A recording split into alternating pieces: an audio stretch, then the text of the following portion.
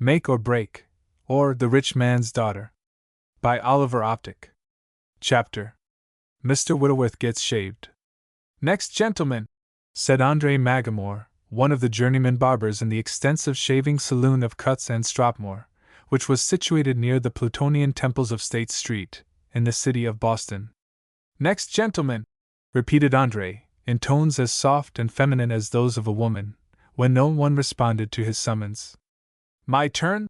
Asked a spare young man of 16, throwing down the post, with a languid air, and rising to his feet. Yes, sir, replied Andre, politely, and if the speaker had been out of sight, one would have supposed it was a lady who spoke. Have your hair cut? No, shave. The barber seemed to be startled by the announcement, though there was not the faintest smile on his face to discourage the candidate for tonsorial honors. The young man looked important, threw his head back, pursed up his lips, and felt of his chin, on which there was not the slightest suspicion of a beard visible to the naked eye. Mr. Fitzherbert Whitworth would not have been willing to acknowledge that he had not been shaved for 3 weeks, but no one could have discovered the fact without the aid of a powerful microscope. Mr. Whitworth spread out his attenuated frame in the barber's chair, and dropped his head back upon the rest. Andre looked as grave and serious as though he had been called to operate upon the face of one of the venerable and dignified bank presidents who frequented the shop. He was a journeyman barber, and it was his business to shave any one who sat down in his chair, whether the applicant had a beard or not.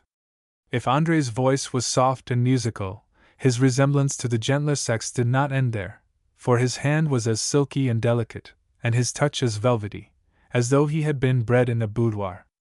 He adjusted the napkin to the neck of the juvenile customer with the nicest care, and then, from the force of habit, passed his downy hand over the face upon which he was to operate, as if to determine whether it was a hard or a tender skin. Several of the customers smiled and coughed, and even the half-dozen journeymen were not unmoved by the spectacle. What are you going to do, Fitz? Asked the occupant of the adjoining chair, who had just straightened himself up to be brushed off. I'm going to have a shave, answered Mr. Whitworth, as confidently as though the proceedings were entirely regular. What for? To have my beard taken off, of course. What do you shave for? Put on the cream, and let the cat lick it off. That's a venerable joke. I dare say the barber did not gap his razor when he shaved you. I always feel better after I have been shaved, added Mr. Whitworth, as Andre laid a brush full of lather upon his smooth chin. Those in the shop chuckled, and some of them were ill-mannered enough to laugh aloud at the conceit of the young man who thus announced to the world that his beard had grown. Even the proprietors of the extensive shaving saloon looked uncommonly good-natured, though it was not prudent for them to rebuke the ambition of the prospective customer. Andre lathered the face of the juvenile with as much care as though it had been that of the parsimonious broker at the corner, who shaved only when his beard was 1/8 of an inch in length. Not satisfied with this preparatory step, he resorted to the process used for particularly hard beards, of rubbing the lather in with a towel wet in hot water. But Andre did not smile, or by word or deed indicate that all he was doing was not absolutely necessary in order to give his customer a clean and an easy shave. Then he stropped his razor with zealous enthusiasm, making the shop ring with the melody of the thin steel, as he whipped it back and forth on the long strip of soft leather, one end of which was nailed to the case, and the other end held in his hand. The music was doubtless sweet to the listening ears of Mr. Whitworth, if not as the prelude of an easy shave, at least as an assurance that all the customary forms had been scrupulously complied with in his individual case. Slapping the broad-bladed razor on his soft hand, the barber approached the young man in the chair. With a graceful movement he brought the instrument to bear gently on the face. Does it pull, Fitz? Asked the tormentor in the next chair. Of course not. Andre always gives a man an easy shave, replied Mr. Whitworth. Certainly, but some people have tough beards and tender faces. If your beard is as soft as your head, it won't hurt you to shave with a handsaw, retorted Mr. Whitworth. The laugh was at the expense of the tormentor, and he retreated from the shop in the guffaw, and Fitz was permitted to finish his shave in peace, at least, so far as this particular tormentor was concerned, for a more formidable one assailed him before his departure. André went over his face with the nicest care, then lathered it again, and proceeded to give it the finishing touches. He was faithful to the end, and gave the juvenile patron the benefit of the entire length and breadth of his art, omitting nothing that could add dignity or perfection to the operation. It was quite certain that, if there was anything like an imperceptible down on his face at the commencement of the process, there was nothing left of it at the end. Mr. Whittleworth's hair was oiled, moistened with diluted cologne water, combed, brushed, parted, and tossed in wavy flakes over his head, and was as fragrant, glossy, and unctuous as the skill of André could make it. "One feels more like a Christian after a clean shave," said Mr. Whittleworth, as he rose from the chair, and passed his hand approvingly over his polished chin. "Barbers, good barbers, do a missionary work in the world." "What are you doing here, Fitz?" demanded a stern-looking gentleman, who had just entered the shop, and stepped up behind the juvenile customer. "I came in to get shaved," replied Mr. Whittleworth, abashed by the harsh tones. "Shaved!" exclaimed Mr. Checkenshaw, the stern-looking gentleman, well known as the senior partner of the great banking house of Checkenshaw, Hart, and Company. "Shaved?" "Yes, sir, I came here to be shaved, and I have been shaved," replied the young man, trying to assume an air of bravado, though he was actually trembling in his boots before the lofty and dignified personage who confronted and confounded him. "Is this the way you waste your time and your money? I sent you to the post office, and you have been gone over half an hour." "I had to wait for my turn," pleaded Mr. Whittleworth. "When I send you to the post office, you will not loiter away your time in a barber's shop, you conceited puppy. I'll discharge you." "Discharge me!" exclaimed Mr. Whittleworth, stung by the epithet of the banker. "I think not, sir." The young gentleman placed his hat upon his head, canting it over on one side, so as to give him a saucy and jaunty appearance. Mr. Checkenshaw, whose clerk, or rather, boy, he was, had often scolded him, and even abused him, in the private office of the banking house, but never before in a place so public as a barber's shop in Change Street, and in change hours. He felt outraged by the assault, for Mr. Whittleworth, as his employer had rather indelicately hinted, had a high opinion of himself. He straightened himself up, and looked impudent, a phase in his conduct which the banker had never before observed, and he stood aghast at this indication of incipient rebellion. "You think not, you puppy!" exclaimed the banker, stamping his feet with rage. "I think not. It wouldn't be a prudent step for you to take," answered Mr. Whittleworth, stung again by the insulting appellations heaped upon him. "I know rather too much about your affairs to be cast out so thoughtlessly." "I will discharge you this very day," replied the banker, his teeth set firmly together. "I think you will find that the affairs of Messrs. Checkenshaw, Hart, and Company will not go on so smoothly without me as they do with me," added Mr. Whittleworth, as he canted his hat over a little more on one side, and pulled up his shirt collar. "Without you!" gasped the banker, confounded by the assumption of his employee. "Perhaps you will find it so, after you have done your worst. Conceited puppy! I took you into my office out of charity. Go to your place. Charity can do no more for you. If you can afford to discharge me, I can afford to be discharged," replied Mr. Whittleworth, as he stroked his chin, and walked out of the shop. "The young vagabond," muttered Mr. Checkenshaw. "I took him to keep his mother from starving. André," he added imperiously. The barber with the effeminate voice and the silky hands turned from the customer he was shaving, and bowed politely to the magnate of the house of Checkenshaw, Hart, and Co. "André, my daughter Eleanor goes to a juvenile party this evening, and wishes you to dress her hair at 4 o'clock. "Yes, sir, with Mr. Cutz's permission, I will attend her at that hour." Mr. Checkenshaw looked as though Mr. Cutz's permission was not at all necessary when he desired anything, but Mr. Cutts did not venture to interpose any obstacle to the wish of a person so influential as the banker. Mr. Checkenshaw turned to leave, went as far as the door, and then returned. "André," he continued, "you spoke to me of a boy of yours." "My adopted son, sir." replied the barber. I don't care whether he is your son or your adopted son. What sort of a boy is he? He is a very good boy, sir, answered Andre. Can he read and write? Very well indeed, sir. The master of his school says he will take the medal at the close of the year. I shall discharge that puppy, and I want a good boy in his place. Send him to me at 2:30 this afternoon. I beg your pardon, Mr. Chekinshaw. Perhaps I spoke too soon, sir, but I did not want a place for him till next vacation. Send him up, and I will talk with him, said the banker, imperatively and patronizingly, as he hurried out of the shop. He was met at the door by a girl of 15, who modestly stepped out of the way to let the magnate pass. She was dressed very plainly, but very neatly, and in her hand she carried a tin pail. The loud talk of the barber's shop politicians and the coarse jests of rude men ceased as she walked behind the long line of chairs to that where Andre was at work. She was rather tall for her age, her face was pretty, and her form delicately molded. She was all gentleness and grace, and rude men were awed by her presence. Andre smiled as sweetly as a woman when he saw her, and his eye followed her as she went to the stove, and placed the pail by its side. Maggie, send Leo to me as soon as you go home, said he, in the softest of his soft tones, as she left the shop. Chapter 2. Boy Wanted.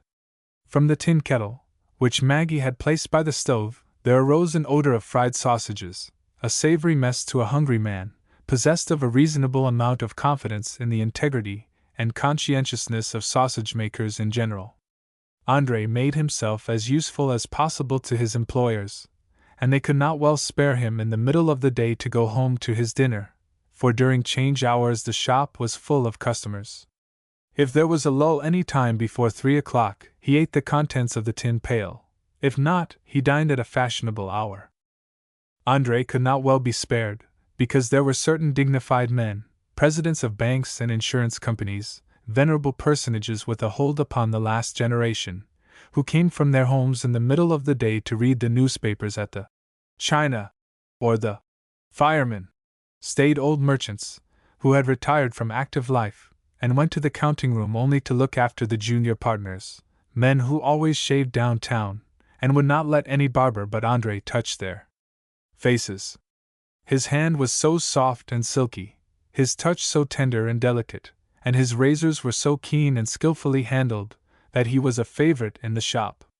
Years before, Andre had set up a shop for himself, but he had no talent for business, and the experiment was a failure. He was too effeminate to control his journeymen, and his shop was not well ordered. All his regular customers insisted on being shaved by Andre, and while he paid the wages of 2 men, he did all the work himself. The rent and other expenses overwhelmed him, but he had the good sense to sell out before he became involved in debt. There he was, in the shop of Cuts and Stropmore, and there he was likely to be, a journeyman barber to the end of his mortal pilgrimage. The highest wages were paid him, but Andre had no ambition to gratify, and when 1 week's wages were due, every cent of the earnings of the preceding one was invariably used up. If there was a 10-cent piece left in his pocket on Saturday morning, he took care to spend it for something to gratify Maggie or Leo before he went to the shop. For this boy and girl, though they were not his own children, or even of any blood relation to him, he lived and labored as lovingly and patiently as though God had blessed him in the paternal tie.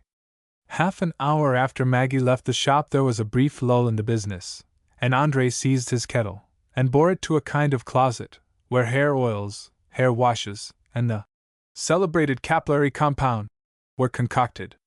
With a sausage in one hand and a penny roll in the other, he ate as a hungry man eats when the time is short.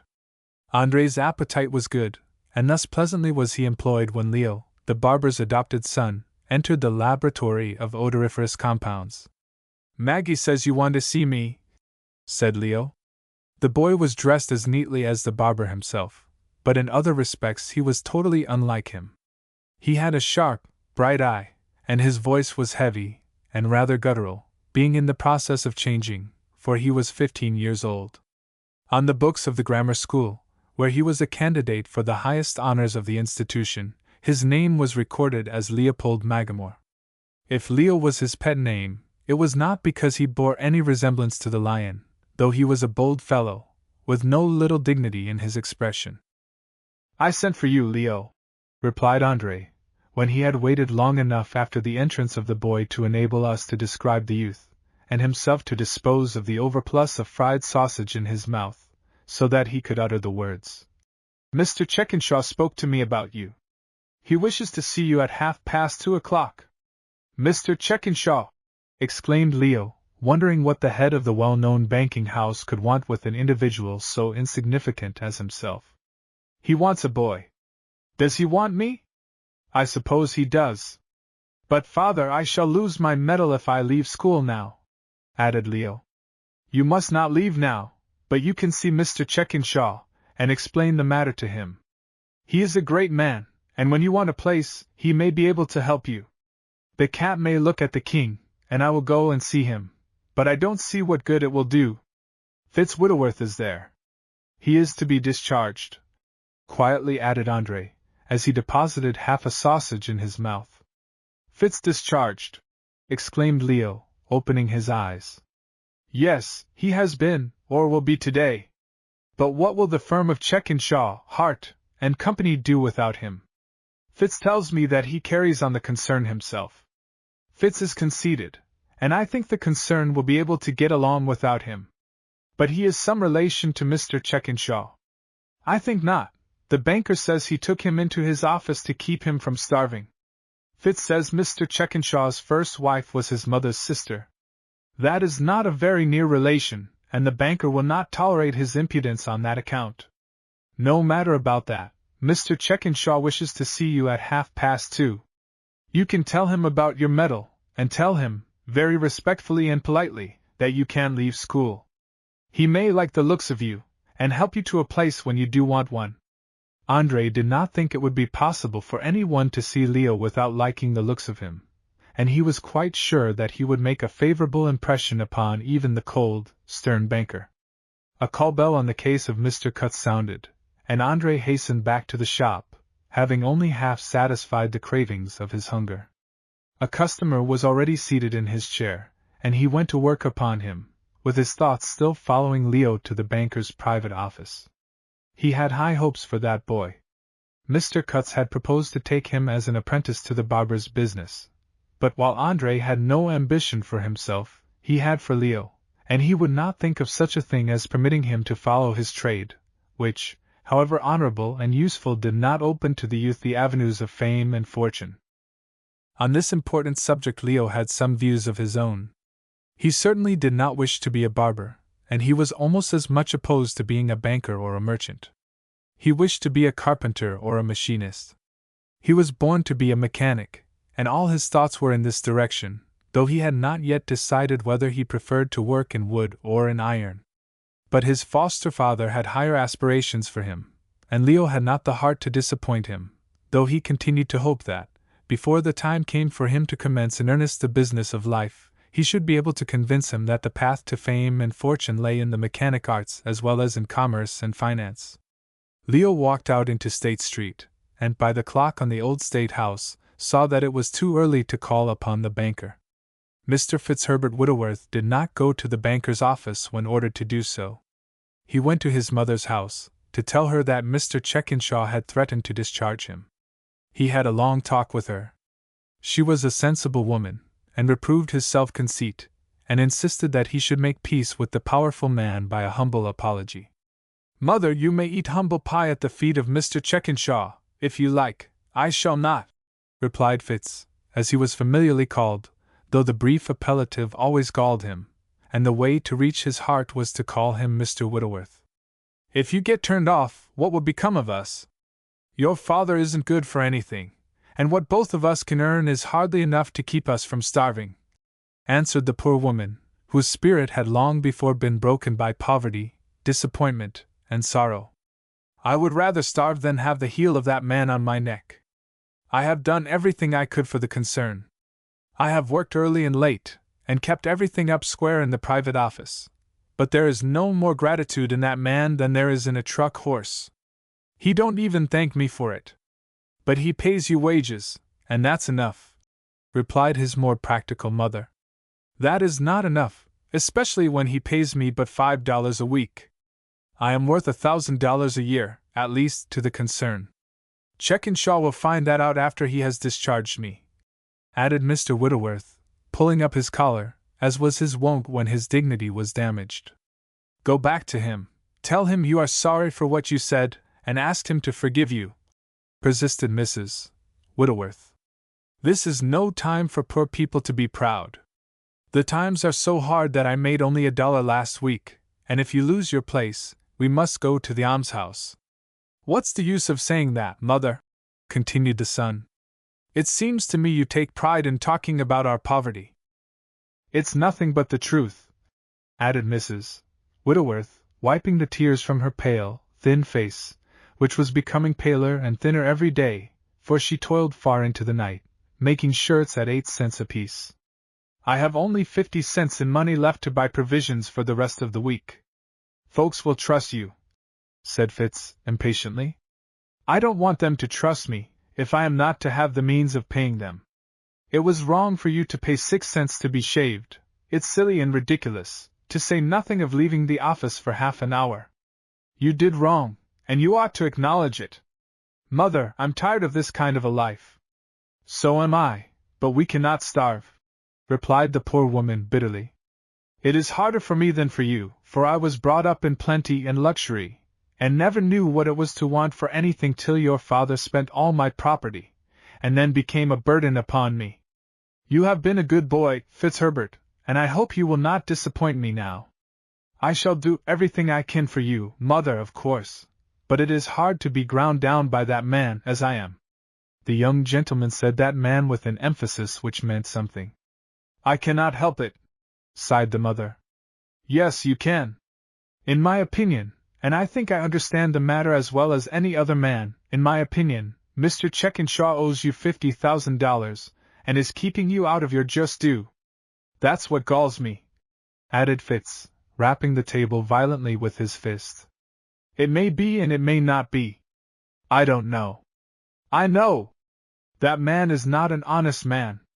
I know something about his affairs, and if he presumes to discharge me, I shall devote some of my valuable time to the duty of ventilating them.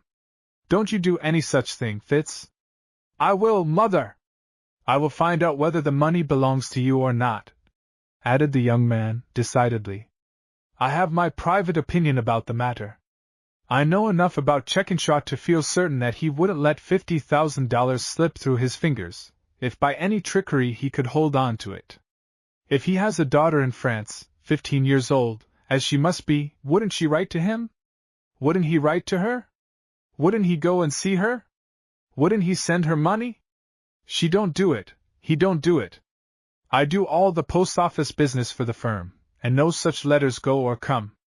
Mr. Whittleworth was very decided in his private opinion, but at last he so far yielded to the entreaties of his mother as to consent to return to the office, and if Mr. Checkenshaw wasn't savage, he would apologize. This he regarded as a great concession, very humiliating, and to be made only to please his mother. Chapter 3. Mr. Checkenshaw is violent. Mr. Fitzherbert Whittleworth walked slowly and nervously from his home to the banking house in State Street. The situation was just as far from pleasant as it could be. He did not wish to deprive the family of the necessaries of life, which were purchased with his meager salary, on the one hand, and it was almost impossible to endure the tyranny of Mr. Checkenshaw on the other hand. To a young man with so high an opinion of himself as the banker's clerk entertained, the greatest privation to which he could be subjected was a want of appreciation of his personal character and valuable services. The banker had an utter contempt for him personally, and regarded his salary as high at $5 a week, which was indeed a high rate for a young man of 16. Mr. Checkenshaw sat in his private office, adjoining the banking house, when Mr. Whittleworth presented himself. He scowled savagely as the young man entered. "You have concluded to come back, have you?" said he. "Yes, sir," replied Fitz. "Well, sir, you have only come to be discharged, for I will no longer have a stupid and useless blockhead about. I was willing to tolerate you for your mother's sake, but I won't submit to your impudence. Stupid and useless blockhead. It was no use to attempt to effect a reconciliation with a person who had, or professed to have, such an opinion of him. Not even the strait to which his family was reduced could justify him in submitting to such abuse. "Mr. Checkenshaw, I don't allow any man to insult me," Fitz began.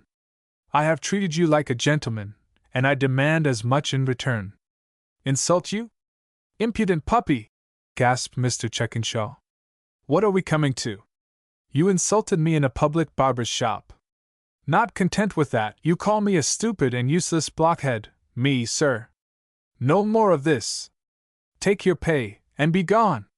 There's $5, a full week's salary for 3 days' service," added the banker, pushing a $5 bill across the desk towards Fitz. The young man was not too proud to take it. "Go!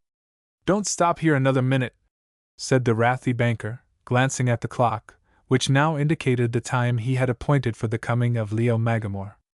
"I am not ready to go just yet. I have a demand to make upon you. You have defrauded my mother out of a fortune. That will do." "Not another word," said Mr. Checkenshaw, turning red in the face. "My mother will take steps to obtain her rights." "Will you go?" demanded the banker. "No, sir. I will not till I have said what I have to say. You shall either prove that your first daughter is alive, or you shall deliver to my mother the property." Mr. Checkenshaw could not endure such speech as this from any man, much less from his discharged clerk. He rose from his chair, and rushed upon the slender youth with a fury worthy a more stalwart foe. Grasping him by the collar, he dragged him out of the private office, through the long entry, to the street, and then pitched him far out upon the sidewalk. As he passed through the entry, Leo Magamore was going into the banking office. Not knowing the way, he inquired of a person he met in the long hall. Leo did not know the banker, and was not aware that the excited gentleman he had seen was he, and he did not recognize Fitz in the young man who was so violently hurried before him.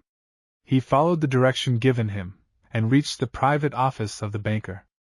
Through an open window he saw the clerks and cashiers rushing to the door to witness the extraordinary scene that was transpiring in the street.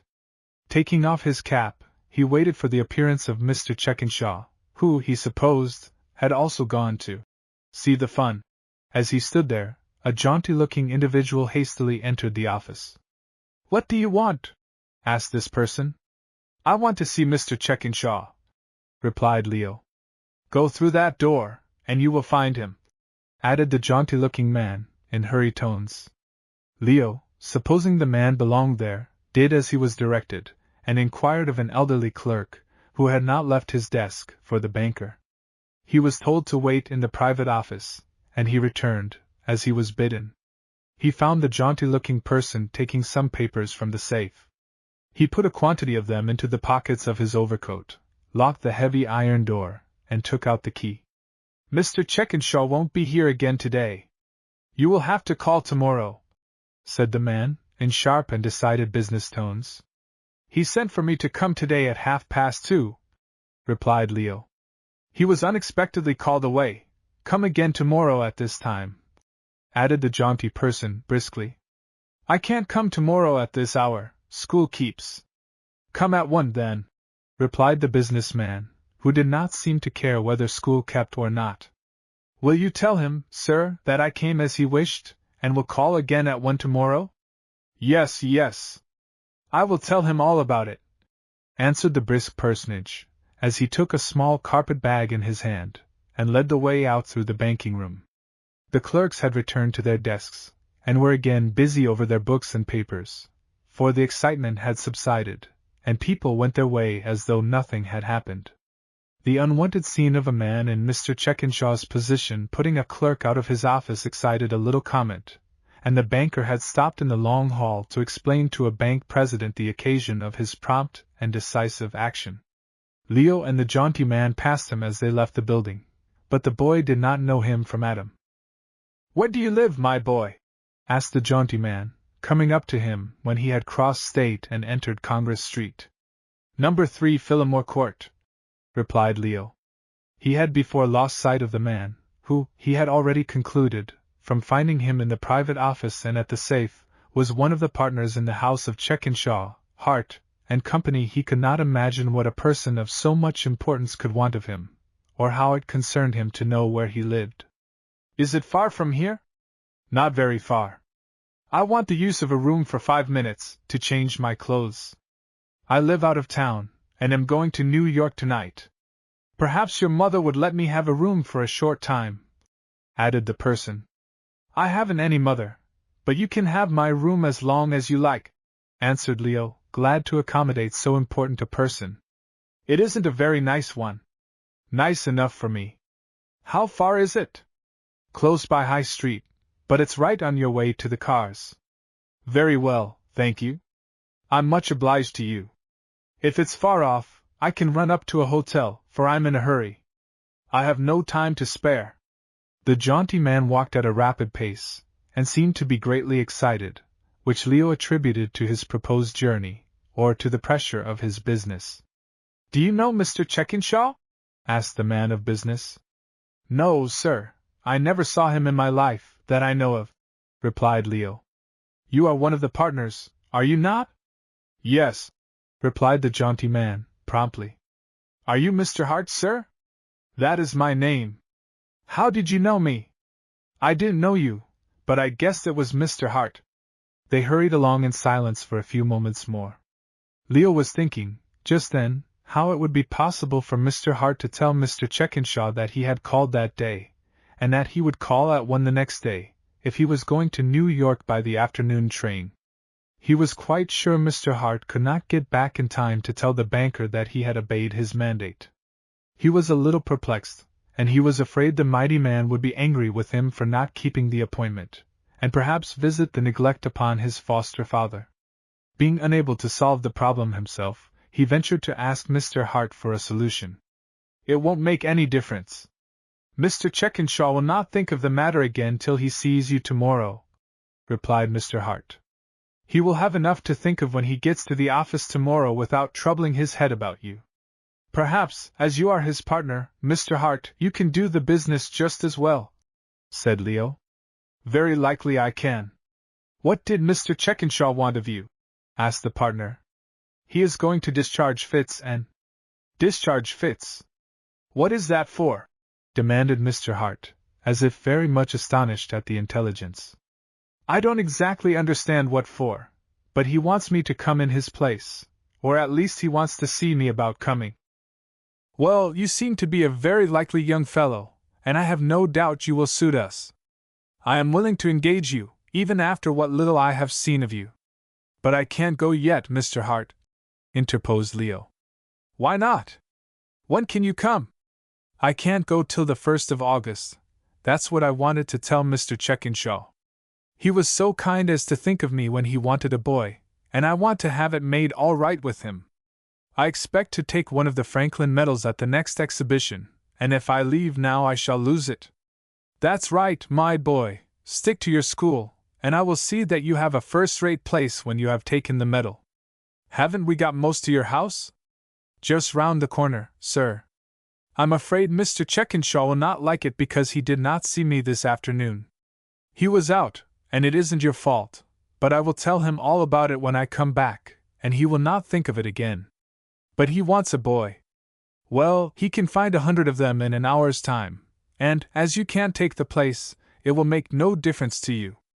I will make it all right with him so far as you are concerned. This is my house, said Leo, when they reached the dwelling at No. 3 Phillimore Court. Leo opened the front door, which was indeed the only door, and led the banker to his own room on the 2nd floor. The gentleman closed the door, and as there was no lock upon it, he placed a chair against it to serve as a fastening. He did not appear to be in a very great hurry now, and it was evident that he did not intend to change his clothes, for, instead of doing so, he took from the pockets of his overcoat the papers and packages he had removed from the safe. He broke the seals on some of the parcels, and opened the papers they contained. He did not stop to read any of them. In a bank book he found a package of banknotes. $350, muttered he, as he counted the money. A mean haul! He examined all the papers, but no more money was discovered. The jaunty man looked as though he was sorely disappointed. He gathered up the papers, rolled them together, and then looked about the little chamber. On one side of it there was a painted chest, which contained Leo's rather scanty wardrobe. He raised the lid, and thrust a bundle of papers down to the bottom of it, burying them beneath the boy's summer clothing. Closing the chest, he took his carpet bag, and left the room. Leo was waiting for him in the entry, but Mr. Hart was again in a hurry, and could not do anything more than say again he would make it all right with Mr. Checkinshaw. Probably he did not keep his promise. Chapter 4. Mr. Checkinshaw rushes. Mr. Checkinshaw felt that he had fully vindicated his personal dignity, and that of the well-known house whose head he was. The bank president he met in the entry did not think so, but believed that a person of such eminent gravity ought to call a policeman, instead of making himself ridiculous by resorting to violence. The banker explained, and then returned to his office. He was alone, and seating himself in his cushioned chair, he gave himself up to the reflections of the moment, whatever they were. Whether the grave charges and the angry threats of Mr. Fitzherbert Whitworth were the subject of his thoughts was known only to himself, but as he reflected, the muscles of his mouth moved about, his brow contracted, and he seemed to be mentally defending himself from the charges, and repelling the threats. Certainly the bold accusation of the banker's late clerk had produced an impression, and stirred up the anger of the great man, but it was very impolitic for the discharged clerk to beard the lion in his den. The safe in the private office contained the valuable papers of the banker, while those of the firm whose head he was were placed in the vaults of the great banking room. He kept the key of this safe himself. If it ever went into the hands of the clerk, it was only to bring it from the locked drawer in the vaults. He was never trusted to deposit it there. Mr. Checkinshaw did not look at the safe till he had thoroughly digested the affair which had just transpired. When he was ready to go home to dinner, just before 3 o'clock, he went to the safe to lock it, and secure the key where prying curiosity could not obtain it. It was not in the door, where he had left it, but this did not startle him. His thoughts appeared to be still abstracted by the subject which had occupied them since the affray, and he was walking mechanically about the office. He went to the safe as much from the force of habit as for any reason, for he always secured it when he was about to leave. "Charles!" he called, raising one of the ground-glass windows between the office and the banking room. The door opened, and one of the younger clerks presented himself. "Bring me the key of this safe from the drawer in the vault." Charles bowed, and Mr. Checkinshaw continued to walk back and forth, absorbed in thought. "The key of the safe is not in the drawer, sir," replied the clerk. The banker tried the safe door, and then felt in all his pockets. The safe was locked, but he had not the key. He went to the vault himself, but with no better success than the clerk had had. "The puppy!" muttered the banker. "He has stolen that key." Mr. Checkinshaw's lips were compressed, and his teeth were set tight together. He paced the room more rapidly than before. "Fudge!" exclaimed he, after he had worked himself into a state of partial frenzy, as the hard muscles of his face suddenly relaxed, and something like a smile rested upon his lips. "He couldn't have done it." Certainly not. The banker had not opened the safe till after his return from the barber's shop, where he had reproved his clerk, and Fitz did not go near the safe during the sharp interview in the office. "Burnett," said the banker, going to the open window. This time the elderly man, to whom Leo Magamore had applied, presented himself. "Have you seen the key of my safe?" demanded Mr. Checkinshaw. "No, sir." "Where is it, then?" "I do not know, sir," replied Burnett, whose communications were always nay. "I have discharged Fitz." Burnett bowed. "He was saucy." Burnett bowed again. "I kicked him out for his impudence." Burnett bowed a third time. "My key is gone." Burnett waited. "But the safe is locked." Burnett glanced at the safe. "Who has been in my office?" "A boy, sir." "Who?" "I don't know, sir. He asked for you. I sent him to your office." "That was the barber's boy." Burnett bowed. He never wasted words, never left his desk to see a row or a military company, and would not have done so if an earthquake had torn up the pavement of State Street, so long as the banking house of Checkinshaw, Hart, and company was undisturbed. "Who else?" asked the banker. "A man, sir." "Who?" "I don't know. He entered by your private door. The boy and the man went out together." "Send for the safe people." Burnett bowed and retired. In half an hour 2 men from the safe manufactory appeared. They opened the iron door, and the banker turned pale when he found that his valuable papers had been abstracted. The $350 which Mr. Hart had taken was of no consequence, compared with the documents that were missing, for they were his private papers, on which other eyes than his own must not look. The safe men fitted a new key, altering the wards of the lock, so that the old one would not open the door. What remained of the papers were secured, but those that were gone were of more importance than those that were left. Mr. Checkenshaw groaned in spirit. The threats of Mr. Fitzherbert Whitworth seemed to have some weight now, and that young gentleman suddenly became of more consequence than he had ever been before. Fitz could not have stolen these papers himself, but he might have been a party to the act. "Burnett!" called the banker. The old clerk came again. Nothing ever excited or disturbed him, and that was what made him so reliable as a financial clerk and cashier. He never made any mistakes, never overpaid anyone, and his cash always balanced. "What shall I do? My private papers have been stolen," said the banker, nervously. "Who was the man that came out of the office?" "I don't know, sir." "What was he like?" demanded Mr. Checkenshaw, impatiently. "Well-dressed, rowdyish, foppish." "And the boy?" 14 or 15, looked well. "Send for Andre Magamore, the barber." Burnett bowed and retired. Charles was sent to the saloon of Cutts and Stropmore, but it was 4 o'clock, and Andre had gone to dress the hair of Eleanora Checkenshaw. The banker was annoyed, vexed, angry. He wanted to see the boy who had left the office with the man. Well-dressed, rowdyish, foppish. He did not know where Leo lived, and the barber had no business to be where he could not put his hand on him when wanted. Impatiently he drew on his overcoat, rushed out of the office, and rushed into the shop of Cutts and Stropmore. Mr. Cutts did not know where Andre lived, and Mr. Stropmore did not know. Andre was always at the shop when he was wanted there, and they had no occasion to know where he lived. Probably they had known; if they had forgotten. It was somewhere in High Street, or in some street or court that led out of High Street, or somewhere near High Street. At any rate, High Street was in the direction. There was nothing in this very definite information that afforded Mr. Checkenshaw a grain of comfort. He was excited, but without telling the barbers what the matter was, he rushed up State Street, up Court Street, up Pemberton Square, to his residence. He wanted a carriage, but of course there was no carriage within hailing distance, just because he happened to want one. He reached his home out of breath, but then his key to the night latch would not fit, just because he was excited and in a hurry. He rang the bell furiously. Lawrence, the manservant, was eating his dinner, and he stopped to finish his pudding. The banker rang again, but Lawrence, concluding the person at the door was a peddler, with needles or a new invention to sell, finished the pudding. Peddlers ring with so much more unction than other people. The banker rang again. Fortunately for the banker, more fortunately for himself, Lawrence had completely disposed of the pudding, and went to the door. "What are you about, you blockhead?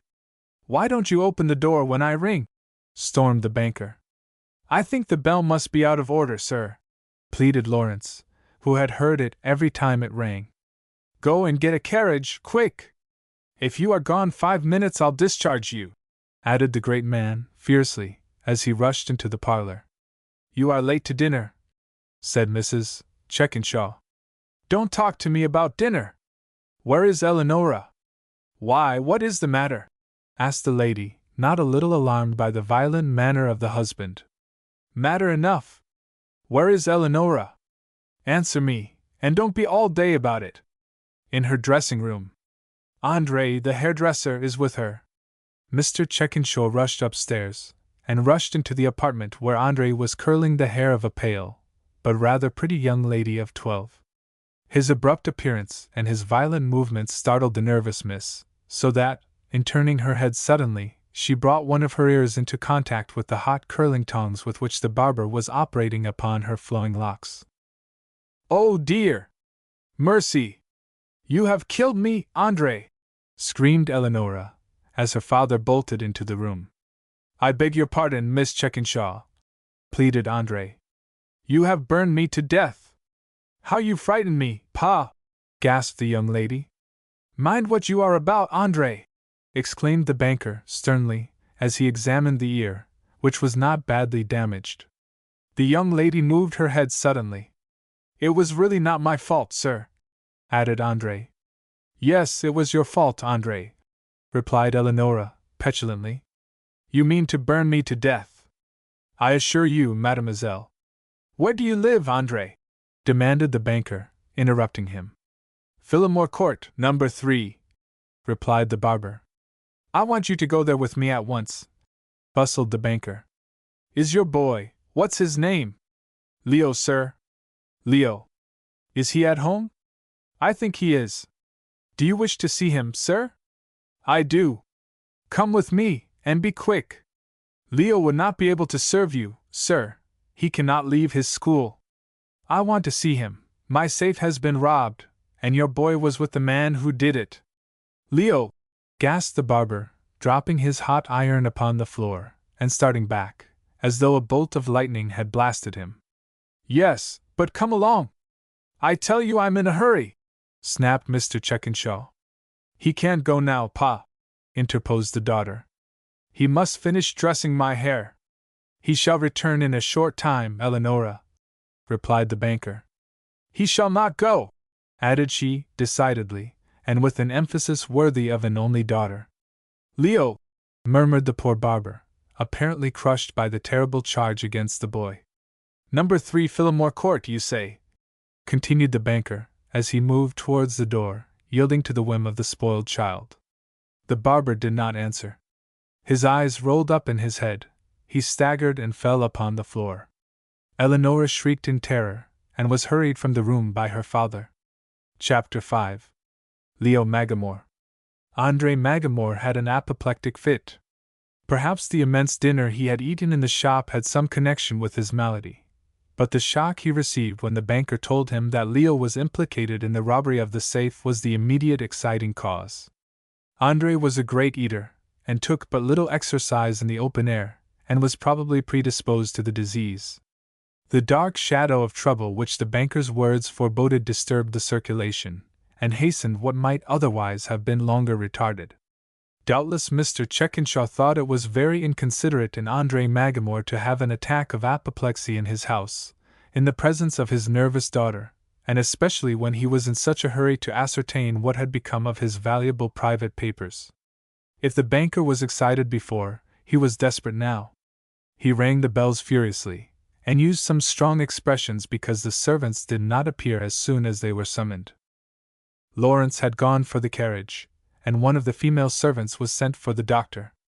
Mr. Checkenshaw handed his daughter over to her mother, who also thought it was very stupid for the barber to have a fit before such a nervous miss as Eleonora. The banker returned to the room in which Andre lay. He turned him over, and wished he was anywhere but in his house, which was no place for a sick barber. But the doctor immediately came to his relief. He examined the patient.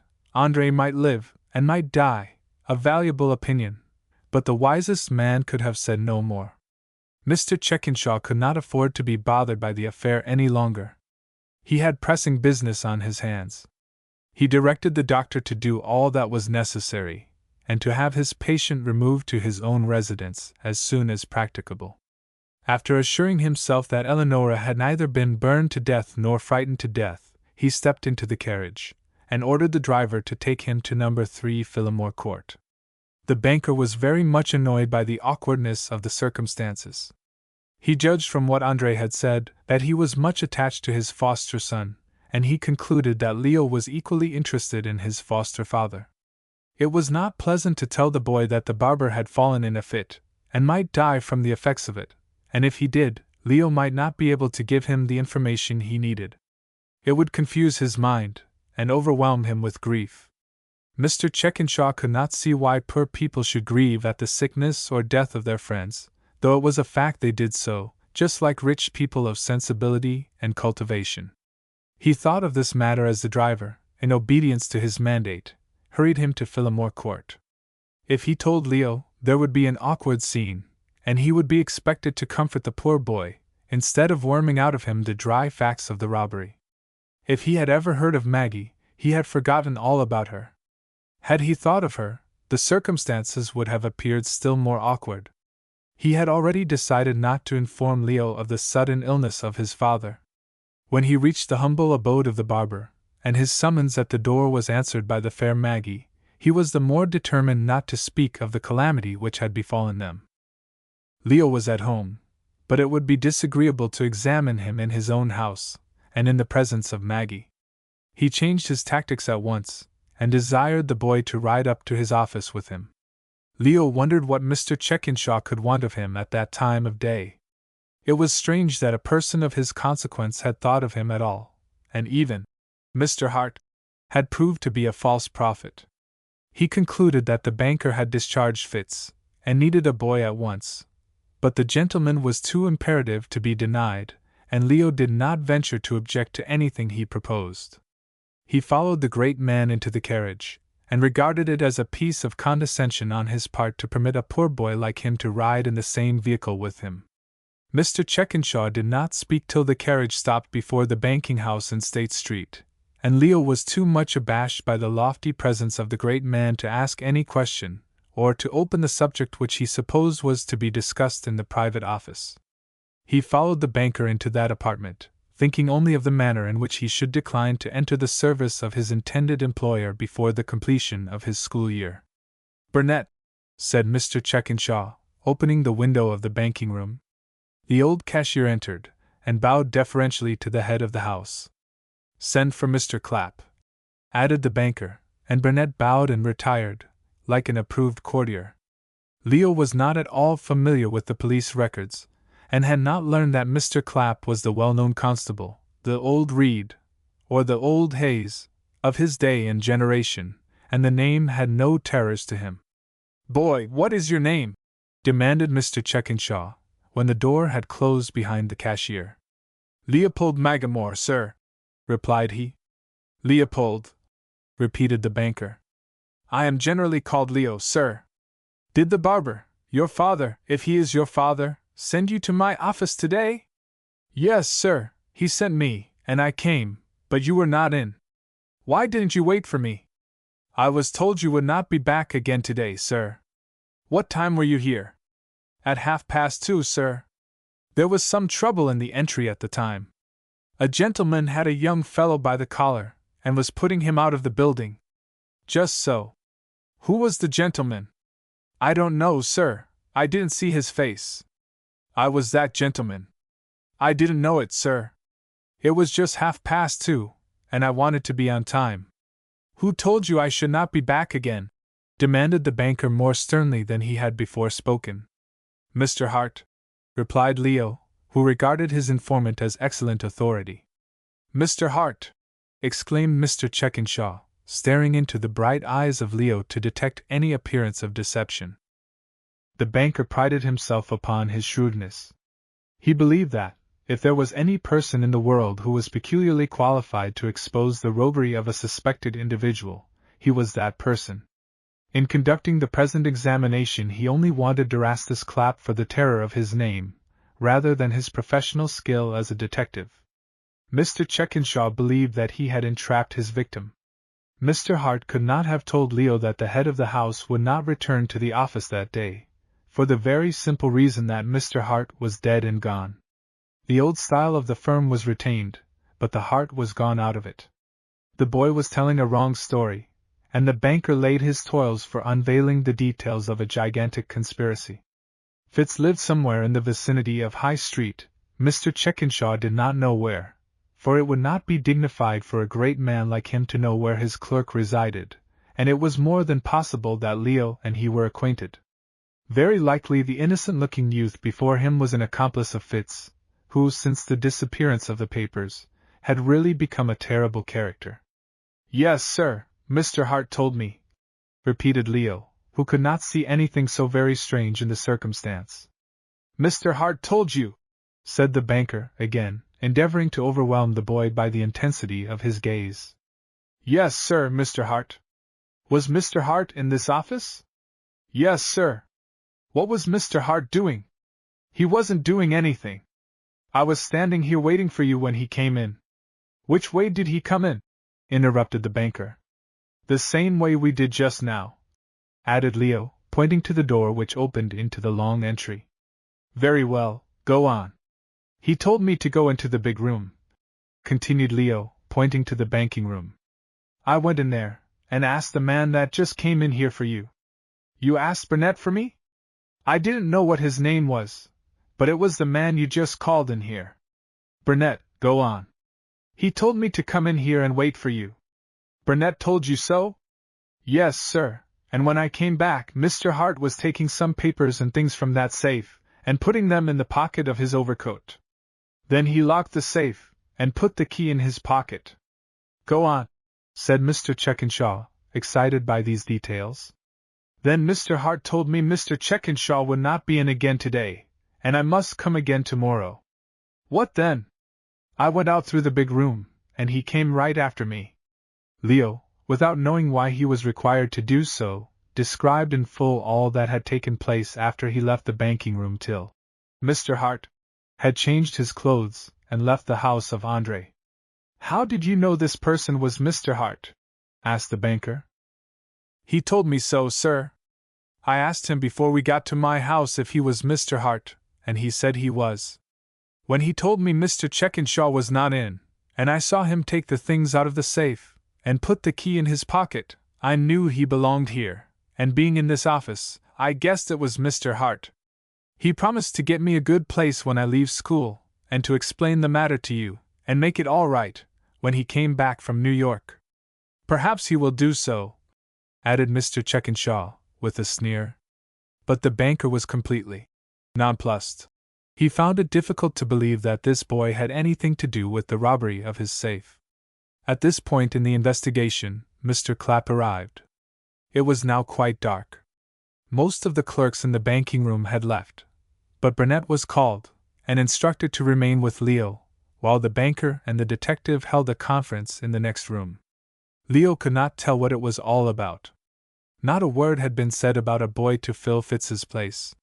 He asked Burnett what Mr. Checkenshaw wanted of him, but the cashier was dumb.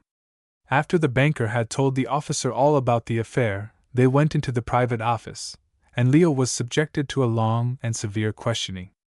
Then he learned that Mr. Hart was not Mr. Hart, and that the safe had been plundered. He was filled with astonishment, not to say horror, but every answer he gave was straightforward, and at the end of it the skilled detective declared that he had had nothing to do with the robbery. Do you know Fitz Whittleworth? Demanded Mr. Checkenshaw, sharply. Yes, sir. Did he ever say anything to you about me? I have heard him call you old Checkenshaw, but he never said anything that I can remember, except that you couldn't get along in your business without him. Did he ever say anything about any papers of mine? Asked the banker, scowling fiercely. No, sir. The banker plied Leo with questions in this direction, but he failed to elicit anything which confirmed his fears. A carriage was called, and Mr. Checkenshaw and the constable, taking Leo with them, were driven to the house of the barber. Chapter 6. Leo's Workshop. When the banker and the detective reached the barber's house, the supper table was waiting for Andre and Leo. Perhaps Mr. Checkenshaw wondered how even a poor man could live in such a small house, with such little bits of rooms. It had been built to fill a corner, and it fitted very snugly in its place. Andre thought it was the nicest house in Boston, and for many years it had been a palace to him. It contained only 4 rooms, 2 on each floor. The 2 rooms upstairs were appropriated to the use of Maggie and Leo. The front room downstairs was required to do double duty, as a parlor and a sleeping room for Andre, but the bedstead was folded up into a secretary during the day. In the rear of this was the living room. In the winter the parlor was not used, for the slender income of the barber would not permit him to keep 2 fires. In this apartment, which served as a kitchen, dining and sitting room, was spread the table which waited for Andre and Leo. The barber almost always came home before 6 o'clock, for, in the vicinity of State Street, all is quiet at this hour, and the shop was closed. Maggie sat before the stove, wondering why Andre did not come, but she was not alarmed at his non-appearance, for occasionally he was called away to dress a lady's hair, or to render other, professional, service at the houses of the customers. Certainly she had no suspicion of the fearful truth. She was rather startled when the unexpected visitors were ushered into the room by Leo, but the detective was gentle as a lamb, and even the banker, in the presence of one so fair and winning as Maggie, was not disposed to be rude or rough.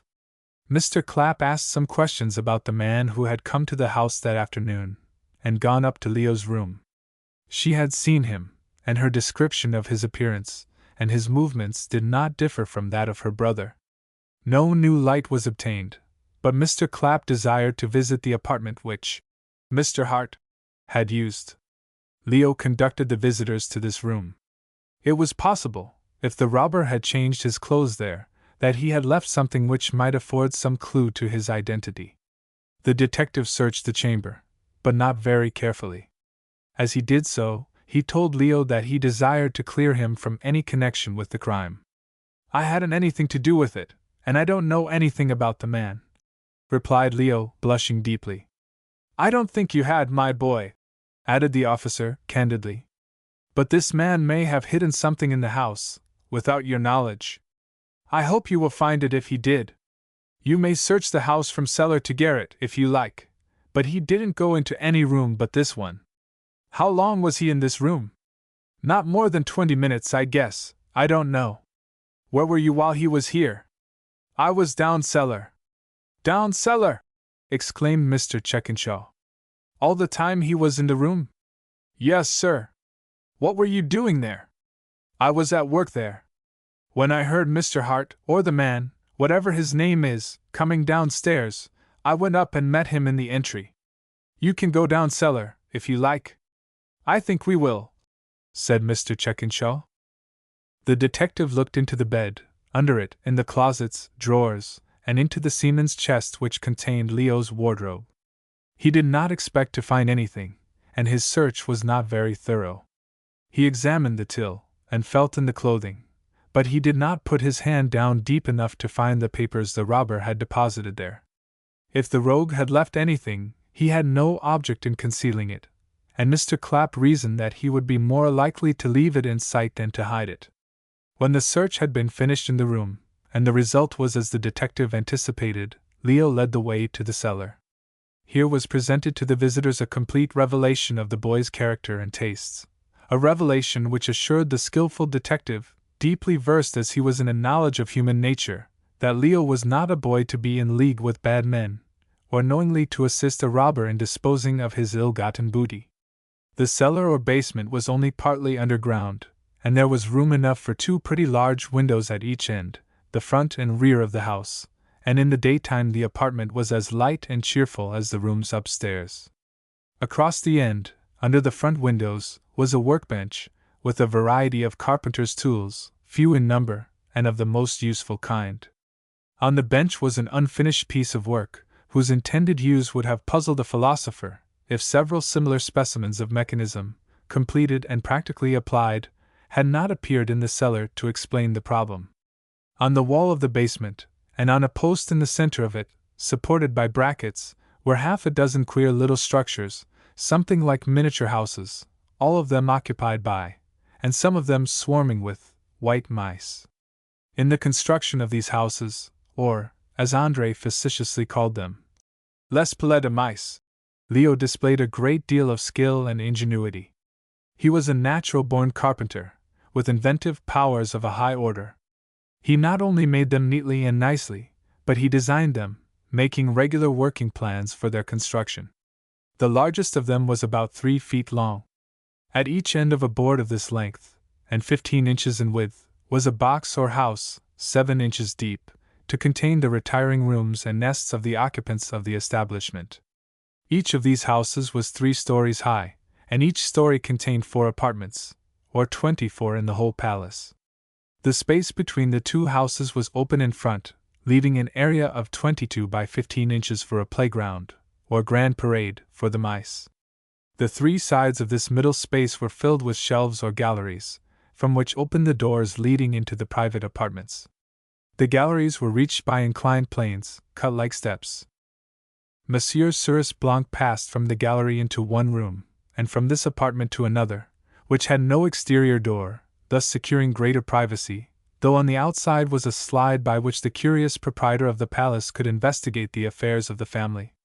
Madame Cyrus Blanche, who considerately added from 4 to a dozen little ones to the population of the colony every 3 or 4 weeks, apparently approved this arrangement of rooms, though it was observed that 3 or 4 mothers, notwithstanding the multiplicity of strictly private apartments, would bring up their families in the same nest, cuddled up in the same mass of cotton wool. Over the grand parade was a roof, which prevented the mice from getting out over the tops of the nest houses. Though this space was open in front, and the playground protected only by a fence an inch high, the little creatures seldom fell out, for it was 5 feet to the floor of the cellar, and this was a giddy height for them to look down. This establishment contained 50 or 60 white mice, from the venerable grandfather and grandmother down to the little juveniles 2 weeks old, to say nothing of sundry little ones which had not appeared on the grand parade, and which looked like bits of beef, or more like pieces of a large fish worm.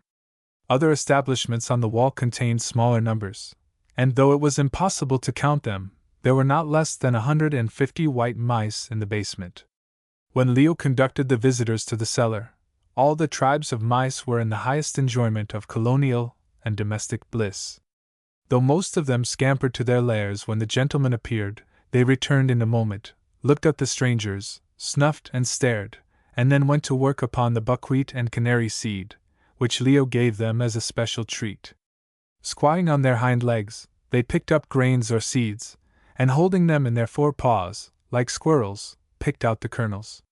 In other houses they were chasing each other along the galleries, performing various gymnastics on the apparatus provided for the purpose, or revolving in the whirligigs that some of the cages contained. It was after dark, and having reposed during the day, they were full of life and spirit at night. The detective was delighted, and even Mr. Checkenshaw for a few moments forgot that his valuable papers had been stolen. Both of them gazed with interest at the cunning movements and the agile performances of the little creatures. "I see why you remained down cellar so long," said the detective, with a smile. "I was at work on that mouse house," replied Leo, pointing to the bench. The palace in process of construction was somewhat different from the others. Instead of being open in front of the grand parade, it had a glass door, so that the occupants of the establishment could be seen, but could not fall out. "What is that one for?" asked Mr. Clapp. "I'm making that for Mr. Stropmore," answered Leo. "I gave him one lot, but his cat killed them all. The cat can't get at them in this house, and they can't fall out. Eleonora would like to see them," said Mr. Checkenshaw graciously. "I should be very glad to show them to her, or to give her as many of them as she wants," replied Leo. "Perhaps she will come and see them. But, Mr. Clapp, we must attend to business." The detective was in no hurry to attend to business, so interested was he in the performances of the mice.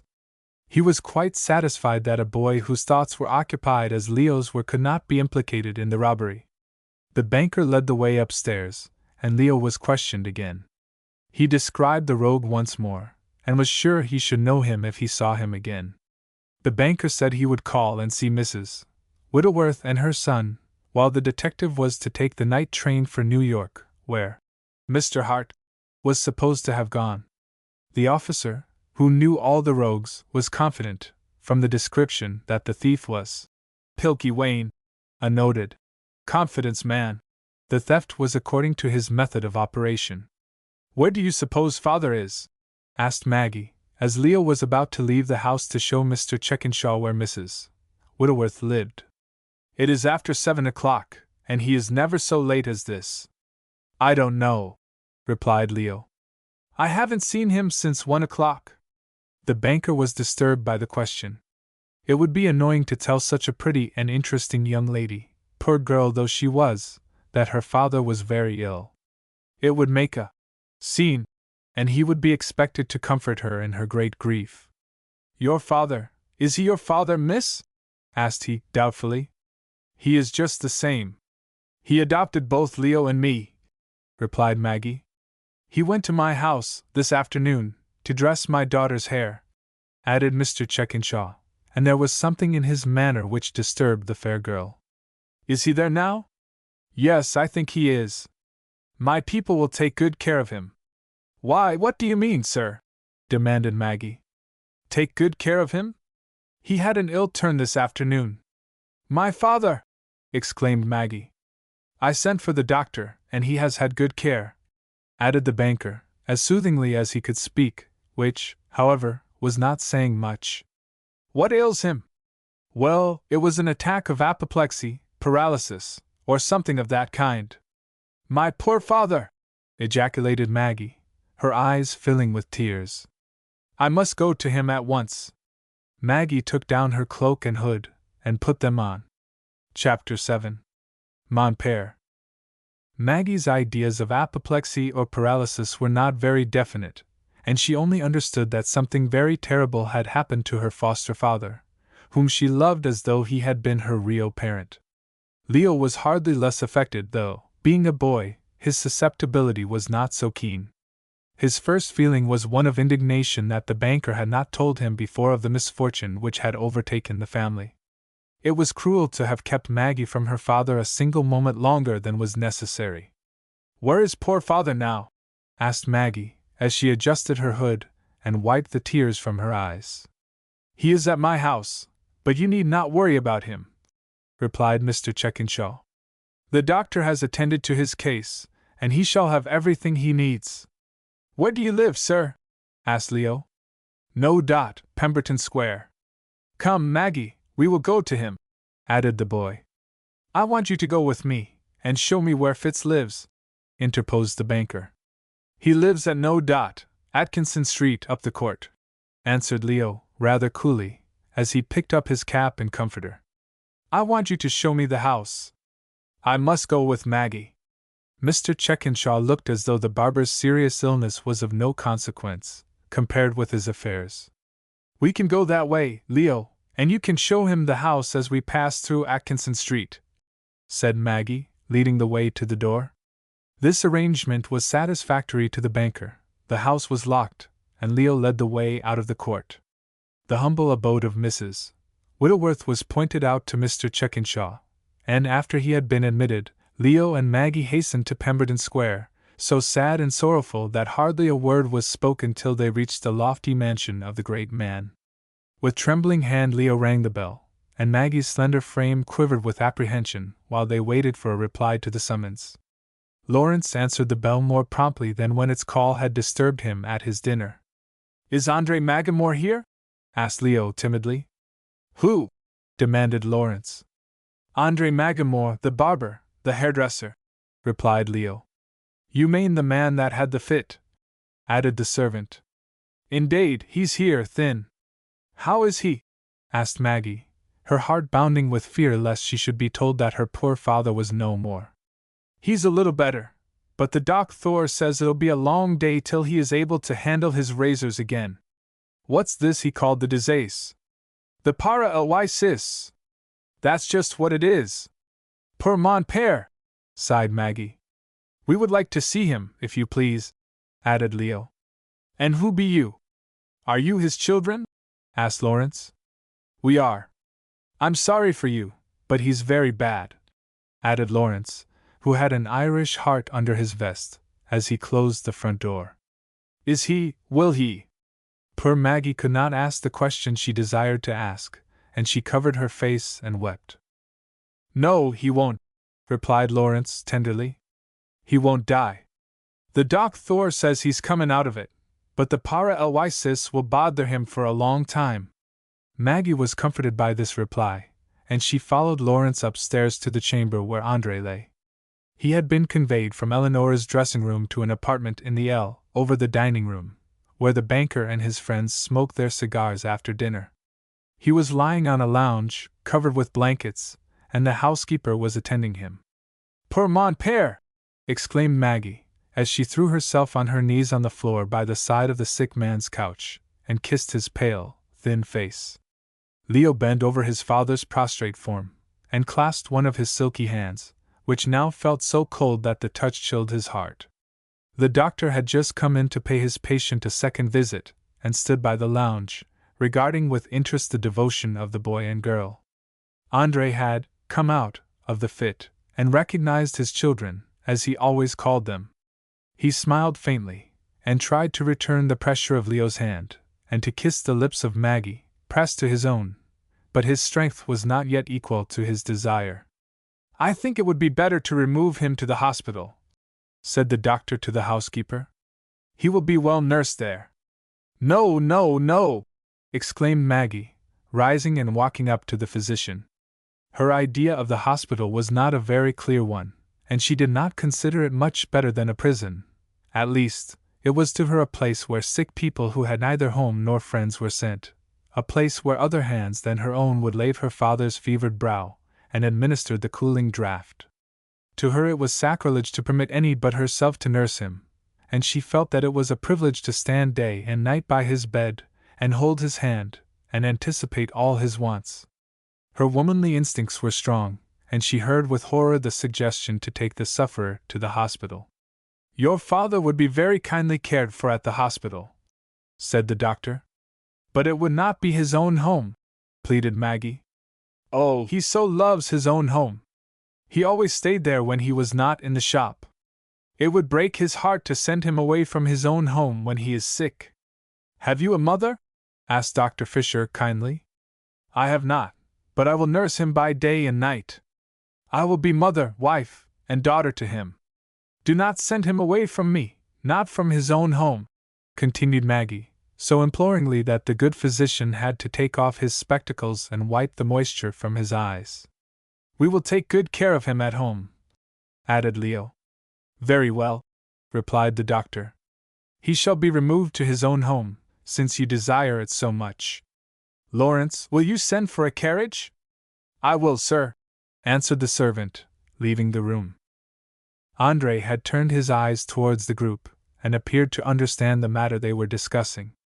He smiled as he comprehended the decision, and made an effort to embrace Maggie, when she again knelt at his side, but a portion of his frame was paralyzed, and he could not move. "Your father may be sick a long time," said Dr. Fisher. "I'm so sorry! But I will take such good care of him," replied Maggie. "He needs very careful nursing." "Oh, he shall have it! He would rather have me nurse him than any other person. I will watch him all the time. I will sit by his bed all day and all night," added she, with womanly enthusiasm. "You will wear yourself out. You are not strong enough to do without your sleep." "I am very strong, sir. I do all the work in the house myself. I know how to make gruel, and porridge, and beef tea, and soup, and mon père shall have everything nice." The doctor smiled, and felt sure that no better nurse could be provided for the sick man. "Where is your mother?" he asked. "Is she living?" "I have no mother. Leo has no mother. We are not André's own children, but we love him just the same, and he loves us just the same." "But who was your mother?" "I don't know." "Doesn't André know?" "He does not." "You have some kind of a history, I suppose?" added the doctor, greatly interested in the girl. "Mon père don't like to talk about it. He seems to be afraid that someone will get me away from him, but I'm sure I don't want to go away from him. I wouldn't leave him for a king's palace." "Why do you call him mon père?" "He taught me to call him so when I was little. André's father was an Italian, and his mother a French woman, but he was born in London." "Where did he find you?" "At the cholera hospital." "Where?" "I don't know. He always looked so sad, and his heart seemed to be so pained when I asked him any questions about myself, that I stopped doing so long ago. When I was 5 years old, he found me playing about the hospital, where hundreds and hundreds of people had died with cholera. I had the cholera myself, and he came to play with me every day, and when they were going to send me to an orphan asylum, or some such place, he took me away, and promised to take care of me." "Ah, mon père," said she, glancing tenderly at the sick man, and wiping a tear from her eyes. "How well he has kept his promise! I can't help thinking he loved me more than any real father could. I never saw any father who was so kind, and tender, and loving to his child as Andre is to me." "And you don't know where this hospital was?" "No, sir, and I don't want to know. Mon père thinks my parents died of the cholera, but Andre has been father and mother to me. He would die if he lost me." "And your brother, was he taken from the cholera hospital?" asked the doctor. "No, sir," replied Maggie, rising and speaking in a whisper to the physician, so that Leo should not hear what she said. "Andre had to leave me all alone when he went to the shop, and he went to the almshouse to find a poor orphan to keep me company. He found Leo, whose father and mother had both died from drinking too much. He took him home, and mon père has been as good to him as he has to me." "His name is Leo, the lion?" "No, sir, not the lion. Mon père called him Leopold, after the King of Belgium, in whose service he once was, but we always call him Leo. He is a real good boy, and will get the medal at his school this year." "The carriage has come, sir," said Lawrence, opening the door. The arrangements were made for the removal of the barber to his house. The hackman and the manservant came to carry him downstairs in an armchair, and the doctor was to go with his patient, and assist in disposing of him at his house. Andre was placed in the chair, covered with blankets, and the door opened in readiness to carry him down. Maggie kept close to him, comforting him with the kindest words, and adjusting the blankets so that the rude blasts of winter might not reach him. "Lawrence!" called Eleonora, in a petulant tone, from the dressing room on the same floor. Under the circumstances, Lawrence was not disposed to heed the call, but it was so often and so ill-naturedly repeated that Dr. Fisher told him to go and see what she wanted, fearful that some accident had happened to her. The man went into the hall. Eleonora had come out of her room in her impatience, arrayed for the party she was to attend. Another hairdresser had been sent for to complete the work which Andre had begun, but the young lady was more than an hour late, and proportionally impatient. "Are you deaf, Lawrence? The carriage has come," pouted Eleonora. "That's not the carriage for you, miss. It's to take the barber to his own place," replied Lawrence. "That horrid barber again! I shall not get over the fright he gave me for a month. I will take this carriage, and he may have the other when it comes," said she, walking to the stairs. "Go down and open the door for me. If you please, miss, you can't go in this carriage. It's for the sick man." "I don't care what it's for. I'm in a hurry, Lawrence. I must have the first carriage." "Indeed, miss, but we have the sick man up in the chair, ready to take him down the stairs. It's very bad he is. Let him wait. Go down and open the door, as I tell you." "I beg your pardon, miss, but the doctor. If you don't do what I tell you this instant, I'll ask Pa to discharge you."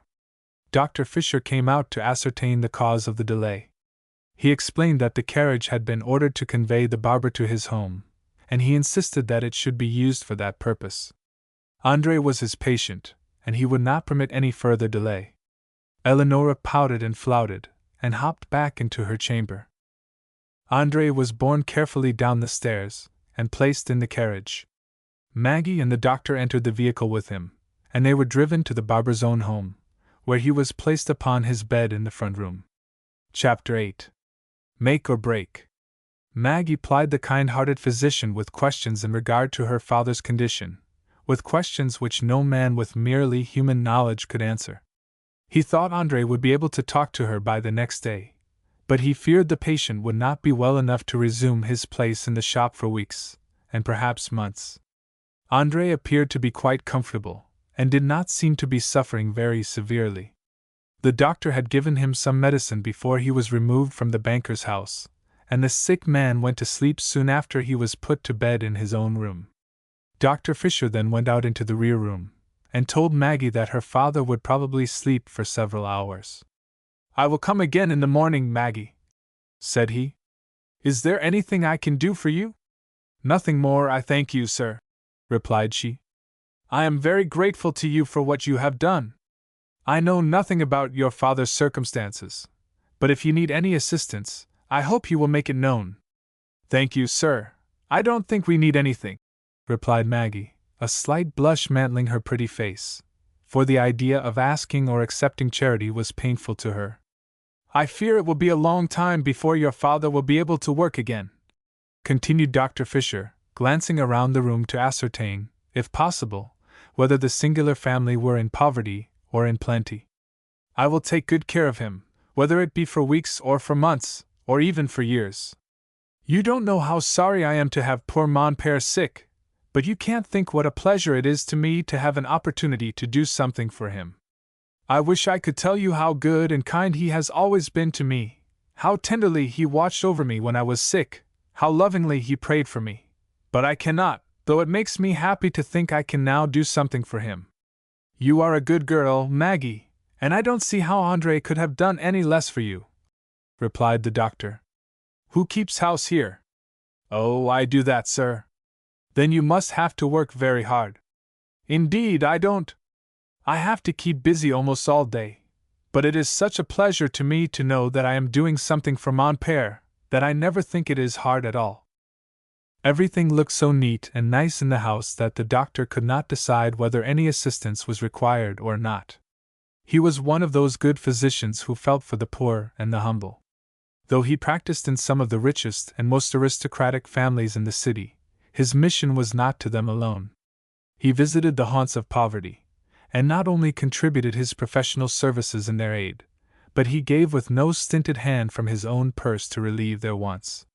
When he died, the sermon preached on the Sunday after his funeral was from the text, "The beloved physician," and no one ever went to his reward in heaven who better deserved the praise bestowed upon him.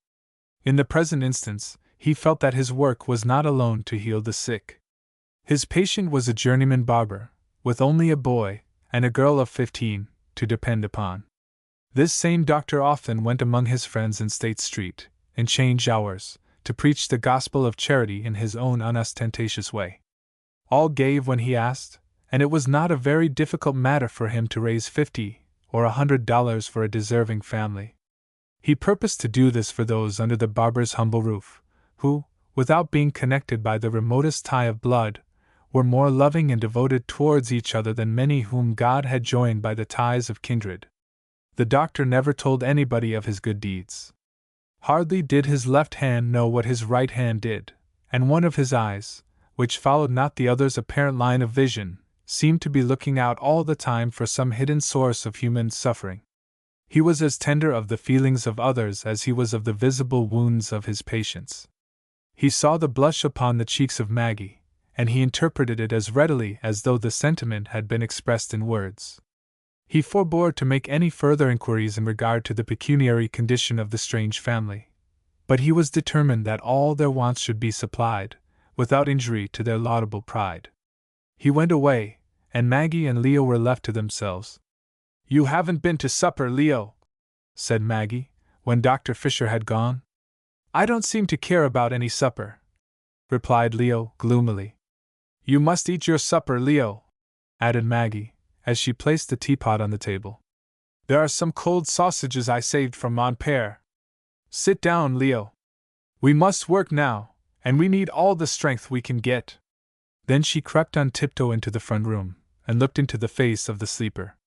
He was still slumbering, and she returned to the table, seating herself in her accustomed place, near the stove. Leo looked heavy and gloomy, as well he might, for the sad event of that day promised to blast the bright hopes in which his sanguine nature reveled. He knew, and Maggie knew, that Andre Magamore had made no preparation for the calamity which had so suddenly overtaken him. It was Wednesday, and the wages of the preceding week were more than half used.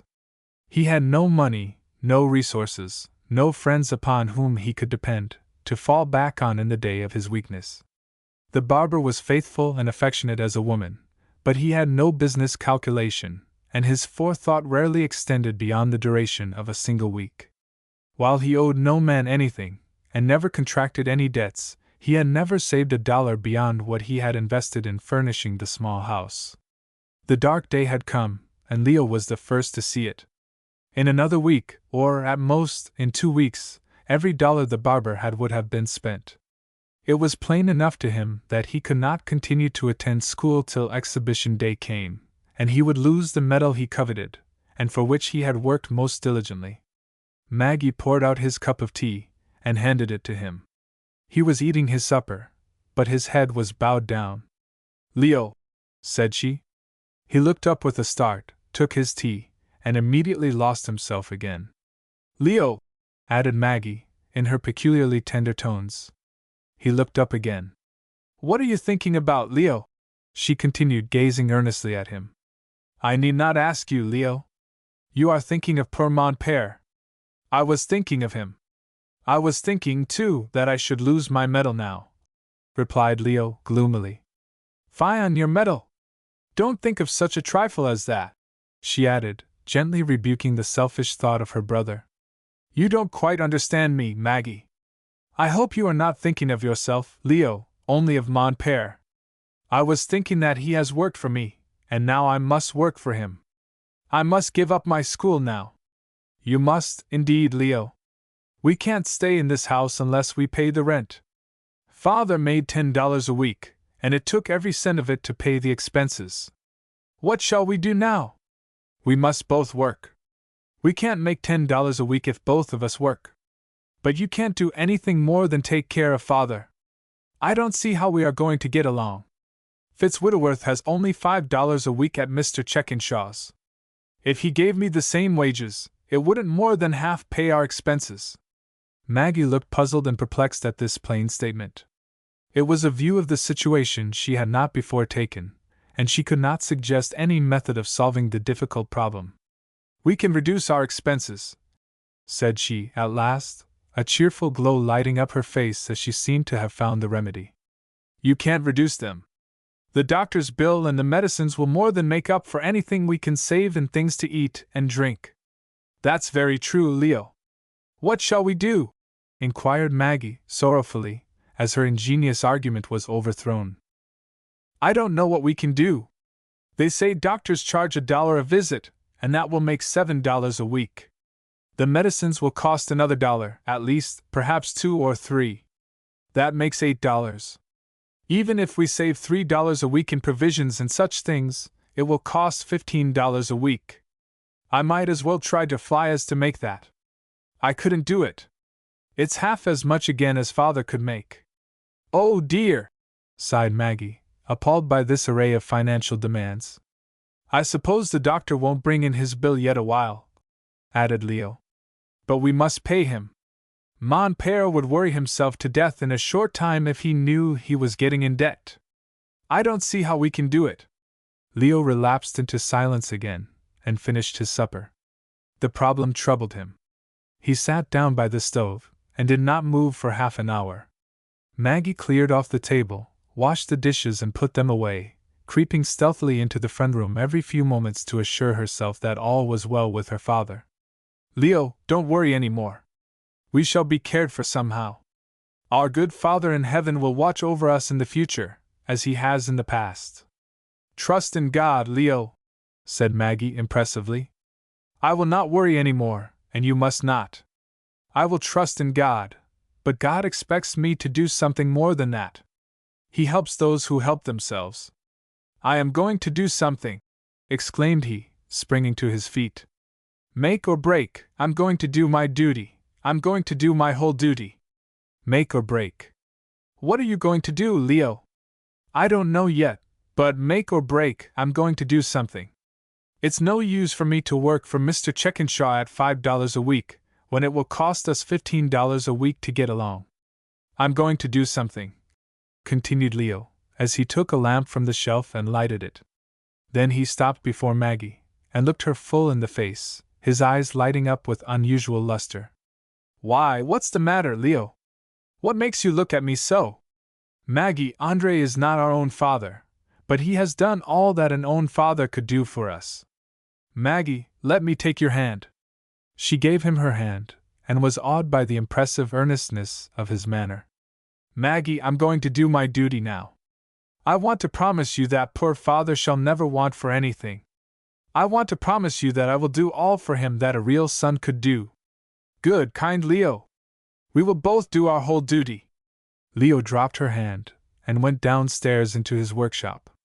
The white mice were capering and gambling about their palatial abodes, all unconscious that poor Andre had been stricken down. Leo gave them their suppers and sat down on the workbench. He was in deep thought and remained immovable for a long time. He was a natural mechanic. His head was full of mechanical ideas. Was there not some useful article which he could make and sell? A boot jack, a workbox, a writing desk, something new and novel? He had half a dozen such things in his mind, and he was thinking which one it would pay best to mature. His thought excited him, and he twisted about on the bench, knocking a chisel on the floor. The noise frightened the mice, and they made a stampede to their nests. He looked up at them. "That's an idea!" exclaimed he, leaping off the bench. "Make or break, I'll put it through!" Chapter 9. Mr. Checkenshaw and Family. We left Mr. Checkenshaw entering the house of Mrs. Whitworth, in Atkinson Street, and, as he was a gentleman of eminent dignity and gravity, we feel compelled to beg his pardon for leaving him so long out in the cold of a winter night. Having made the barber as comfortable as the circumstances would permit, we are entirely willing to let the banker in, though the abode at which he sought admission was hardly worthy of the distinguished honor thus conferred upon it. Mrs. Whitworth cautiously opened the door, for those who have the least to steal are often the most afraid of robbers, but, recognizing the lofty personage at the door, she invited him to enter, much wondering what had driven him from his comfortable abode in Pemberton Square to seek out her obscure residence at that hour in the evening. Mr. Checkenshaw was conducted to an apartment which served as kitchen, parlor, and bedroom for the poor woman, her son having a chamber upstairs. A seat was handed to the great man, and he sat down by the cooking stove, after bestowing a glance of apparent disgust at the room and its furnishings. The banker rubbed his hands, and looked as though he meant business, and Mrs. Whitworth actually trembled with fear lest some new calamity was about to be heaped upon the pile of misfortunes that already weighed her down. Mr. Checkenshaw had never before darkened her doors. Though she had once been a welcome guest within his drawing rooms, she had long since been discarded, and cast out, and forgotten. When the poor woman, worse than a widow, pleaded before him for the means of living, he had given her son a place in his office, at a salary of $5 a week. If she had gone to him again, doubtless he would have done more for her. But, as long as she could keep soul and body together by her ill-paid drudgery, she could not endure the humiliation of displaying her poverty to him. Mrs. Whitworth had once lived in affluence. She had been brought up in ease and luxury, and her present lot was all the harder for the contrast. Her father, James Osborne, was an enterprising merchant, who had accumulated a fortune of $100,000, on which he had the good sense to retire from active business. Of his 4 children, the 2 sons died, leaving the 2 daughters to inherit his wealth. John Whitworth, the father of Fitz, was a clerk in the counting room of Mr. Osborne, and finally became the partner of his employer, whose confidence he obtained to such a degree that the merchant was willing to trust him with all he had. He married Ellen Osborne, and when her father retired from business, his son-in-law carried it on alone. At this time, doubtless, John Whitworth was worthy of all the confidence reposed in him, for the terrible habit, which eventually beggared him, had not developed itself to an extent which seemed perilous even to the eye of affection. A few years after the marriage of Ellen, Mr. Checkenshaw, then aspiring to no higher title than that of a simple broker, presented himself as the suitor of Mary, the younger daughter of the retired merchant. Mr. Osborne did not like him very well, but Mary did, and their affair was permitted to take its course. Only a few months after this alliance of the Checkenshaw and the Osborne, the merchant was taken sick. When it was evident that his days were drawing to a close, he made his will. His property consisted of about $100,000. One half of it was invested in a block of stores, which paid a heavy rental, and the other half was in money, stocks, and debts. In settling the affairs of the firm, he had taken John Whitworth's notes, for $30,000, secured by a mortgage on the stock. In making his will, Mr. Osborne gave to Ellen, or, what was the same thing in those days, when a woman did not own her own property, to her husband, all the money, stocks, and debts due from Whitworth. He did this because his late partner wanted more capital to increase his business. To Mary, the wife of Mr. Checkenshaw, he gave the block of stores, but not having so much confidence in Mary's husband as in Ellen's, he gave her the property with certain restrictions. The income of the estate was to be hers, or her husband's, during her life. At her death the estate was to pass to her children. If she died without children, the property was to be her sister's, or her sister's children's. But Mr. Osborne did not wish to exhibit any want of confidence in Mary's husband, so he made Mr. Checkenshaw the trustee, to hold the block of stores for his wife and for her children. He had the power to collect the rents, and as long as his wife lived, or as long as her children lived, the money was practically his own. Mary, the first Mrs. Checkenshaw, was in rather feeble health, and the doctors advised her to spend the winter in the south of France. Her husband complied with this advice, and her child, Marguerite, was born in Perpignan, and had a French name because she was born in France. The family returned home in the following spring, but Mrs. Checkenshaw died during the succeeding winter. Marguerite was a fine, healthy child, and to her now belonged the block of stores bequeathed by her grandfather, her father holding it in trust for her. In another year Mr. Checkenshaw married his second wife, who treated little Marguerite well enough, though she felt no deep and motherly interest in her, especially after Eleonora, her own daughter, was born. Mr. Checkenshaw called himself a banker now. He had taken Mr. Hart and another gentleman into the concern as partners, and the banking house of Checkenshaw, Hart, and Company was a rising establishment. The second Mrs. Checkenshaw was an ambitious woman, vain and pretentious. Her friends had been to London, Paris, Naples, and Rome. She had never been in Europe, and it galled her to be out of the fashion. When Eleonora was only 2 years old, she insisted upon going abroad. Her husband did not like the idea of traveling with 2 children, one 5 and the other 2 years old. But he was overpersuaded, and finally consented to go. They arrived in Paris in July, and intended to remain there 2 months. But before this period elapsed, the banker received a letter from Mr. Hart informing him of the sudden death of the third partner in their house. This event compelled him to return immediately, but Mrs. Checkenshaw was so well pleased with Parisian life that she was unwilling to leave the city so soon. The voyage to her was terrible, and she had seen little or nothing of Europe. The family had taken apartments, and she was loath to leave them. A friend of the banker, who with his wife occupied rooms in the same house, suggested that Mrs. Checkenshaw and her children should remain until her husband could return, 2 or 3 months later.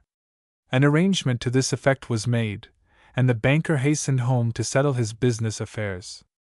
He had hardly departed before the cholera broke out with fearful violence in Paris. One of its first victims was the gentleman who had charge of Mr. Checkenshaw's family. His wife followed him, only a day later, to the cholera hospital. Of course the banker's wife was terribly frightened, and instantly made her preparations to leave the infected city. Poor little Marguerite was the first of the family to take the disease, and she was hurried off to the hospital by the landlord of the house, who was very polite, but very heartless. This event would not have delayed the departure of Mrs. Checkenshaw, but she was stricken down herself before she could leave. The fearful malady raged with awful violence. Hospitals were crowded with patients, and the dead were hurried to their last resting place without a prayer or a dirge. Little Eleonora was taken by her nurse to the Sisters of Charity, and escaped the disease. Mrs. Checkenshaw recovered, and as soon as she was able, reclaimed her child, and fled to the interior of Switzerland, to a small town which the plague had not yet visited. When the panic had subsided, she returned to Paris. She had been informed before her departure that little Marguerite had died of the disease, but on her return, she visited the hospital, and made more careful inquiry in regard to the little patient. She was told that the child answering to her description had died, and been buried with a dozen others. It was then impossible to identify the remains of the child.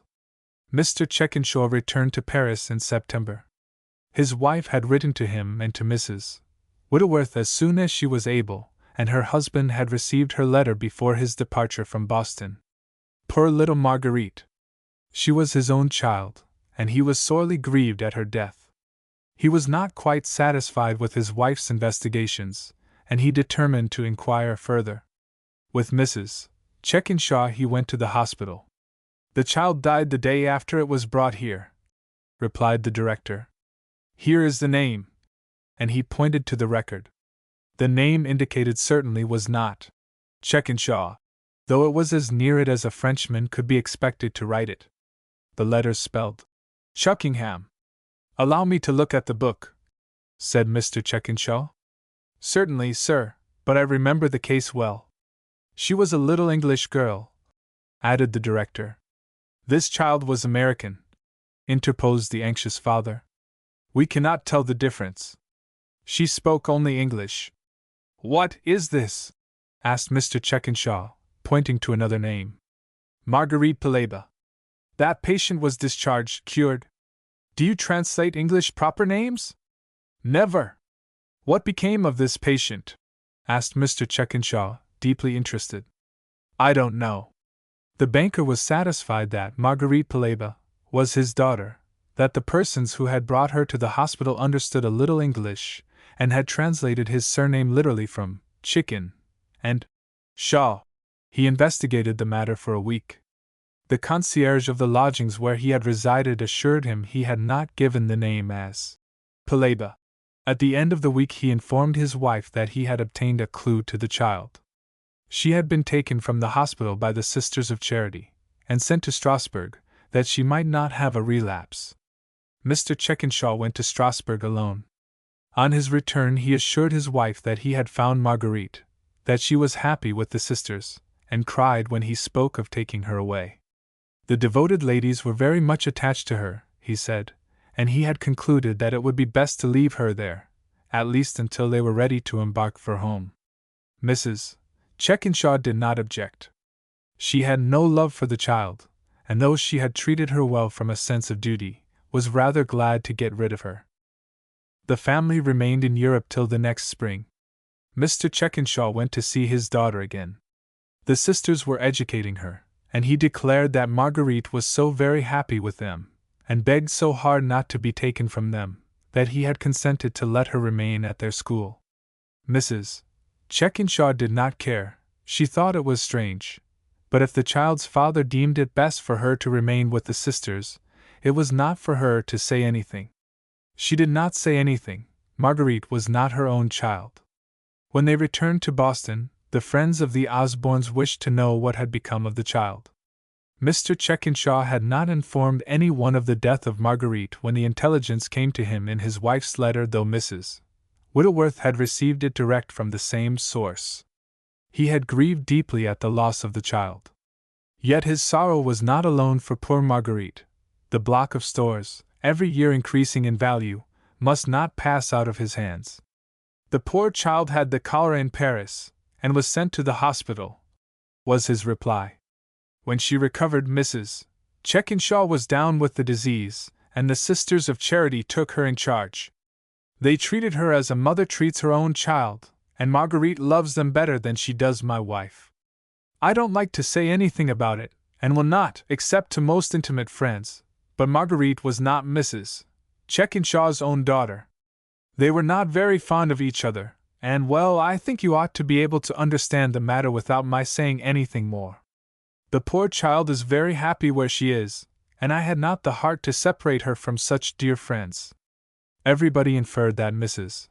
Checkinshaw did not treat the child well, and no more questions were asked. The banking house of Checkinshaw, Hart, and Company increased in wealth and importance, and had extensive foreign connections in England. Every year or two the head of the house crossed the ocean, partly, as he declared, to transact his business in London, and partly to visit his child in France. Chapter 10. The Whittleworth Family.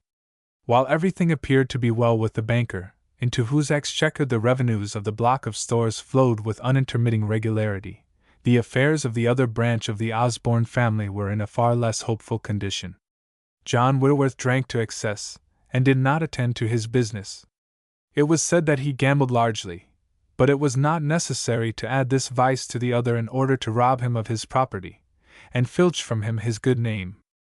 He failed in business, and was unable to re-establish himself. He obtained a situation as a clerk, but his intemperate habits unfitted him for his duties. If he could not take care of his own affairs, much less could he manage the affairs of another. He had become a confirmed sot, had sacrificed everything, and given himself up to the demon of the cup. He became a ragged, filthy drunkard, and as such, friends who had formerly honored him refused to recognize him, or to permit him to enter their counting rooms. Just before the opening of our story, he had been arrested as a common drunkard, and it was even a relief to his poor wife to know that he was safely lodged in the House of Correction. When Mrs. Whitworth found she could no longer depend upon her natural protector, she went to work with her own hands, like an heroic woman, as she was. As soon as her son was old enough to be of any assistance to her, a place was found for him in a lawyer's office, where he received a couple of dollars a week. Her own health giving way under the drudgery of toil, to which she had never been accustomed, she was obliged to depend more and more upon Fitz, who, in the main, was not a bad boy, though his notions were not suited to the station in which he was compelled to walk. At last she was obliged to appeal to her brother-in-law, who gave Fitz his situation. Fitz was rather airy. He had a better opinion of himself than anybody else had, a vicious habit, which the world does not readily forgive. He wanted to dress himself up, and swell, round among bigger men than himself.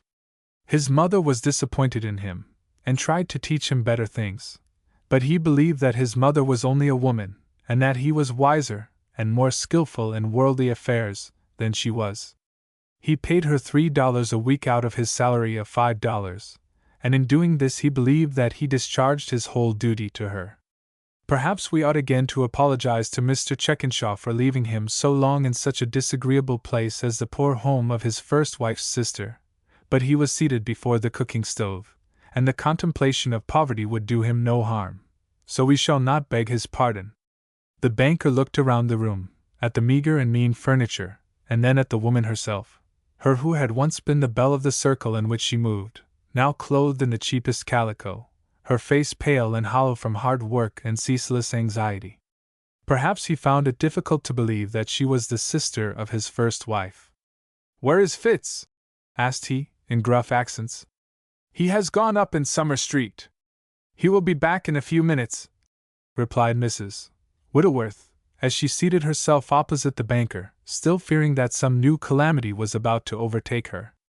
"I want to see him," added Mr. Checkenshaw, in the most uncompromising tones. "Fitz says you discharged him," continued the poor woman, heaving a deep sigh. "I didn't. He discharged himself. I could not endure the puppy's impudence. But that is neither here nor there. I don't want to see him about that. I hope you will take him back. Take him back if he will behave himself." "Will you?" asked she eagerly. "I will. That is, if it turns out that he was not concerned in robbing my safe." "In what?" exclaimed Mrs. Whitworth. "My safe has been robbed of some of my most valuable papers." "Robbed?" "Yes, robbed." "Did Fitz do it?" gasped the wretched mother, and this was even a greater calamity than any she had dreaded. "I don't know whether he did or not. That's what I want to find out. That's what I want to see him for." Mr. Checkenshaw proceeded to relate the circumstances under which the safe had been robbed. Before he had finished, Fitz came in, and his mother was too impatient to wait for her distinguished visitor to set any of his verbal traps and snares. She bluntly informed her hopeful son that he was suspected of being concerned in the robbery. "I don't know anything about it. I had nothing to do with it," protested Fitz. "There's nothing too mean for Checkenshaw to say." "Don't be saucy, Fitz. Try to be civil," pleaded his mother. "Be civil? What, when he comes here to accuse me of robbing his safe? I can't stand that, and I won't if I know myself," replied Fitz, shaking his head vehemently at the banker. "I haven't accused you of anything, Fitz," added Mr. Checkenshaw, very mildly for him. "I came to inquire about it. Do you think if I did it that I would tell you of it? I wish to ask you some questions." "Well, you needn't." "Very well, young man," said the banker, rising from his chair.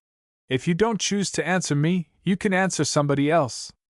I'll have you arrested. Arrested? I'd like to see you do it. What for? I know something about law. He had been an errand boy in a lawyer's office. Don't be so rude, Fitz, begged his mother. Arrest me, repeated the violent youth, whose dignity had been touched by the threat. Do it. Why didn't you do it before you came here? You can't scare me. I wasn't brought up in this city to be frightened by a brick house. Why don't you go for a constable, and take me up now? I'd like to have you do it. I will do it if you don't behave yourself, said the banker, beginning to be a little ruffled by the violent and unreasonable conduct of Mr. Whitworth. I wish you would. I really wish you would. I should like to know what my friend Choate would say about it. How silly you talk, exclaimed his mother, quite as much disgusted as her stately visitor. You may let him badger you, if you like, mother, but he shall not come any odds on me, not if I know it, and I think I do. It is useless for me to attempt to say anything to such a young porcupine, added Mr. Checkenshaw, taking his hat from the table. Mrs. Whitworth burst into tears. She had hoped to effect a reconciliation between her son and his employer, upon which her very immunity from blank starvation seemed to depend. The case was a desperate one, and the bad behavior of Fitz seemed to destroy her last hope. I will give up now, Fitz, and go to the almshouse, sobbed she. Fitz was inclined to give up also when this stunning acknowledgment was made in the presence of his great enemy, the arch-dragon of respectability. I am willing to work, but not to be trodden upon, added he, sullenly, but his spirit for the moment seemed to be subdued. Mr. Checkenshaw wishes to ask you some questions, and it is your duty to answer them, said Mrs. Whitworth, a little encouraged by the more hopeful aspect of her belligerent son. Ask away, replied Fitz, settling himself into a chair, and fixing his gaze upon the stove. Do you know Pilkywayne? Asked the banker, who had a certain undefined fear of Fitz since the robbery, which, however, the immensity of his dignity prevented him from exposing. Know who? Demanded Fitz, looking up. Pilkywayne. Never heard of him before. Yes, you have. You made an arrangement with him to rob my safe, continued the banker, who could not help browbeating his inferior. Did I? Well, if I did, I did, answered Fitz, shaking his head. What do you think my friend Choate would say to that? He would say you were a silly fellow, interposed Mrs. Whitworth. Don't be impudent, Fitz. Well, I won't be impudent, said Fitz, with a kind of suppressed chuckle. There were, or you thought there were, certain papers in my safe which might be useful to you, added Mr. Checkenshaw. I don't believe there were any letters from my cousin Marguerite among them, replied Fitz, with a sneering laugh. Marguerite must be able to write very pretty letters by this time. Be still, Fitz, pleaded Mrs. Whitworth. Fitz, I don't want to quarrel with you, continued Mr. Checkenshaw, in the most pliable tones Fitz had ever heard the banker use to him. I thought you did. Accusing a gentleman of robbing your safe is not exactly the way to make friends with him, said Fitz, so much astonished at the great man's change of tone that he hardly knew what to say. I accuse you of nothing. Fitz, if you want your place in my office again, you can return tomorrow morning. Mr. Whitworth looked at his disconsolate mother. A gleam of triumph rested on his face. The banker, the head in front of the great house of Checkenshaw, Hart, and Company, had fully and directly recognized the value of his services, had fairly backed out, and actually entreated him to return and fill the vacant place, which no other person was competent to fill. That was glory enough for one day. But he concluded that it would be better for the banker to come down a peg farther, and apologize for his abusive treatment of his confidential clerk. Certainly he will be glad to take the place again, sir, said Mrs. Whitworth, who was anxious to help along the negotiation. Perhaps I will, and then again, perhaps I will not, replied Mr. Whitworth, who was beginning to be airy again, and threw himself back on his chair, sucked his teeth, and looked as magnificent as an Eastern prince. Are you willing to double my salary, Mr. Checkenshaw? After what I have heard here tonight, I am, answered the banker, promptly. I ought to have done it before, And I should, had I known your mother's circumstances. That was very unlike Mr. Checkinshaw. Mr. Whitworth did not like it. His salary was to be doubled as an act of charity, rather than because he deserved such a favor. It was not like the banker to want him at all after what had happened. There was something deep under it, but Fitz was deep himself. Perhaps you might help me in finding my papers. Of course, I don't care a straw for the $350 or so which was stolen with them, suggested Mr. Checkinshaw. Perhaps I might. Perhaps I have some skill in business of that kind, though I suppose it doesn't exactly become me to say so, added Fitz, stroking his chin. But if you mean to intimate that I know anything about them, you are utterly and entirely mistaken. I'm an honest man, the noblest work of God. I will give you $10 a week for the future, if you will return, said Mr. Checkinshaw, impatiently. Of course he will, almost gasped the eager mother. Fitz was deep. The banker was anxious. It meant something. Fitz thought he knew what it meant. On the whole, I think I will not return, replied he, deliberately. Are you crazy, Fitz? Groaned Mrs. Whitworth, in despair. Never a more sane man walked the earth. Mr. Checkinshaw knows what he is about. I know what I am about. We shall both starve, Fitz, cried his mother. On the contrary, mother, we shall soon be in possession of that block of stores, with an income of $5,000 or $6,000 a year, added Fitz complacently. The boy's an idiot, exclaimed the banker, as he took his hat and rushed out of the house. Chapter 11. The Mouse Business. While Maggie Magamore took upon herself the blessed task of nursing the barber, Leo charged himself with the duty of providing for the wants of the family. Each had assumed all that one person could be expected to achieve. It was no small thing for a girl of 15 to take the entire care of a helpless invalid, and it was no small thing for a boy of 15 to take upon himself the task of providing for the expenses of the house and the medical attendance of the sick man. It would have been much easier for Leo to fail in his assumed task than for Maggie to do so. Even a young man of so much importance as Fitzherbert Whitworth, upon whom the salvation of the great house of Checkinshaw, Hart, and Company seemed to depend, toiled for the meager pittance of $5 a week. Leo had some acquaintance with the late clerk in the private office of the banker, and he had listened with wonder to the astounding achievements of Fitz in the postal and financial departments of the house. Of course, Mr. Whitworth would be a partner in the concern as soon as he was 21, if not before, for, besides his own marvelous abilities, he had the additional advantage of being a relative of the distinguished head of the concern. Leo was abashed at his own insignificance when he stood in the presence of the banker's clerk.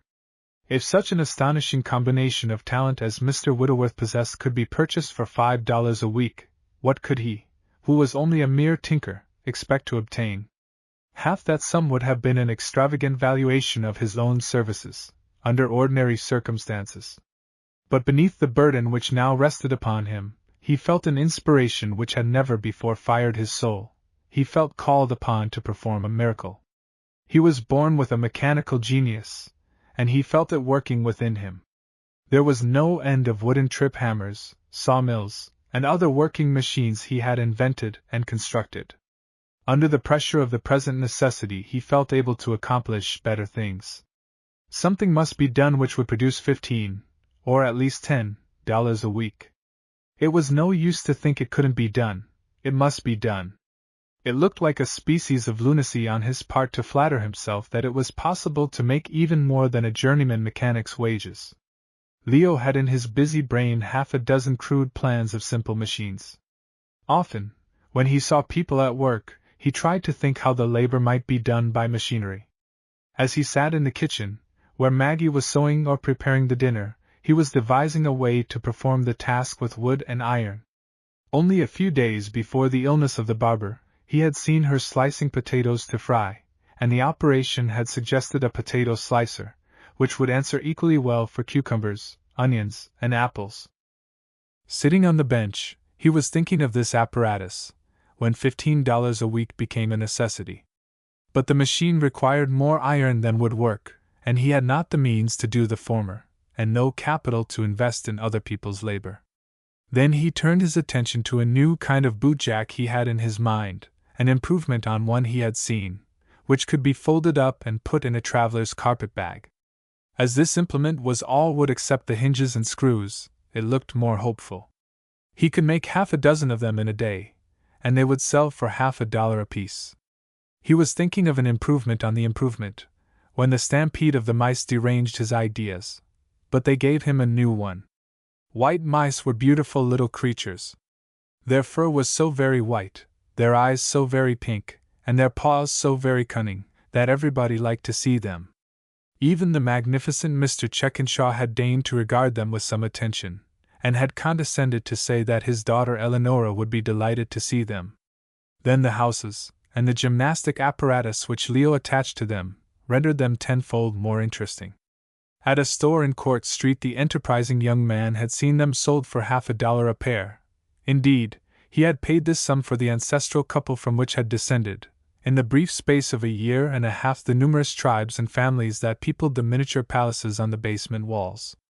At this rate his present stock was worth $75, the coveted salary of 5 whole weeks.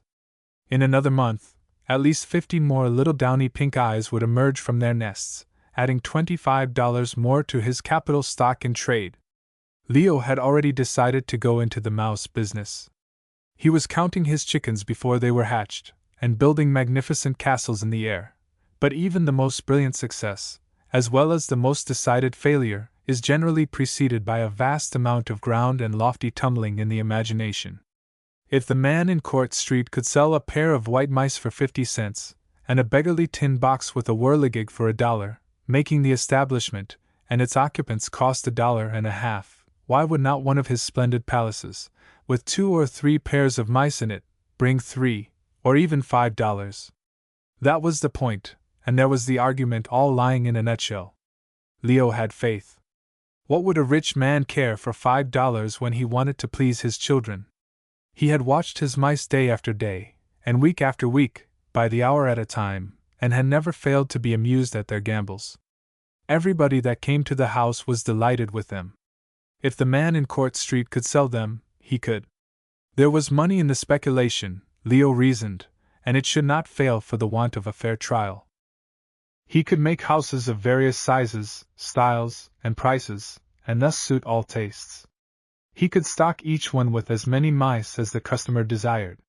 He could make a pretty elaborate establishment in 2 days, $5 size, and of the smaller and plainer kind, $2 pattern, he could make 2 in a day.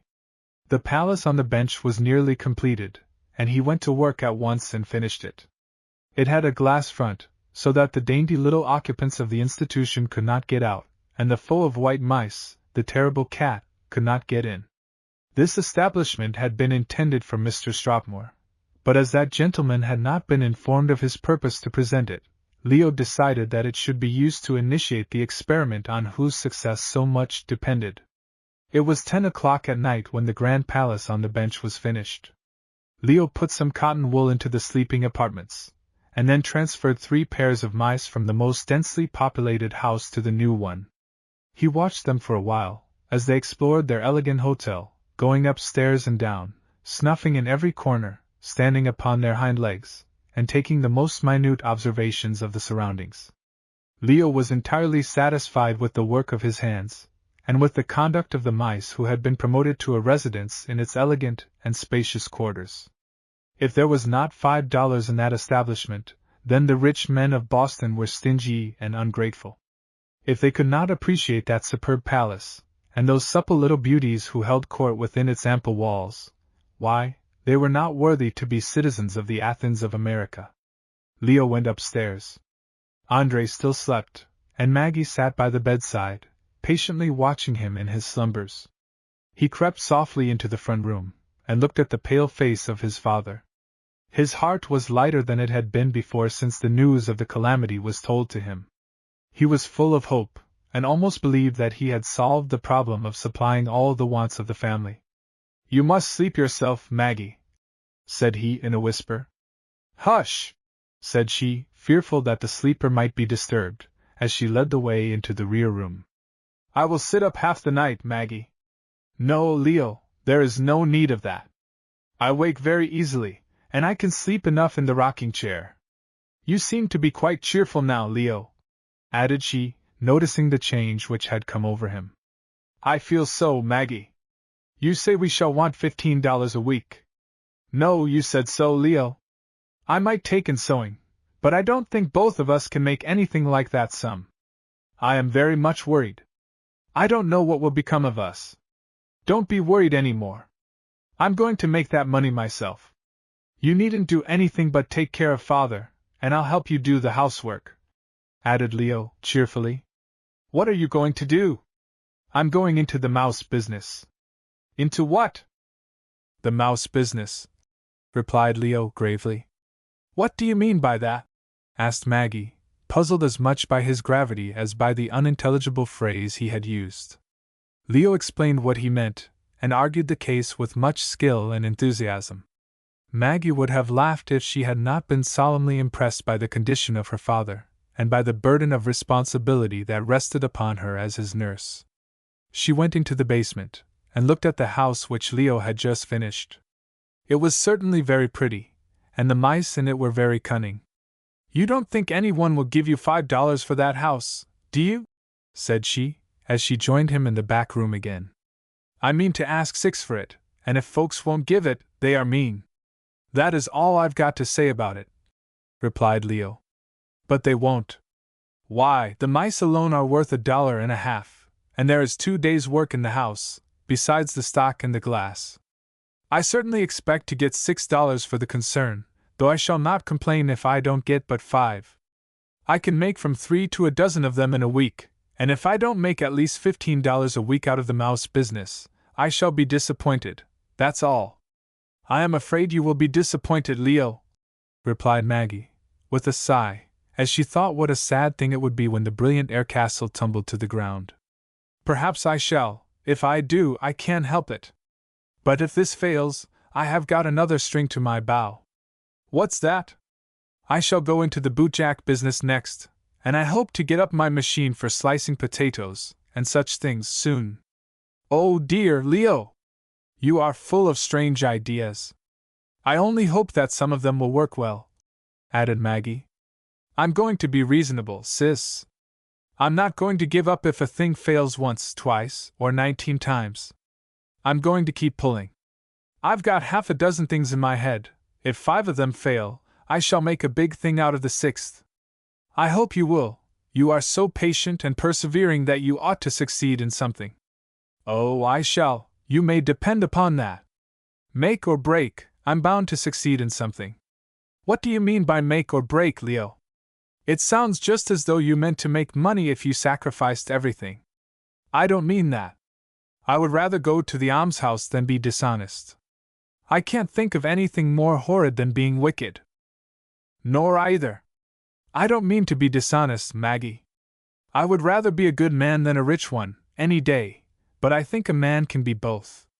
A good man, with lots of money, is better than a good man without it, for he can do good with it. When I say make or break, I don't mean anything bad by it. I'll tell you what I mean, Maggie. It seems to me, when I get hold of a good thing, I ought to keep pulling till I carry my point, or pull away till something breaks. I don't mean to risk everything on a turn of the wheel of fortune, nothing of that sort.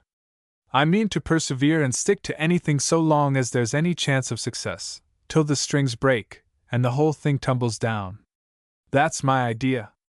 The idea was satisfactory to Maggie, and she returned to her patient, while Leo went up to bed, but not to sleep for hours, for the mouse business excited his brain and kept him awake. Chapter 12. Leo's Wonderful Performers. Maggie, at the sick bed of Andre, slept even more than Leo.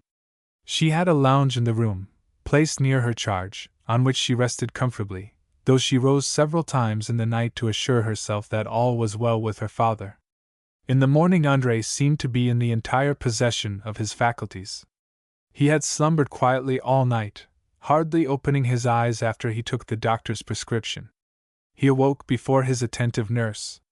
He had but a faint remembrance of the events of the preceding evening, for, after he came out of the fit, he was in a kind of stupor. He had noticed Maggie and Leo at the house of the banker, but everything seemed like a dream. "Maggie," said he, as he looked around the familiar apartment, and saw her lying on the lounge. She sprang to her feet, and went to him, glad to hear the sound of his voice, but fearful that the call might be the prelude of another attack. He smiled as she approached him, and made an effort to extend his right hand to her, but he could not move it. "Father!" exclaimed the fond girl, as she bent over him and kissed his pale face, now slightly flushed with fever. "I have been very ill," he added. "You have, indeed, but you are better now, and I am so glad, mon père. Ah, ma fille, you are a good girl. You have been by my side all night. It was selfish for me to wake you." "No, no! It was not. I'm glad you did. I am so happy to find you better. What ails me?" "I can't move my right arm, nor my right leg," asked Andre, struggling to raise his limbs. "There is no feeling in my right side. The doctor will come by and by, and tell you all about it. My head feels very strange," added the sufferer. "I am sorry, mon père. What can I do?" said Maggie tenderly. "Give me some cold water." She gave him the drink, supporting his head with her arm. It was plain, even to Maggie, that Andre was in a very bad way. "Go upstairs, and go to bed now, Maggie. You have been up all night," said he, with a loving glance at her. "No, mon père, I have no need to go to bed. I have slept on the lounge nearly all night. I feel quite bright, only I'm so sad to think you are sick. I shall be well soon. I must be well soon," he added, looking anxiously at her. "I hope you will be well soon, but it may be several weeks before you are able to go out," replied Maggie, wishing to have him reconciled to his lot as soon as possible. "Several weeks, Maggie? Oh, no! I must go to the shop sooner than that. You must be very patient, mon père." "I will be patient, Maggie, but I must go to the shop soon." "Don't think of the shop yet. My poor children! What will become of you? I have no money. I must work, or you will starve, and be turned out of the house because the rent is not paid. Indeed, I must go to the shop, Maggie." "But you cannot! You are not able to lift your right arm at all, and you are so weak you could not stand up. Do be patient, and not think at all of the shop." "I must do as you bid me now, Maggie." "Then don't think of the shop, or anything but our nice little home, where we have always been so happy. How shall we pay the rent if I lie here? Where will you get food to eat and clothes to wear?" demanded Andre, with something like a shudder of his paralyzed frame. "Don't think of those things. I must. I was wicked not to save up some money."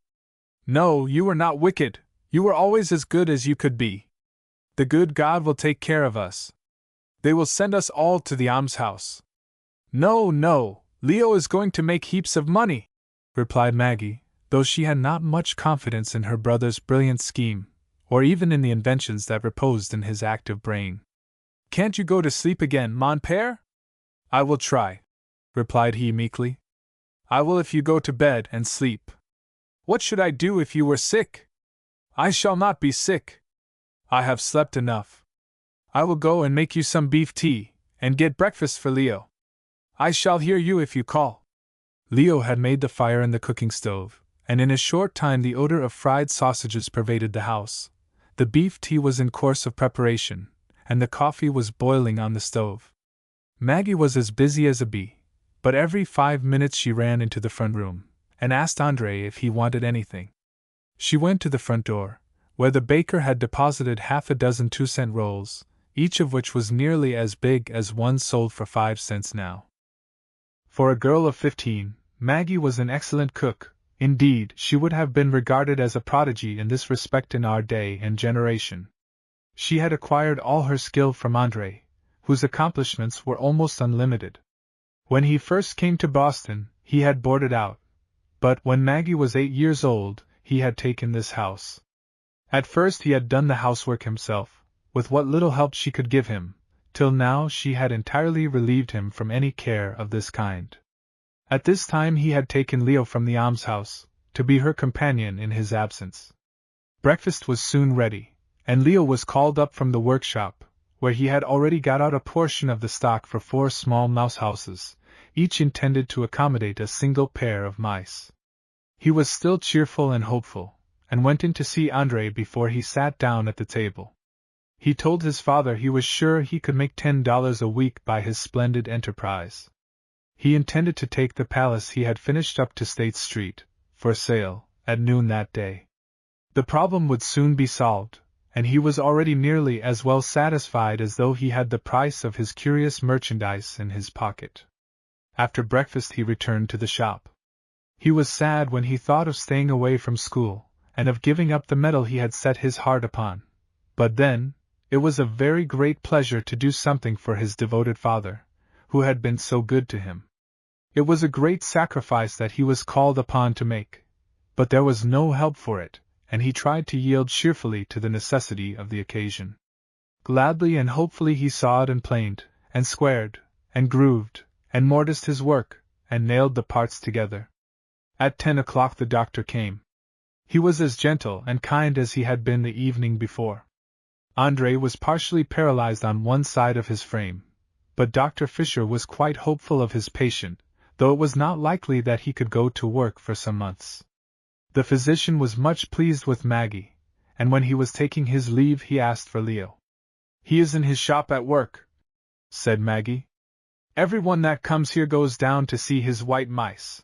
Perhaps you would like to do so."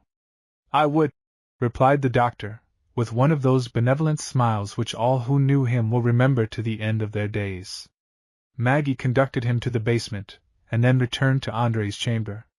The doctor examined the cages and palaces with wondering interest, though the mice were all asleep in their lairs. Leo put a little canary seed in the grand parade of each house, and this was quite enough to rouse them from their slumbers, and induce them to exhibit themselves to the astonished visitor. "These are my performing mice," said Leo, pointing to a house in which 7 full-grown ones were nibbling the seed. "What do they perform?" laughed the doctor. "I'll show you, sir." Leo swept out the canary seed from the grand parade, so that the little actors should have nothing to distract their attention. Taking 6 little sticks, that looked something like guns, he rapped with his fingernail on the floor of the house. The 7 mice stood up on their hind legs, in a straight line, like a file of soldiers. He then gave each of the first 6 his musket, and to the 7th a sword. "Shoulder, arms," said he, with a movement of his forefinger, which probably had more effect than the words. The mice, with becoming gravity, obeyed the order, and successively went through 4 movements in the manual of arms. Then one of the little soldiers was deprived of his gun, and Leo explained that he was a deserter, and was to be shot for his crime. At a movement of the boy's forefinger, the culprit took his station at one side of the grand parade, while his companions formed a line on the other side, with their muskets pointed at the deserter. "Fire!" said Leo, at the same time dropping a torpedo on the floor of the house, which exploded. The infamous wretch of a white mouse, which had basely deserted his flag, dropped upon his back, and lay as still as though he had actually suffered the extreme penalty of martial law. It must be added that the captain of the firing party was so frightened by the noise of the torpedo that he scampered away into his nest, much to the mortification of Leo.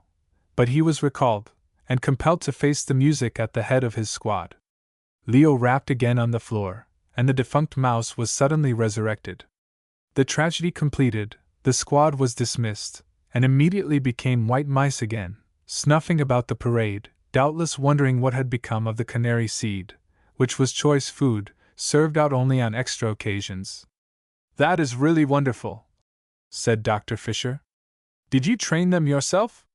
"Partly, but my father did most of it," replied Leo, who proceeded to explain the method by which the little creatures had been educated. "Leo," said the doctor, as he was about to depart, "your sister seems to be a very sensitive young lady.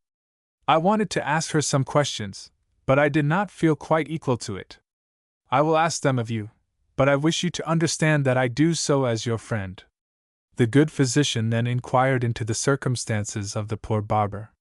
Leo told him the exact truth, but assured him the family were in no need of assistance, and did not feel like accepting charity. Modestly, and with much enthusiasm, He then stated in what manner he intended to support the family. Certainly there are plenty of people who would be glad to have some of your beautiful little pets, especially in these elegant houses you make, added the physician. I would take one myself if I had time to attend to them. The doctor was a bachelor. I have no doubt I can sell them, sir. I hope you will not take it amiss if I mention the fact among my friends and patients that you have them for sale, added Dr. Fisher. No, sir, I'm sure I should not. I should be very much obliged to you. Then I will recommend your wares to those who are able to buy them, and I trust you will drive a large trade in the mouse business. The doctor went away, and Leo, encouraged by the promise of the powerful influence of his visitor, resumed his work. At 12 o'clock, when Maggie called him to dinner, he had made considerable progress in the 4 houses in process of construction. When he had finished his noonday meal, he went out and found Tom Casey, an Irish boy whom he had befriended in various ways. Tom agreed to go with him to State Street, and the new Hotel de Mice, as it was labeled in large letters on the front gable, was loaded upon a little wagon of Leo's build, and they started for the busy street, attended by a crowd of curious youngsters, of both sexes and of all conditions. Hotel de Mice. The mice were astonished at the sudden revolution which was taking place in their affairs, and Leo was as anxious as though the fate of the nation depended upon his success. Chapter 13. Whittleworth vs. Checkenshaw. Mr. Checkenshaw did a rushing business on the day his papers were stolen from the safe, therefore he rushed out of the humble abode of Mrs. Whittleworth. It is more than probable that he was entirely sincere when he called Fitz an idiot, but whether he was or not, that young gentleman's mother was satisfied that truer words had never been spoken. The banker had actually offered to give him $10 a week, and Fitz had declined to return. It was a degree of lunacy which she could neither understand nor appreciate. She was both grieved and angry. She wept, and reproached the reckless youth. I must give up in despair, Fitz, said she bitterly. If I could support you, I would. I don't want you to support me, mother, replied Fitz, stung by the reproach. If you will leave this matter to me, I will manage it right. Leave it to you, Fitz? That would bring starvation to our door. No, mother, you look on the dark side. Here's $5 for my week's salary, he added, handing her the money. I give you the whole of it this week. This may keep off the wolf for a week or two, sighed Mrs. Whittleworth. I shall get into another place soon, mother, don't worry about it. But why didn't you take the place when he offered it to you at double wages, Fitz? It seems to me you are crazy. No, I am not crazy. I know what I am about, and Checkenshaw knows what he is about. What do you suppose induced him to double my salary so readily? Because he saw how poor we were. What does he care for that? There is no more soul in him than there is in a brickbat, mother. It wouldn't trouble him if you starved to death, though you are his first wife's sister. That wasn't the reason. What was the reason then, Fitz? Asked she, curiously. Checkenshaw is afraid of me, replied Fitz, stopping in his walk up and down the room, and looking into his mother's face to note the effect of this startling announcement. Afraid of you, Fitz? You are losing your senses, exclaimed she, with an expression of strong disgust. It's just as I say, mother. He's afraid of me. Why should he be afraid of you? You are not so very terrible as to alarm a man in his position. Mother, that block of stores ought to be yours. You should have had the income of it ever since Checkenshaw came from France with his wife. I tell you that child died of the cholera when Mrs. Checkenshaw had it. That is just as plain to me as the nose on a man's face. Nonsense, Fitz! Do you suppose Mr. Checkenshaw would keep me out of it if it belonged to me? I know he would. I know the man. I haven't been in his office 2 years for nothing.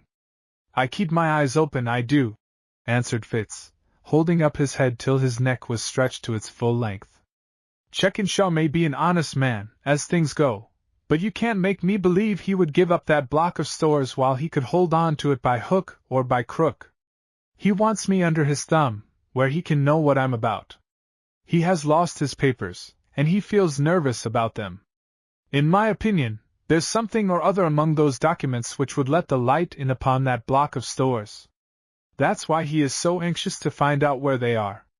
That's why he don't care for the money that was stolen. He knows what he is about, and I know what I'm about. What is the use for us to think anything about the block of stores? You don't know that little Marguerite died, added Mrs. Whitworth, interested, in spite of herself, in the extravagant pretensions of her son. I don't know it, I admit, but I think we ought to find out. Chekinshaw says the child is still living with the Sisters of Charity, somewhere in France. We have nothing but his word for it. That's enough. He says the child is living, and he don't like to have her ill-treated by her mother-in-law. She is happy at the boarding school, and when her education is finished, doubtless she will come home. That's all bosh. Did anyone ever see a letter from her? Did Chekinshaw ever write a letter to her? Does he ever send her any money? But he goes to see her every year or two, when he visits Europe. Perhaps he does, and then perhaps he don't. Did anyone else ever see the child? Has anyone any knowledge of her existence except through Chekinshaw? I think not. Don't tell me, Mother, that a man would leave his daughter in a foreign country for 10 years, and only go to see her every year or two. In my opinion, and I think my opinion is worth something, the child died in the hospital.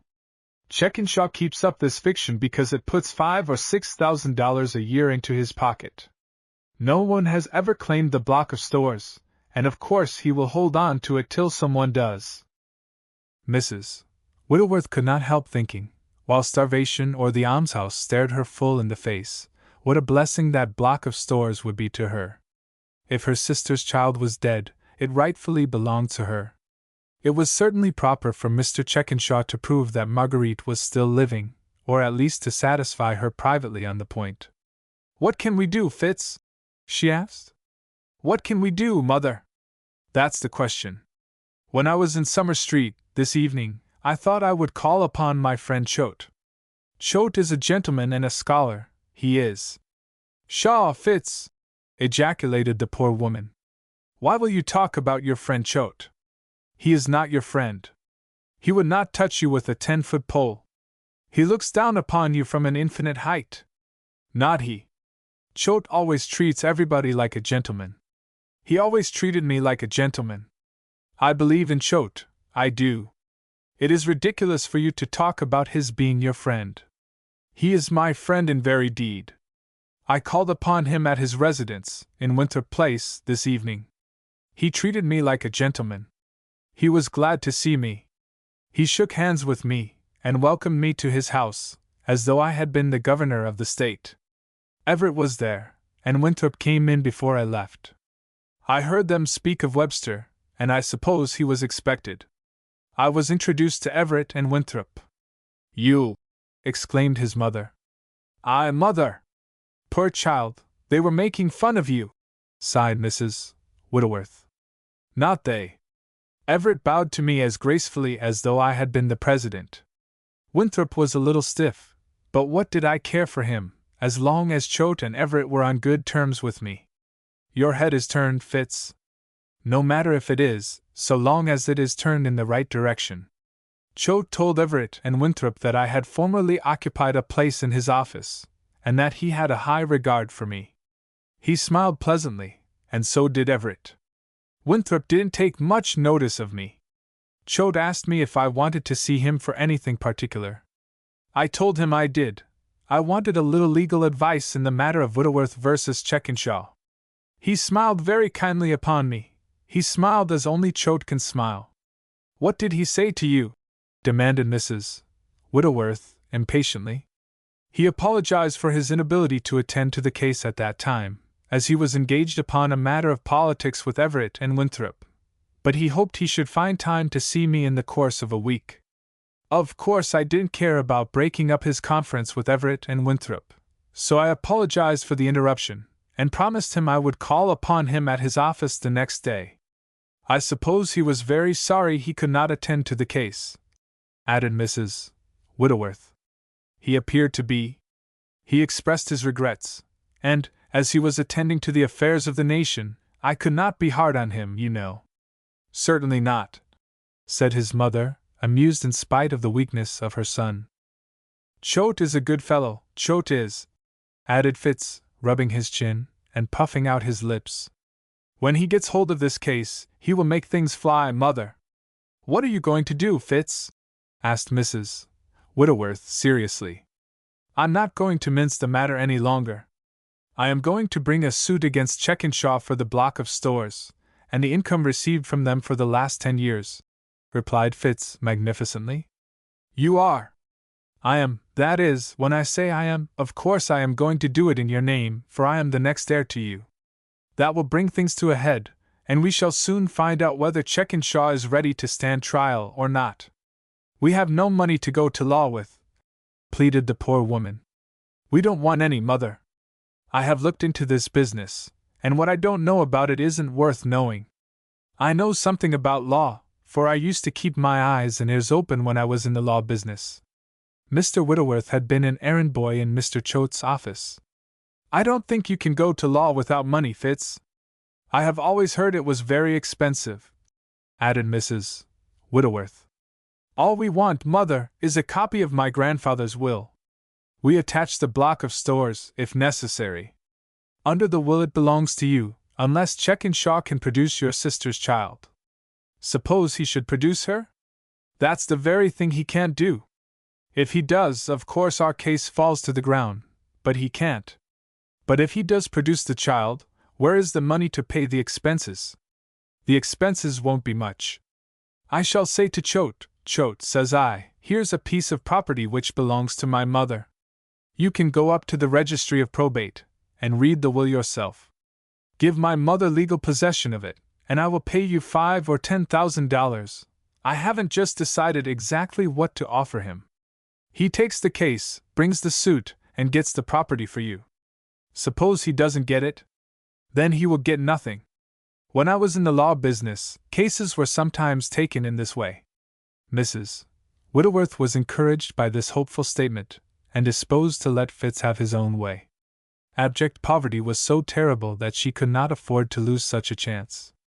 Mr. Checkenshaw's conduct in leaving his child in France, among strangers, for 10 years, was singular enough to beget suspicion.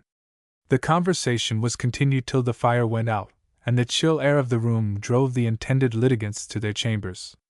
Fitz did not come down till breakfast time the next morning. He lay in his warm bed, building castles in the air, and thinking what a great man he should be when the block of stores and its revenues were reclaimed from the grasp of Mr. Checkenshaw. He thought it quite possible that he could then go into a barber's shop and be shaved without any one having the impudence to laugh at him. Mrs. Whitworth had thought a great deal about the property, but she could not quite make up her mind to take such decided steps as those indicated by her son. If the attempt was made, and proved to be a failure, Mr. Checkenshaw would never forgive her, and might injure her in revenge. When she came downstairs, she had decided to call upon the banker, and state the case to him. If he chose to satisfy her that Marguerite was still living, it would save trouble and future disappointment. You can see him if you like, mother. I have no doubt he will smooth you over. Checkenshaw is a plausible man, Checkenshaw is. He carries too many guns for a woman. I would call myself if it were not for letting myself down to his level, said Mr. Whitworth, stroking his chin, when his mother was ready to go. Don't be so silly, Fitz. Checkenshaw won't stand trial, in my opinion. He is shrewd, he is. I only intend to ask him what he means to do, added Mrs. Whitworth. He means to hold on to the property. That's what he means to do, mother. He may try to buy you off. Don't do it, on any account. Leave this matter all to me. Me and Choate will fix it right. Now, be careful what you do. I will not do anything, said his mother, as she put on her bonnet. I will see Choate today. Me and Choate will touch off a volcano under Checkenshaw's feet in the course of a week or two, he added, as his mother left the house. Chapter 14. Mr. Checkenshaw is liberal. Mrs. Whitworth went directly to the door of the private office. She had her doubts in regard to the interview which was to take place. Mr. Checkenshaw had never treated her very handsomely. She had called upon him only once since the downfall of her husband. The banker had listened very coldly to her story of hardship and suffering. He had taken Fitz into his employ at that time, but her reception was so cold, and the great man's manner so forbidding, that she had resolved that nothing but imminent starvation should induce her to repeat the visit. Mr. Checkenshaw was a hard, selfish, money-getting man. He was not one whom a poor relative would willingly approach with a tale of suffering. Though this was not Mrs. Whittleworth's present errand, she dreaded the result almost as much as though she had been an applicant for charity. The banker was overbearing and haughty in his way. He bullied his social inferiors, and looked upon them from a height which was appalling to them. She opened the door and entered. The banker was alone, sitting in the stuffed armchair at his desk. "Ellen?" said he, glancing at her with an inquiring look, probably satisfied that she had come to plead for the return of her son to the place from which he had been discharged. It did not occur to him that human impudence could extend so far as to permit such people to bring a suit against him for their rights, however well defined or clearly established. If he owed them anything, or they had any claims against him, it was their duty to be solemnly impressed by the loftiness of his social position, and humbly to beg for what belonged to them. "I thought I would come up and see you this morning, Mr. Checkenshaw," stammered the poor woman, and poverty had so subdued her, and so broken her spirit, that she hardly knew how to introduce the subject upon her mind. "If you come to ask me to take Fitz back, it will do no good. You permit the puppy to insult me," replied the banker, in the most forbidding tones. "I don't permit him to insult you. I did what I could to make him speak properly to you," replied Mrs. Whittleworth meekly. "It's all the same, it was bad bringing up. I can't have him in my office again," added Mr. Checkenshaw, though at that moment, for some reason best known to himself, he would have been very glad to forgive the young man's insolence, and take him back at double salary. "That boy has outraged my good nature. When I saw how hard the times were with you, I was willing to give him double wages, but the ingrate only insulted me for it. He is very wilful. I wish he was not so headstrong. I can't take him back now, at least not till he has apologized for his impudence, and promised better things for the future," continued the banker, shaking his head, as though his mind was firmly made up for the issue. "I did not come to ask you to take him back," added Mrs. Whittleworth. "Oh, you didn't?" "No, sir, he is not yet willing to come." "What did you come for, to beg?" "I don't come to you to beg," replied she with a little display of spirit. "What do you want, then?" "You mustn't be angry with me, Mr. Checkenshaw." "I'm not angry with you. If you have anything to say, say it." "I hate long stories," said the banker, impatiently.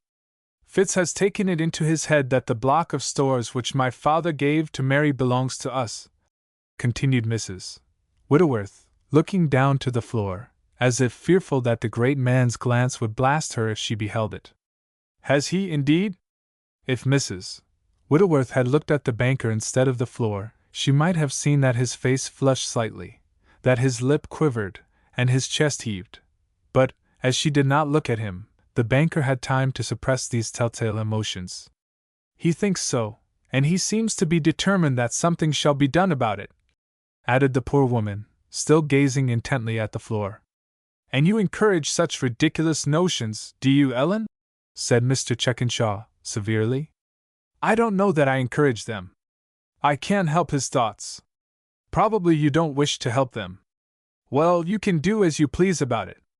If you choose to get him and yourself into difficulty, I suppose nothing I can say will have any influence with you."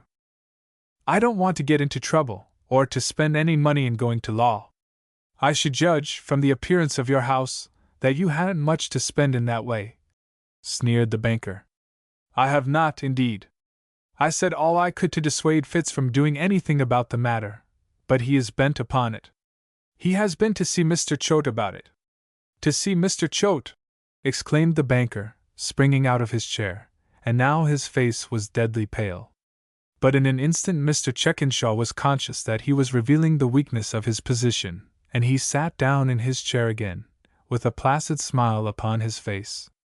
"Am I to understand that Fitz and you intend to fight me in the law upon this matter?" demanded he, with a sardonic grin on his face, indicating both fear and malice. Fitz says there will be no fighting about it. We are to bring a suit to recover the property, according to the terms of my father's will, with the income for 10 years. Fitz says so, does he? He thinks Marguerite died when your present wife had the cholera. He says all you have to do is to produce the child. If you do, that will be the end of it. If not, the property certainly belongs to us. What makes Fitz think that Marguerite is not living? Asked Mr. Checkenshaw, more mildly than he had yet spoken. Well, he has his reasons, replied she, not quite certain that she might not say something which would compromise her son. What are his reasons? I don't know that it is necessary to mention them. I think myself it is very strange that you haven't brought her home. She must be 15 years old by this time. That is her age. I don't want any trouble about this business, Mr. Checkenshaw, so I thought I would come up and see you. Perhaps you can show me some letters from Marguerite, or something else that will convince Fitz that she is alive. I have no letters here. Have you any at your house? Asked Mrs. Whitworth. Not that I am aware of. I never preserve any but business letters. If I understand you, Ellen, Fitz's modest claim is for the block of stores and the income of them for the last 10 years. That's what he said. Are you aware of the amount of this claim? Asked the banker, nervously. I don't know exactly. I suppose not, said Mr. Checkenshaw, pausing to reflect. I don't wish to bring Marguerite home till her education is completed, and this thing may cause me some annoyance. I'm sure I don't want to annoy you, pleaded Mrs. Whitworth. Perhaps you do not, but Fitz does. If you refuse to be a party to this suit, of course he can do nothing. He has no rights yet in the premises himself, and he is under age. I think myself the matter ought to be settled up somehow or other, replied Mrs. Whitworth, timidly. I am so poor I can hardly keep soul and body together, and Fitz has lost his place. I will give him his place, at $10 a week. I will see that you have a good house, properly furnished, and a sufficient income to live on. If I had known that you were so badly off, I should have done something for you before. Why didn't you come to me? I don't like to ask favors. Besides, we have been able to get along till times came on so hard this winter that I couldn't get any work. I don't wish to be bothered with this thing, and be compelled to go to France in the middle of the winter after Marguerite. Fitz saw that he could annoy me, and he has taken this means to vent his spite upon me. But the suit depends upon you. He can do nothing without you. Mr. Choate will have nothing to do with it. He doesn't take cases of this kind, but Fitz can find some unprincipled lawyer who will undertake the case, and compel me to derange my plans.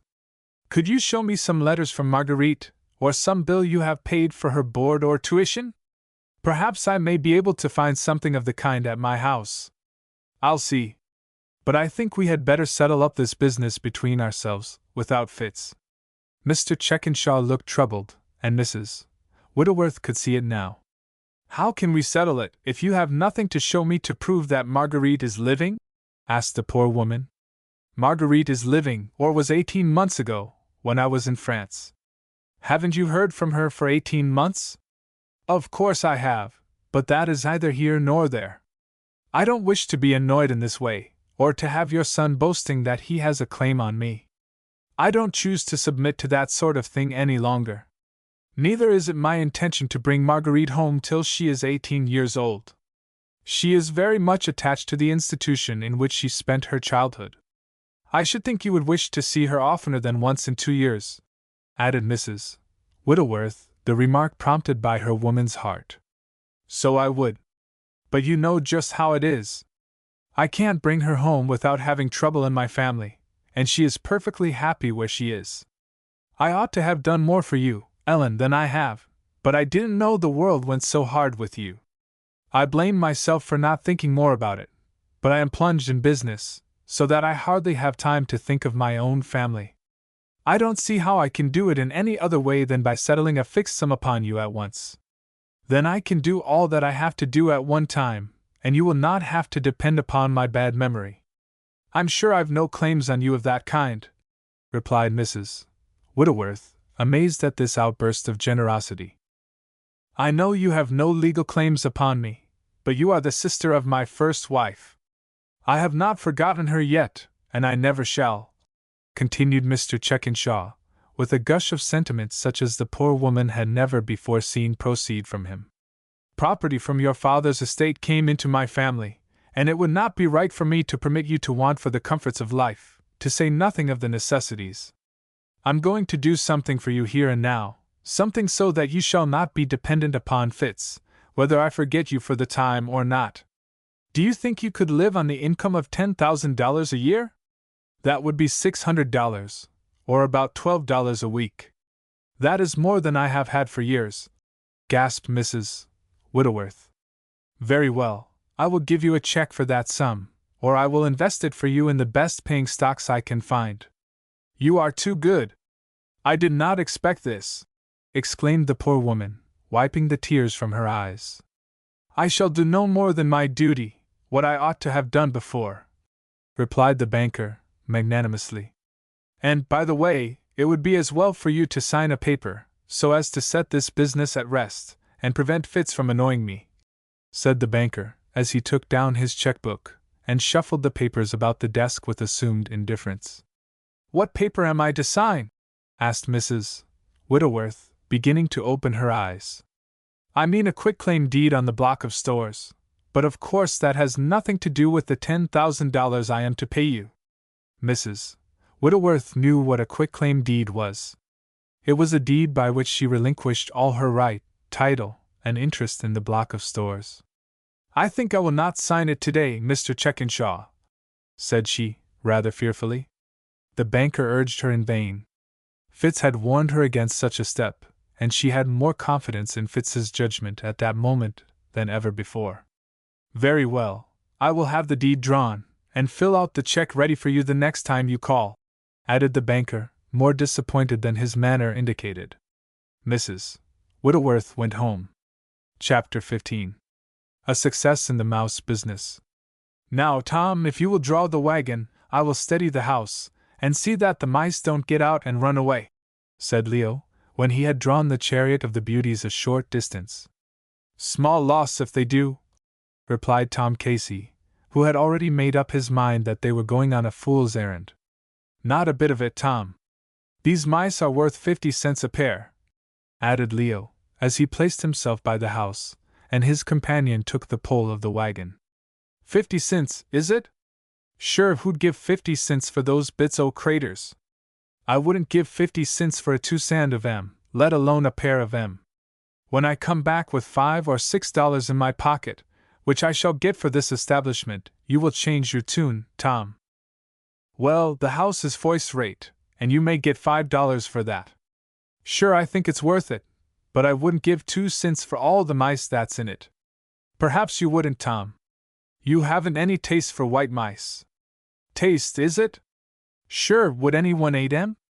Tom Casey was a recent importation from the Green Isle, and the emerald dust had not been rubbed off him by the civilizing and humanizing influence of the public schools. But he brought with him from Ireland a big heart, which was worth more than polish and refinement, though both go very well together. In spite of the grave responsibility which rested upon him, Leo laughed heartily at the blunder, and took the trouble to explain the meaning of taste in its artistic sense. The procession, for the crowd of boys and girls was augmented continually when the mouse car reached High Street, advanced towards its destination, and Leo had all he could do to keep the youngsters from crowding upon and upsetting the wagon, in their eagerness to see the mice and their magnificent dwelling-house. "Just twig 'em, Jimmy!" shouted one who had tipped over half a dozen of his companions in his enthusiasm. "Their tails is as long as 7's rope." "Hotel dese mice," said another, spelling out the sign over the grand parade. "What does that mean, Billy?" "They're going to take 'em to a hotel to make soup of. I guess there's some Chinamen at the Tremont. They say them coveys eats rats. Twig the red eyes they has." Leo kept the youngsters at bay as well as he could, and hurried Tom along, till they reached State Street, where he took a stand in front of the Exchange. A crowd of curious merchants, clerks, and curbstone brokers immediately gathered around the palace to examine the structure and its inhabitants. It was a novel establishment, and excited no little attention. "What have you there, my boy?" asked a well-dressed gentleman, working his way into the interior of the ring. "White mice, sir," replied Leo. "They are cunning little creatures," added the gentleman, bending down and looking into the grand parade, where the mice were now feeding on canary seed. They had become somewhat accustomed to the crowd, and, as if conscious that they were for sale, put the best foot forward. "What's the price of them?" asked the gentleman. $6 for the mice and house," replied Leo, but the words almost choked him. $6! exclaimed the questioner, edging off. "That's a very modest price, young man. The mice bring 50 cents a pair, and there's a great deal of work in the house, besides the stock.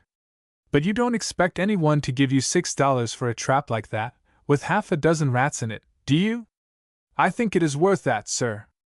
Do you wish to buy it? I thought it would amuse my children, but I can't think of giving anything like $6 for it," added the gentleman, shaking his head. "What would you be willing to give for it?" "I'll give you $1 for it." "No, sir, I couldn't think of selling it at any such price as that. I would give it away before I would sell it for that," replied Leo, indignant at having his work so grossly undervalued. "I will give you $2 for it. I have a little lame boy at home, who can't go out, and I am willing to give $2 for it. I will not sell it for less than $5, sir." "Why, that's a rascally price!" exclaimed the proposed purchaser. $5 for a mere rat trap! That's my lowest price, sir. If you don't want it, the law don't compel you to take it," added Leo, vexed to have the person run down his handiwork. The gentleman backed out of the crowd, and disappeared. Leo thought he could not care much for his little lame boy, if he was not willing to pay $5 for such an elegant establishment as the Hotel de Mice, which could not help being a very great pleasure to the invalid. Half a dozen others looked into the palace, asked questions about the habits of the mice, and inquired the price of the house and its inmates. Leo answered them all very politely, but they laughed and sneered when he mentioned the $6. The mouse business did not seem so prosperous as Leo had anticipated. He had been confident that a dozen persons would want the elegant establishment, and he was not quite sure there would not be a quarrel among them for the possession of it at the price he named. He could not see why these rich merchants and bankers should haggle at $6 if they had any children at home. His heart began to feel heavy in his bosom, for he had expected to sell his present stock of merchandise as soon as he named the price, and to find half a dozen more who would want them badly enough to give him advance orders. There appeared to be a discount on the mouse business. The gentlemen in State Street were singularly cold and wanting in enthusiasm on the subject of white mice. It began to look like a failure, and Tom Casey seemed to be a true prophet. What an inglorious termination to his career as a mouse merchant it would be to drag the palace back to No. 3 Phillimore Court, and tell Maggie that no one would buy it, even at the moderate price of $5. But Leo soon realized that he was becoming chicken-hearted, that he was almost in despair even before he had been half an hour in the field. This was not his usual style, and he was ashamed of it, as he considered his weakness. "Make or break!" exclaimed he, slapping his hand upon his chest, and throwing his shoulders back, as if to stiffen his frame. "I'll stick to it till something breaks. This is a new business, and I must make the trade." The effect of this slapping of the chest and this stiffening of the frame was immediately apparent in his demeanor, for they were the visible manifestations of a firm will. He was more cheerful, answered inquiries more briskly, and was less affected by adverse criticism of his handicraft. Men asked the price, sneered, and turned away. There were plenty to admire his workmanship, but as yet none to buy. While Leo was thus struggling against the tide of fortune, the crowd opened, and Mr. Checkenshaw appeared within the ring. He was a great man, and he showed it in his manner, perhaps more in his manner than in any other way. Mrs. Whitworth had taken leave of the banker an hour before, and since that time he had been alone in his private office, only occasionally interrupted by a business call. Mr. Checkenshaw was troubled. Fitz was a thorn in his flesh and a stumbling block in his path. Doubtless it was very annoying for the father of Marguerite to break up the educational and social relations she had sustained from early childhood. Doubtless it was very wicked of Fitz to put him to all this trouble for nothing. Perhaps it was rash in him to discharge his clerk, but Fitz was so airy and impudent that a decent self-respect would not permit him to tolerate his insolence. Mr. Checkenshaw wrote a letter, upon which he labored for a long time, for the letter appeared to be full of difficulties. He finished it at last, but, instead of enclosing it in an envelope, he folded it up and put it into his pocket. Then he took his hat, drew on his overcoat, and went out. He visited a stationery store in the lower part of the street, purchased some French paper and envelopes, and walked up the street till he saw the crowd in front of the Exchange, which had gathered around the Hotel de Mice. "What have you here, boy?" he asked, when he recognized Leo. "White mice, sir. My father can't work now, and I am going to try and make something by selling them," replied Leo, cheerfully. "What is the price?" demanded the banker, rather curtly. $6, sir." "I'll take it, boy," replied Mr. Checkenshaw, with a promptness which astonished the young mechanic. The banker took the money from his pocket-book and handed it to Leo. "Good on your head," whispered Tom Casey, his eyes opening as wide as teacups when he saw the bank bills, and his dark prophecy was suddenly demolished. "You know where I live?" interrogated Mr. Checkenshaw. "Yes, sir." "Take it up to the house, then," added the banker. "I will, sir." And Leo thought the great man, as his first customer, was worthy of his reputation. Just then the gentleman who had the lame boy pushed his way into the middle of the ring. "What's the lowest price you will take for the concern?" said he. "It is sold, sir," replied Leo, triumphantly. "Sold!" exclaimed the tardy customer, who appeared to think that no one could be foolish enough to buy such an establishment unless he had a lame son. "Yes, sir, I just sold it." "What did you get?" $6. "I bought it," interposed Mr. Checkenshaw, bowing to the other gentleman, as though he knew him. "I'm sorry I didn't take it, for it would have pleased my boy." "You are too late.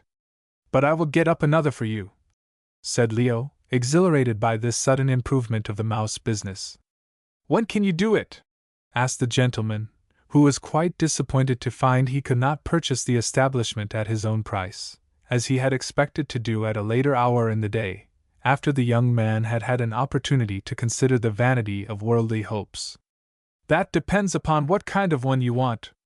If you wish for one like this, I can't get it done before Monday. I can give you a $2 house, with one pair of mice, tomorrow," replied Leo, in the most businesslike tones. "I want the best one you can get up. I want one as good or better than this. I will build one as good as this.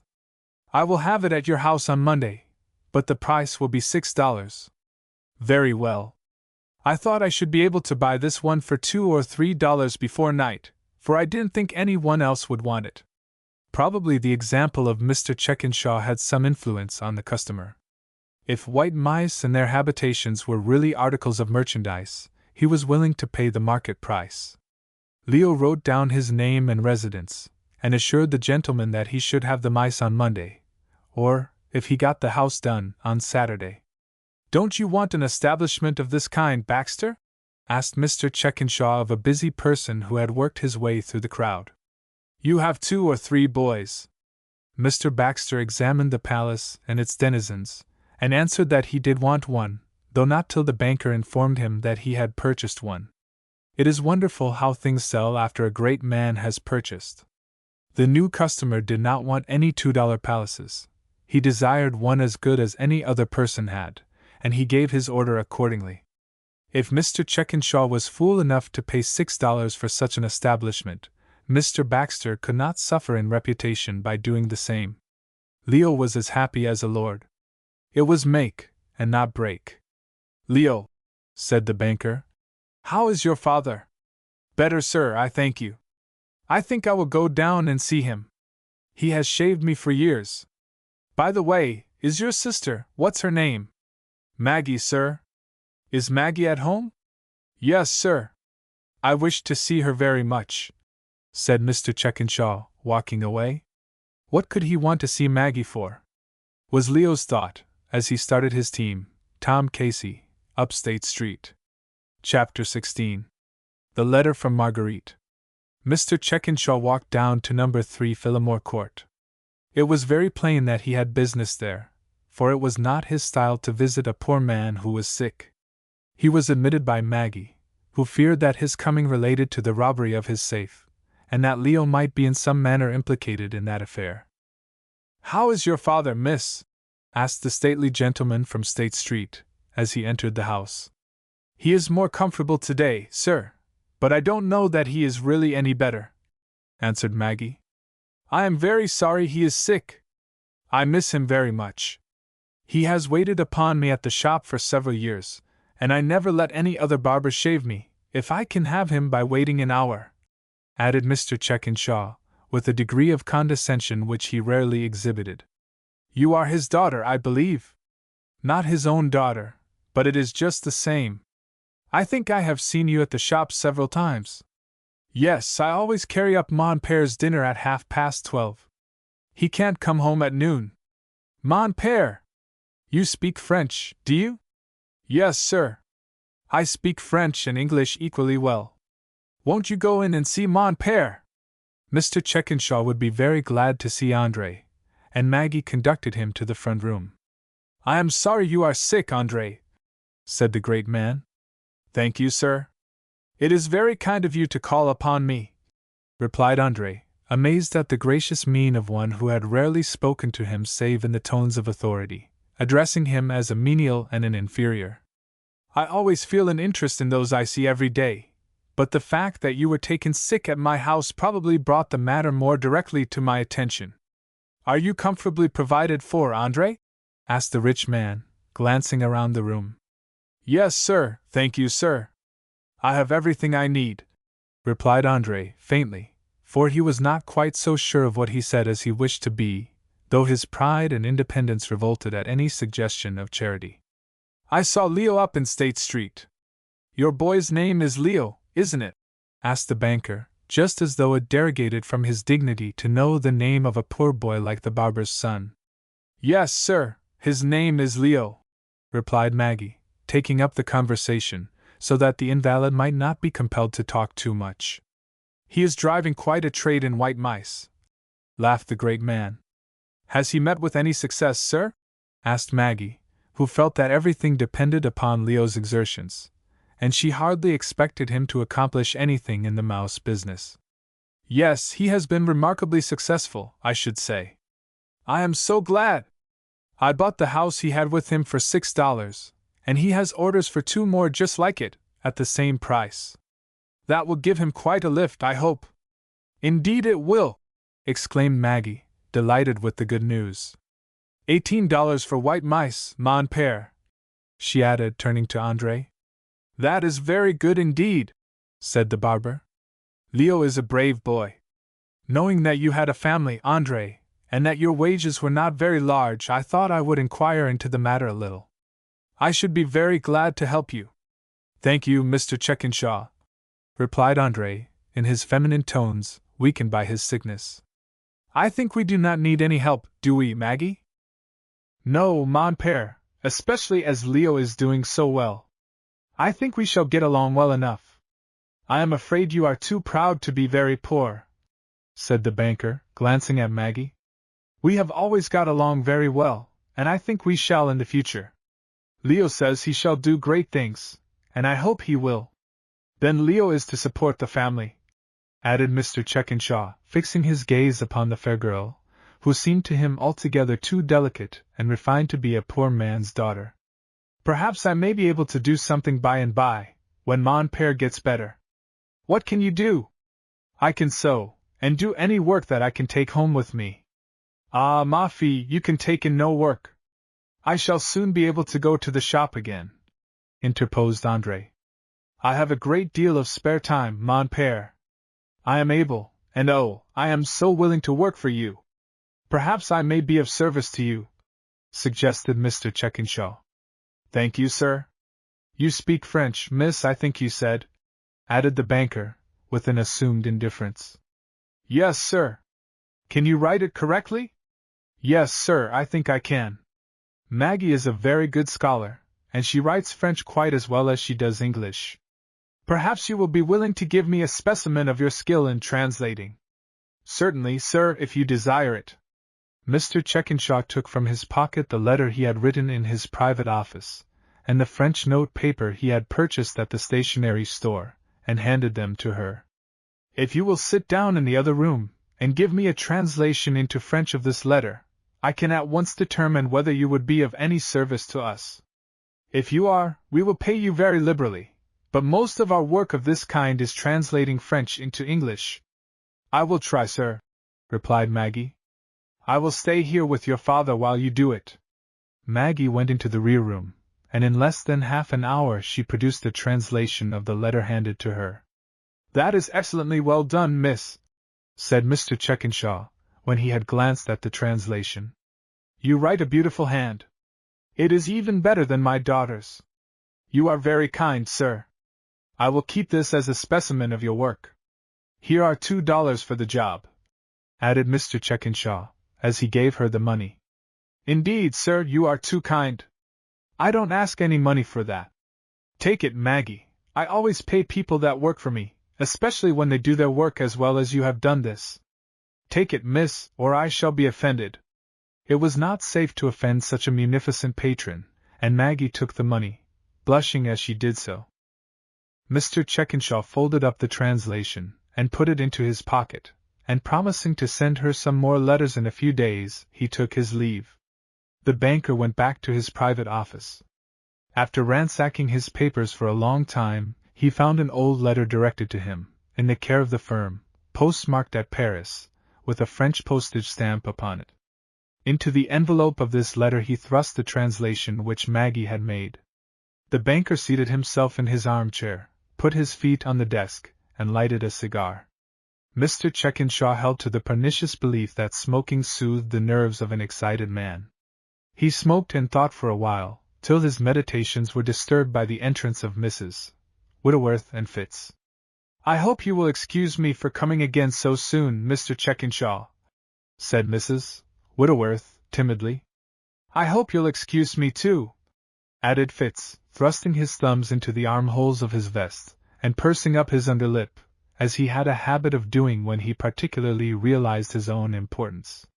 He stood with his hat on his head, a narrow-brimmed stovepipe, which young men were more in the habit of wearing at that period than at the present time. He was the impersonation of impudence and self-conceit, and the banker looked angry enough to annihilate him. I thought I would come and see if you had anything to show me from Marguerite, continued Mrs. Whitworth, after the banker had bestowed a look of supreme contempt upon Fitz. I have something to show you, replied Mr. Checkenshaw, taking the old envelope which contained Maggie's translation from his pocket, and handing it to her. Fitz was rather taken aback by this ready reply, and by the sight of the musty envelope. His nether lip actually returned to its normal position under the shock. This is from Marguerite, is it? Asked Mrs. Whitworth. It is from Marguerite, replied Mr. Checkenshaw. What is it, mother? Open it. Don't be humbugged, said Fitz. The poor woman opened the letter, and looked blankly at its contents. It is in French, she added.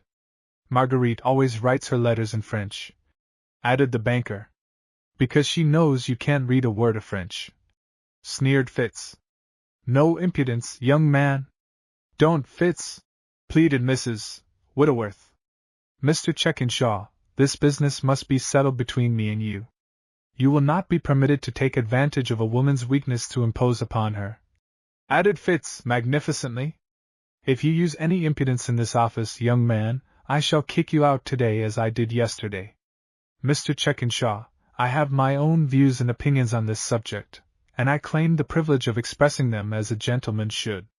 I have been to see Choate on this business, and me and Choate will see that justice is done to the unfortunate. Be still, Fitz, said his mother. I will not be still, mother, protested Mr. Whitworth. I will not stand still and have you imposed upon. The banker sprang out of his chair, and his late clerk retreated a pace or two. Mr. Checkenshaw, I have only one word to say," he added, placing himself near enough to the door to effect a hasty retreat in case of necessity. "My mother is disposed to accept your offer of $10,000 for a quitclaim deed of the block of stores. I don't intend that she shall do anything of the kind. I've been to my lawyer, sir, a gentleman recommended by Choate, for Choate is so busy that he can't attend to the case personally, and my lawyer says that none but a non-compass would give a quitclaim deed to the property. If my mother sees fit to sign any such paper, my lawyer will take steps to restrain her, sir. Those are my views. I've nothing more to say, Mr. Chekinshaw."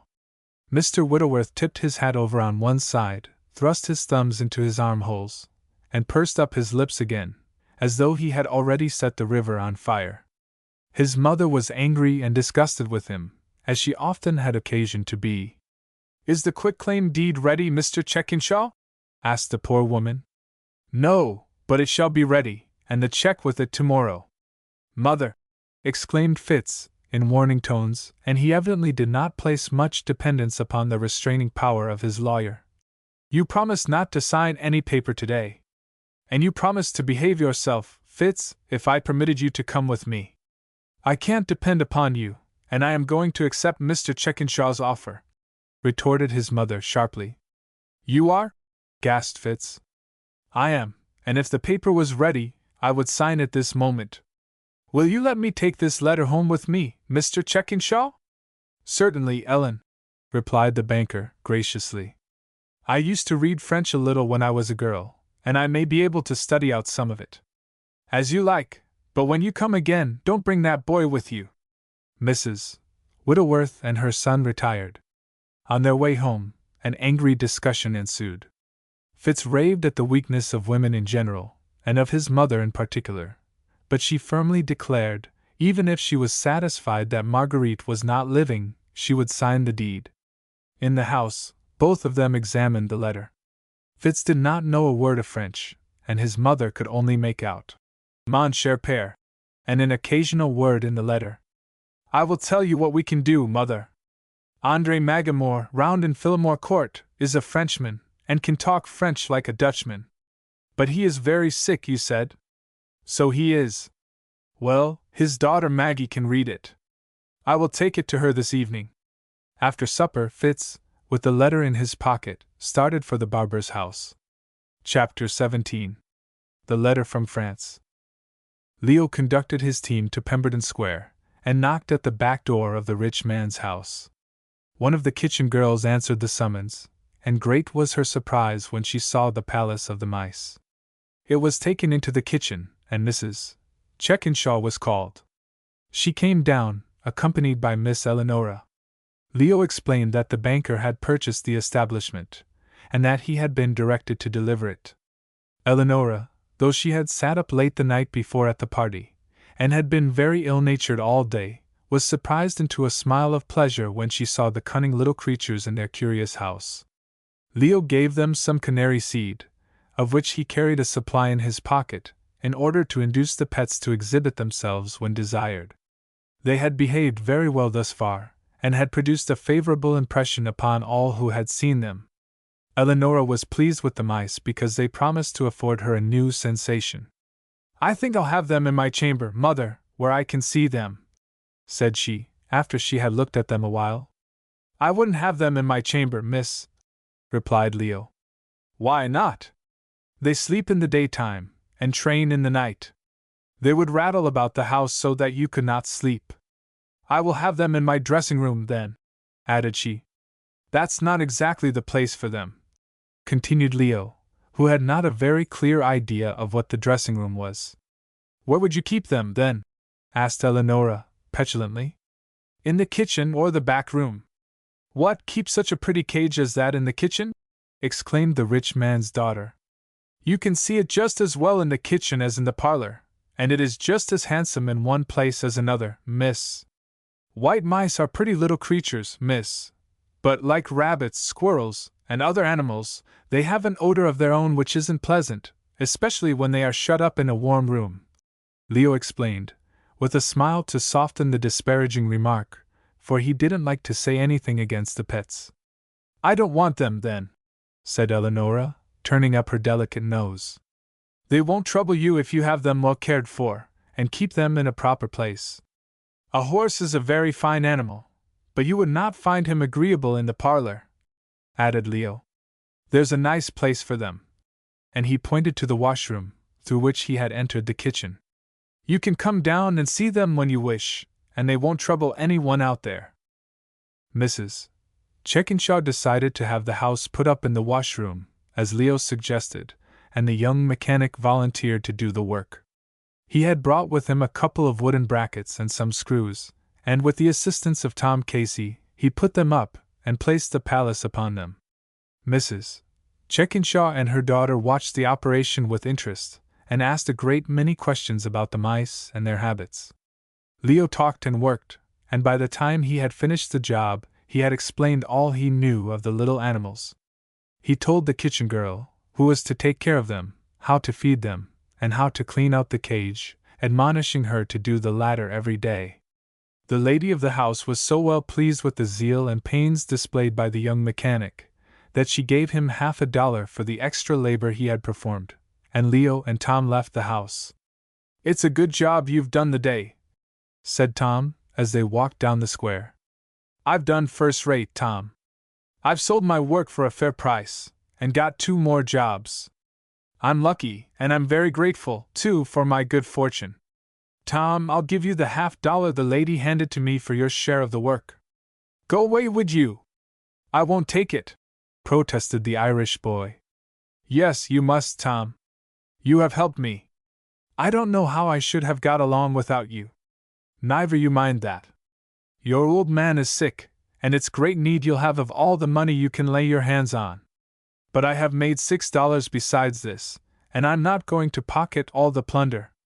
Take this, and buy some book you need. Tom was finally prevailed upon to accept the $50, though he did so under protest. Leo was happy, never so happy before in his life. Success had crowned his darling scheme, and he entered the house with a radiant smile upon his face. But in the midst of his exultant joy, he did not forget that his father, for whose sake he had been stimulated to make this mighty effort, was very sick. As softly as a cat he opened the front door, and carried his wagon down cellar. He was disposed to go to work at once at his bench, and make the 2 palaces which had been ordered, but he could not resist the temptation to go up and tell Maggie what a splendid success he had realized. How is father? He asked, in a whisper, as he entered the rear room, where Maggie was at work. He is about the same. He sleeps a great deal, and I hope he will soon be better, she replied. So you have sold your mouse house, Leo? She added, with a sympathizing smile. Who told you I had? Asked Leo, rather provoked that anyone had robbed him of the pleasure of telling the triumphant news himself.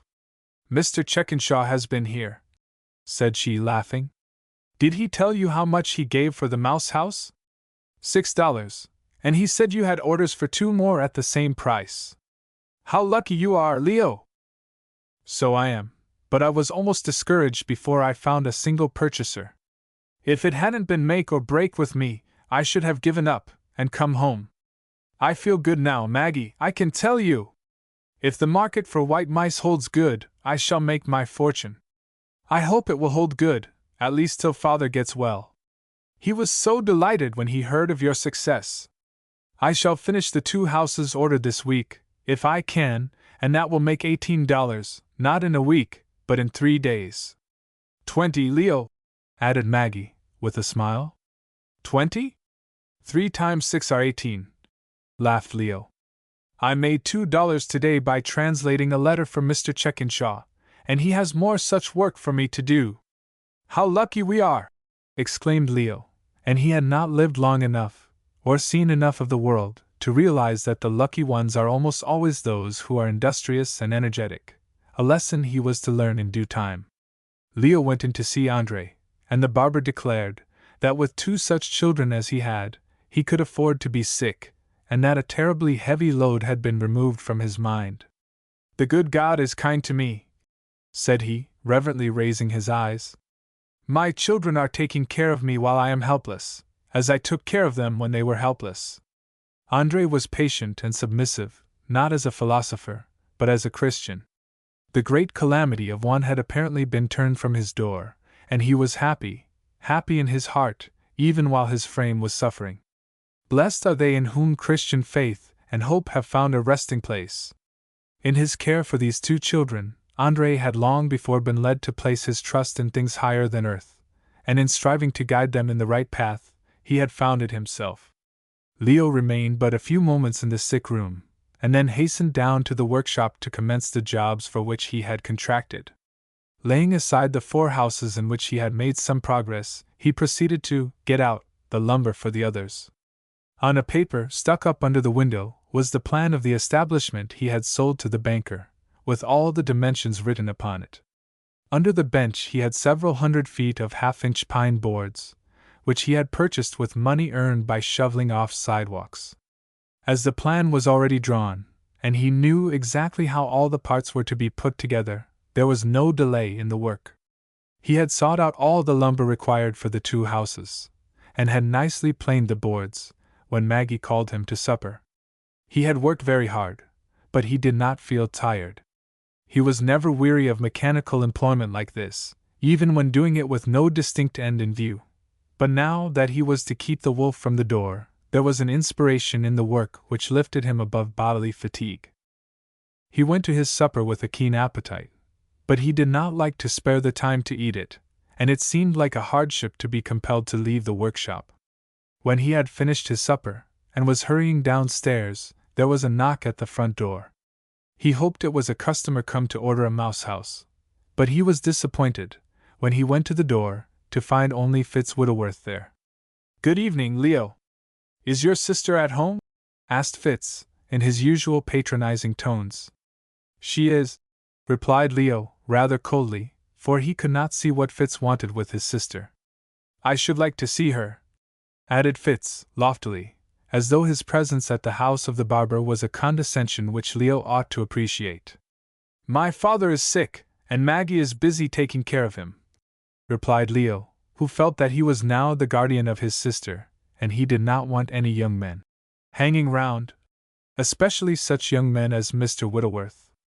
"I wished to see her on business," persisted Fitz, annoyed at Leo's answers, and the evident want of appreciation of the honor of his visit which the young mechanic exhibited. "I'll speak to her. Won't you come in?" Fitz would come in, and he did. He was shown to the rear room, where Maggie was clearing off the supper table. Fitz was a young man of the world, and as imitative as a monkey.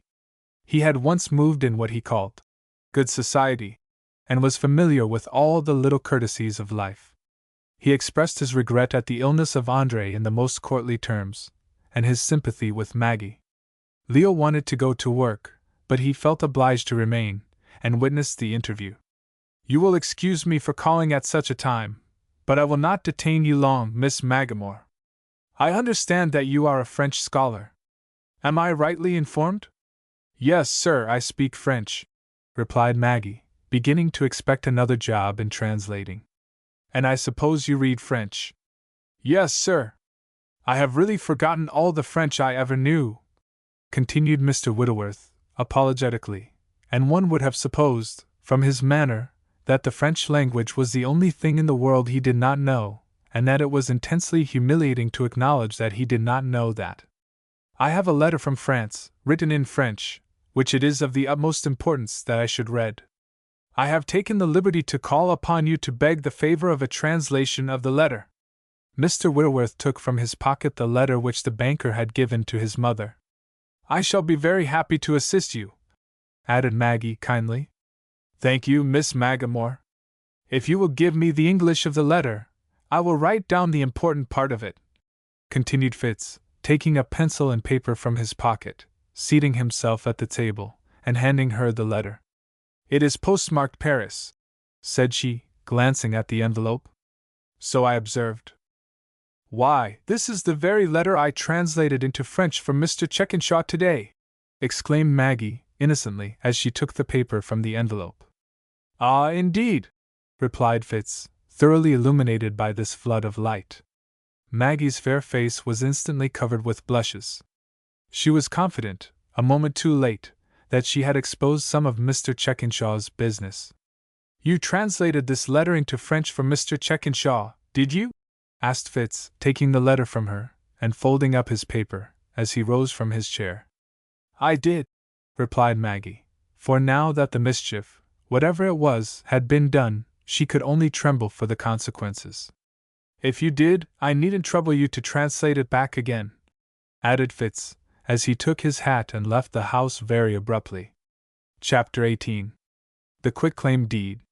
"Mother, you are determined to be imposed upon," said Fitz, as he rushed into the house with the astounding intelligence he had obtained in Phillimore Court. "Perhaps you can afford to refuse a gift of $10,000. I cannot," replied Mrs. Whitworth. "I did not ask or beg anything of Mr. Checkinshaw. He volunteered to give it to me, rather for my sister's sake than my own, perhaps, but I feel that I ought to take it." "Don't touch it, Mother!" protested Fitz. "It will be the ruin of you if you do. Mother, you have no confidence in me. You are willing to trust almost anyone rather than me. I judge for myself. It is better to take Mr. Checkinshaw's gift than to starve." "Oh, nonsense, Mother! Why will you be so absurd?" groaned Fitz. "Why will you persist in talking about starving?" "Why will I, Fitz?" "Because we have hardly $5 in the world, and both of us are out of work. But I shall get something to do in a few days. Will you let me bring the suit against Checkinshaw for the block of stores?" "No, I will not, Fitz. I told you Checkinshaw was imposing upon you, and now I have proved it." "What have you proved?" "I have proved that this letter is a forgery, as I believed it was. It was translated into French this very day by the barber's daughter. It was not written by Marguerite, and I knew it was not," replied Fitz triumphantly, and he proceeded to describe in detail the result of his application to Maggie to translate the letter. "It doesn't make much difference whether it is a forgery or not," added the poor woman, in whose mind $10,000 overshadowed every other consideration. "Doesn't it?" sneered Fitz, out of patience with his mother. "Not much. Mr. Checkinshaw says Marguerite is living, and whether he means to do right or wrong, he is a man of great wealth and influence, and we could make nothing by going to law with him. We haven't money enough to keep us out of the almshouse more than a fortnight longer. But don't I say we need no money to carry on the suit? All we have to do is to attach the property. Checkinshaw won't stand trial. He'll settle it. He'll give up the block of stores." "You don't know him," sighed Mrs. Whitworth. "If I don't know him, I'd like to know who does. Haven't I been in the office with him for years? Choate couldn't attend to this business himself, but he recommended a lawyer, a friend of his, and I have been to see him. I am to call again tomorrow. I am willing to hear all that can be said, Fitz, on both sides," replied the poor woman, tired of the controversy, but still believing that a bird in the hand was worth two in the bush. "I will go with you, and hear what your lawyer has to say." "Go with me?" sneered Fitz. "Do you think I can't do the business alone?" "You don't know as much as you think you do, Fitz." "Perhaps I don't, but if I don't understand this case, then nobody does." Mrs. Whitworth was disgusted, and Fitz was disgusted, and both were silent, rather because there was no prospect of making any progress in the business than because either was satisfied.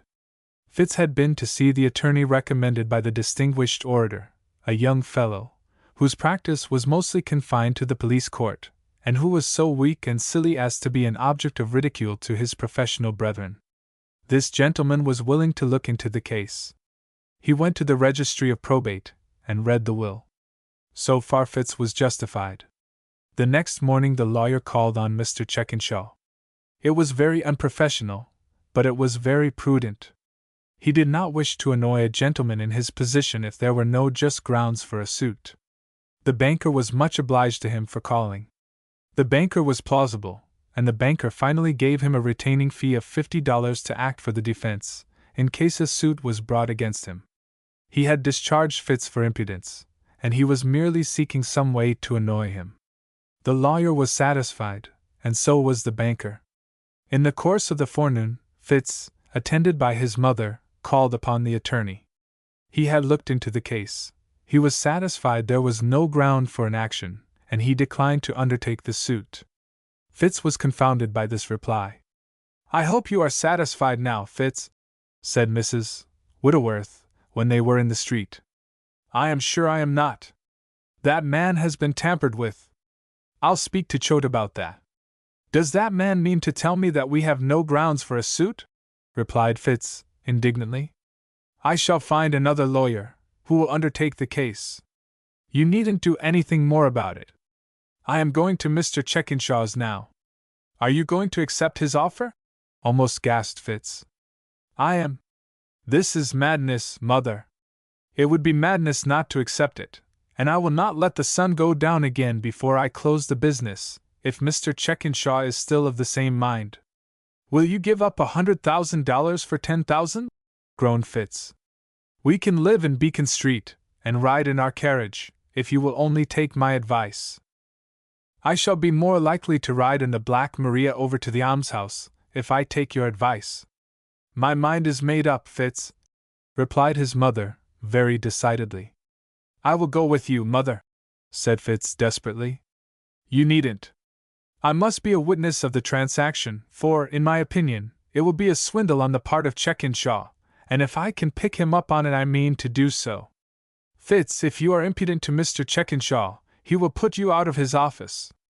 I will not be impudent to him unless he is impudent to me." Mrs.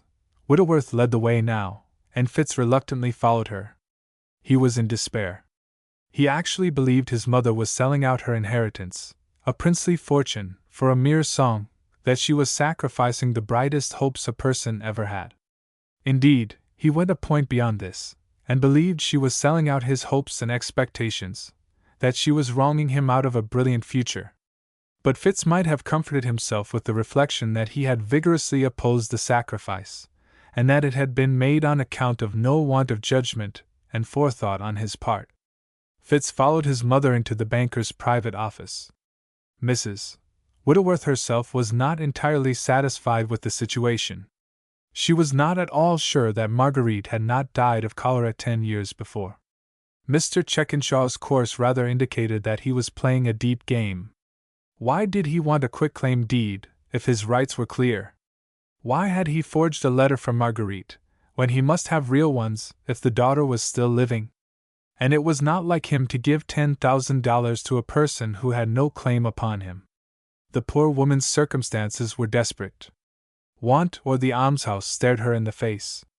It was possible, nay, it was probable, that Mr. Checkinshaw was deceiving her, that Marguerite was dead, and that the block of stores rightfully belonged to her, but she had no chances of success in fighting a battle with wealth and influence.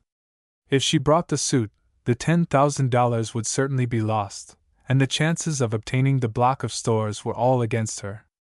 The money the banker would pay her would keep her from want for the rest of her lifetime.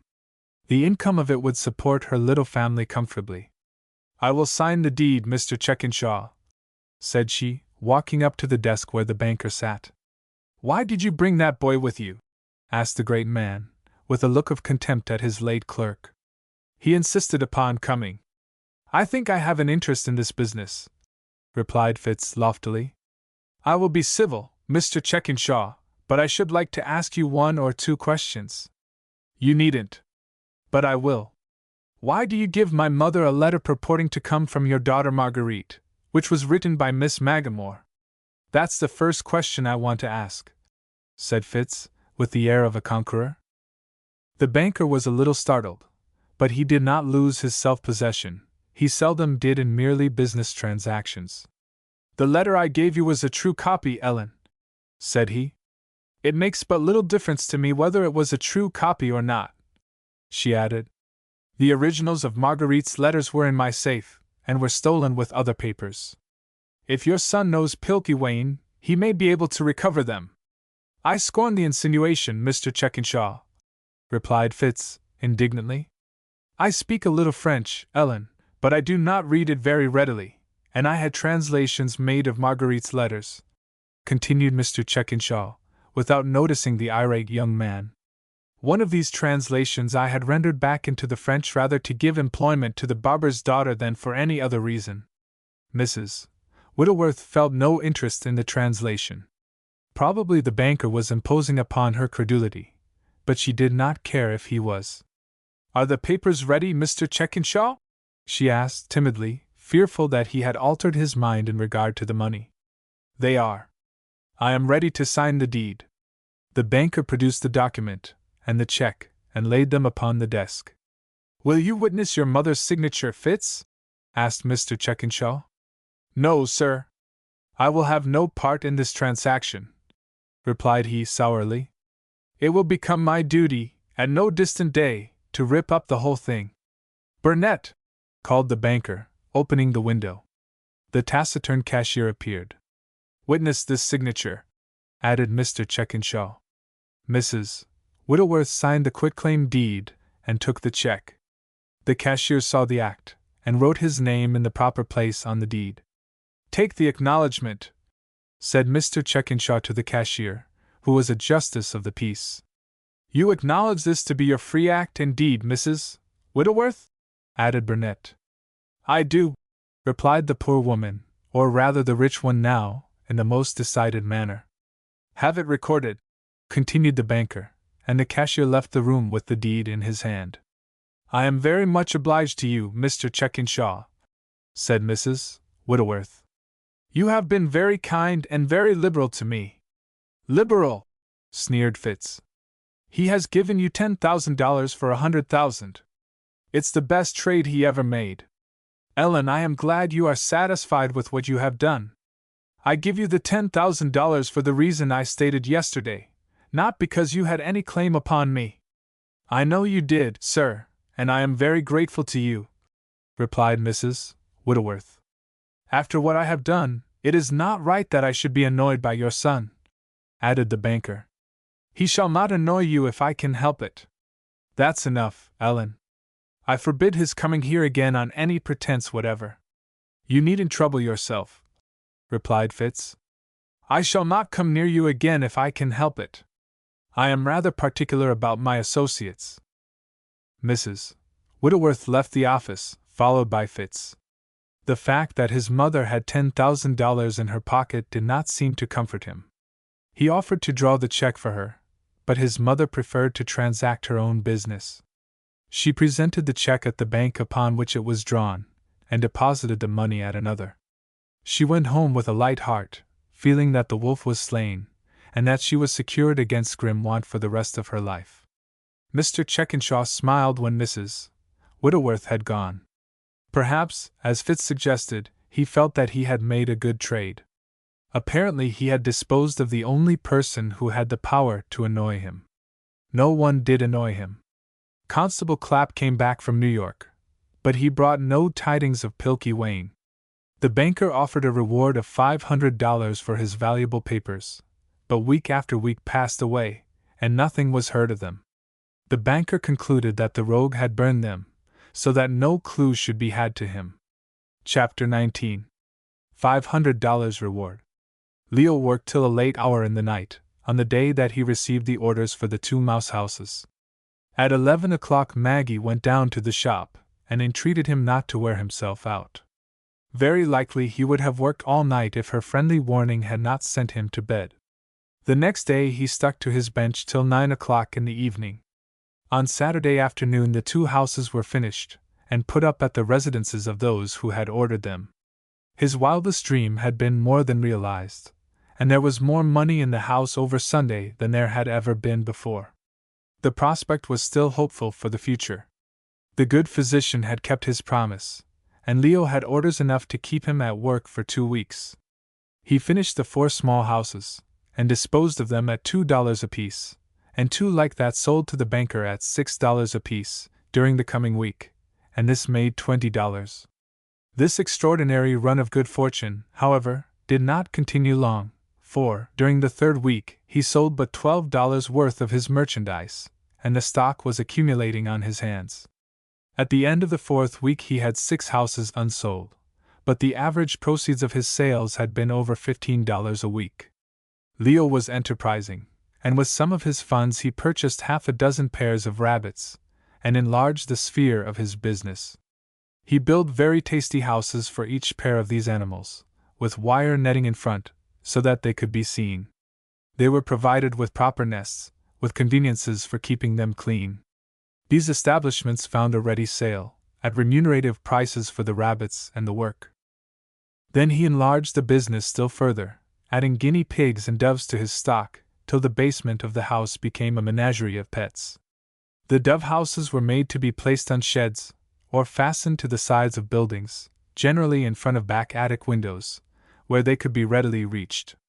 The good doctor, the banker, and his other customers had thoroughly advertised his business for him, and purchasers came every day to see his merchandise. He was continually inventing new patterns for houses, and could now keep a variety of them on hand, to enable those who patronized him to select for themselves. Leo Magamore worked very hard, but his business was profitable, and he had every encouragement to persevere. His net proceeds were generally $20 a week, and, after paying for lumber, hardware, glass, and wire netting, his average gains were fully up to the standard he had fixed. Perhaps the young mechanic did not realize the fact, but it was none the less true, that he was largely indebted to powerful friends for the extensive sales he made. Probably many persons bought his wares solely for the purpose of assisting him in his self-imposed task of maintaining the family. Dr. Fisher, while attending the barber, stated the case to at least 100 of his patients and friends. The spring came, and Leo's business was as good as ever. He was making his $15 a week right along, to which Maggie sometimes added 2 or 3 more. All this time Andre had been steadily improving. He was now able to go out every day, and had almost recovered the use of his limbs. He was not yet in condition to use a razor, which requires a very steady and delicate hand, but he was able to do a great deal of work about the house. He helped Leo, and became general salesman for all his merchandise. The affairs of the family had been improving from the very day that Andre was stricken down by his malady. The only misfortune over which they mourned was that the young mechanic had been taken out of school. At the end of 3 months, when the barber felt quite able to go to work, and Cutts and Stropmore were very anxious to have him do so, the family were never in a more prosperous condition. There was actually about $100 in the exchequer, though Dr. Fisher's bill had not been paid, but they need not have troubled themselves about that, for the physician would no more have carried in a bill than he would have cheated one of his neighbors, and that was quite impossible for him to do.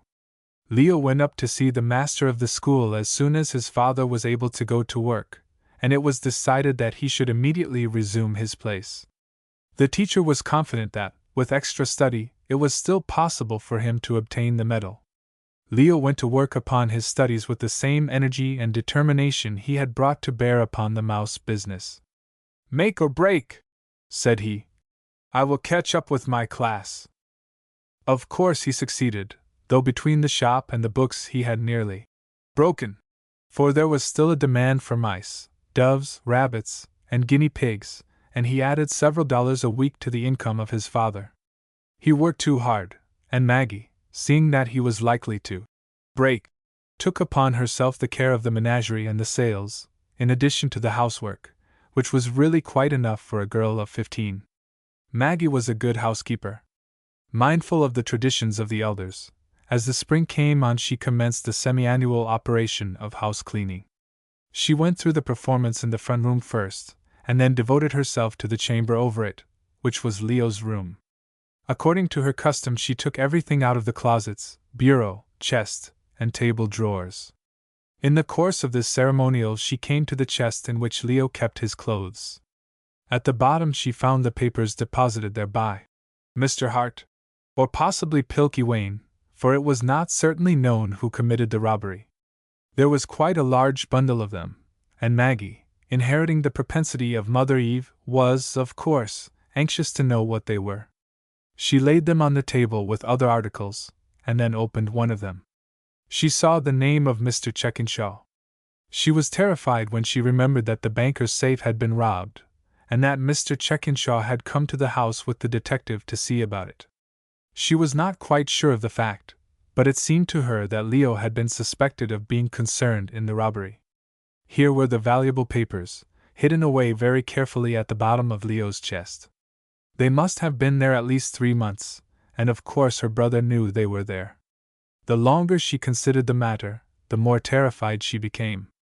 It was awful to think that Leo had been concerned in a robbery. She was not willing to believe it. If there were any good boys in the world, Leo was one of them.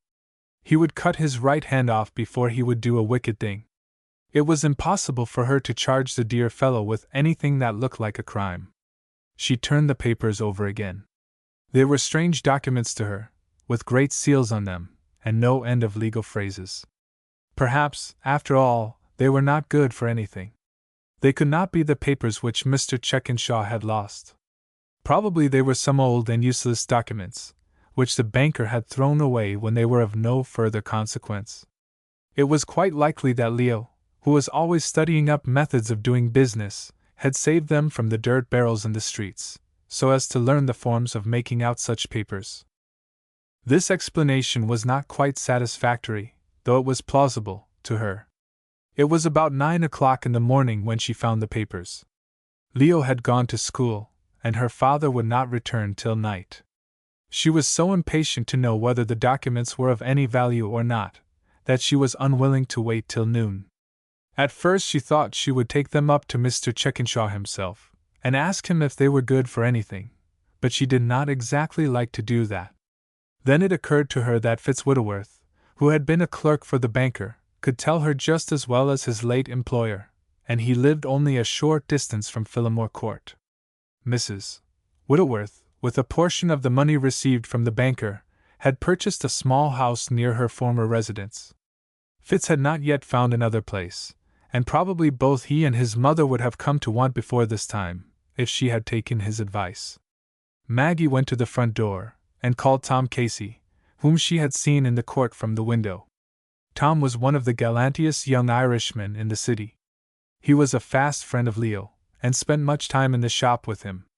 Tom made no mental reservation when he declared that Maggie was the prettiest girl in the world, and he was only too happy to oblige her when she asked him to request Fitz to step in and see her for a moment. In 10 minutes Mr. Whitworth made his appearance, as grand as ever, for 3 months' idleness had not taken any of the starch out of him. Maggie showed him the papers with fear and trembling. Fitz rubbed his chin, and pursed his lips, as he examined them, looked wise, and finally, after much sage deliberation, declared that the papers were of the utmost importance. "Oh dear!" groaned poor Maggie. "What is the matter, Miss Magamore?" demanded Mr. Whittleworth. "What shall I do? How came those papers in my brother's chest?" "I haven't the least idea, Miss Magamore. I can only say that the papers are very valuable, and that Checkenshaw offered a reward for them. Now I remember! Your brother was with the man that robbed the safe. That's what troubles me," gasped poor Maggie. "Don't be alarmed, Miss Magamore. It is very fortunate that you called me to attend to this delicate business. If you had not done so, they might have thrown your brother into jail. Checkenshaw has no more consideration for a young man than a mule," said Fitz patronizingly. "Leave it all to me, Miss Magamore. I will see that the papers are restored to the owner, and that no harm comes to Leo." "You are very kind," replied Maggie, hopefully.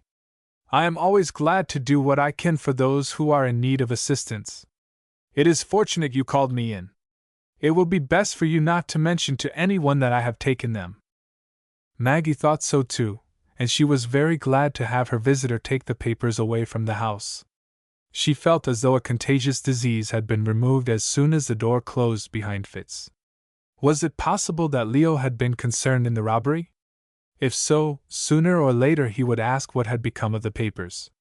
The man that stole the papers had come to the house with Leo, she then called to mind for the first time. But her thoughts were confused, and instead of this circumstance affording a satisfactory explanation to her of the presence of the package in Leo's chest, it had just the opposite effect. Fitzwittleworth went home with the papers, went up to his room with them, examined every document in the bundle. There was a copy of his grandfather's will among them, but nothing else relating to the block of stores, and nothing which related to Marguerite, not even the letters which Mr. Checkenshaw had declared were stolen with the papers. Mr. Whittleworth went up to the banker's office. He was civil, and Mr. Checkenshaw asked him, very sternly, what he wanted. You offered a reward of $500 for the recovery of the papers taken from your safe, Mr. Chekinshaw. Fitz began pompously. I did. I claim it. The money is ready. Where are the papers? Asked the banker, promptly. I have them here, replied Fitz, producing the package. Where did you get them? That is what I must decline to answer, added Fitz, decidedly. Must you? Then I suppose I am to understand that you were a party to the robbery, as I have suspected from the beginning. Mr. Whitworth thought this was a very unreasonable view to take of the case. He decided to leave, and conduct the negotiation for the reward in some other manner. He turned to go, but the banker seized him by the collar and held him. Mr. Whitworth was in hot water. Chapter 20. An avalanche of good fortune. Mr. Whitworth was more astonished than he had ever before been in his life. This was the gratitude of great men. Mr. Chekinshaw did not seem to be at all rejoiced to find his papers, and was so mean as to send for Constable Clapp. Didn't you offer a reward of $500 for your papers, Mr. Chekinshaw? Asked Fitz. I did, and I am willing to pay the reward the moment you have explained to me where you got them, replied the banker, as he pitched his prisoner into a chair to await the arrival of the officer. I came here in good faith, and I didn't expect to be treated in this manner, growled Mr. Whitworth. I am not yet willing to pay you for stealing my papers and money, or for employing another person to do it for you, added Mr. Chekinshaw dryly. I did not steal them. Then you cannot object to telling me where you obtained them.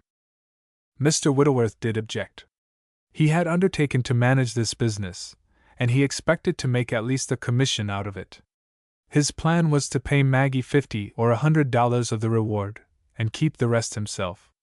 It was not probable that the barber, who was ill at the time, or his family, had read the newspapers, and it was not likely that they knew anything about the reward. Maggie, or even Leo, would be entirely satisfied with the $50, and ought to be exceedingly obliged to him for managing the matter so well for them. Constable Clapp arrived in a few moments, and the case was stated to him. How much money was stolen with the papers? Asked the officer. About $350, replied the banker. Very well. If this young gentleman will restore the papers and the money, he may take the reward, and then we shall be ready to attend to the criminal charge. That will make a balance of $150 in his favor, chuckled the officer. I am entirely willing to pay the reward I offered, added Mr. Chekinshaw magnanimously. Where did you get the papers, Mr. Whitworth? Asked the detective. I didn't steal them. I don't say you did. Where did you get them, was the question I asked. Of course I don't wish to expose anybody. They came into my possession in consequence of an accident. Exactly so, said the officer, taking the papers from Fitz, and producing a pair of handcuffs. In consequence of an accident, I shall be obliged to put these irons on your wrists, and take you over to the jail. Me! Gasped Fitz, the iron entering his lofty soul. I should like to know what my friend Choate would say to that. In one word, will you wear the bracelets, or will you tell where you obtained the papers? Of course Mr. Chekinshaw will pay the reward. He is an honorable man, and does all he agrees. You will want the money to pay your friend Choate for keeping you out of the state prison. What will you do? Fitz thought for a moment. The disgrace of being marched through the streets by a person so well known as Mr. Clapp, and with a pair of irons on his wrists, was intolerable to think of, and he decided to inform the officer where he had obtained the papers. He then related the particulars of his interview with Maggie. Then you did not find the papers yourself?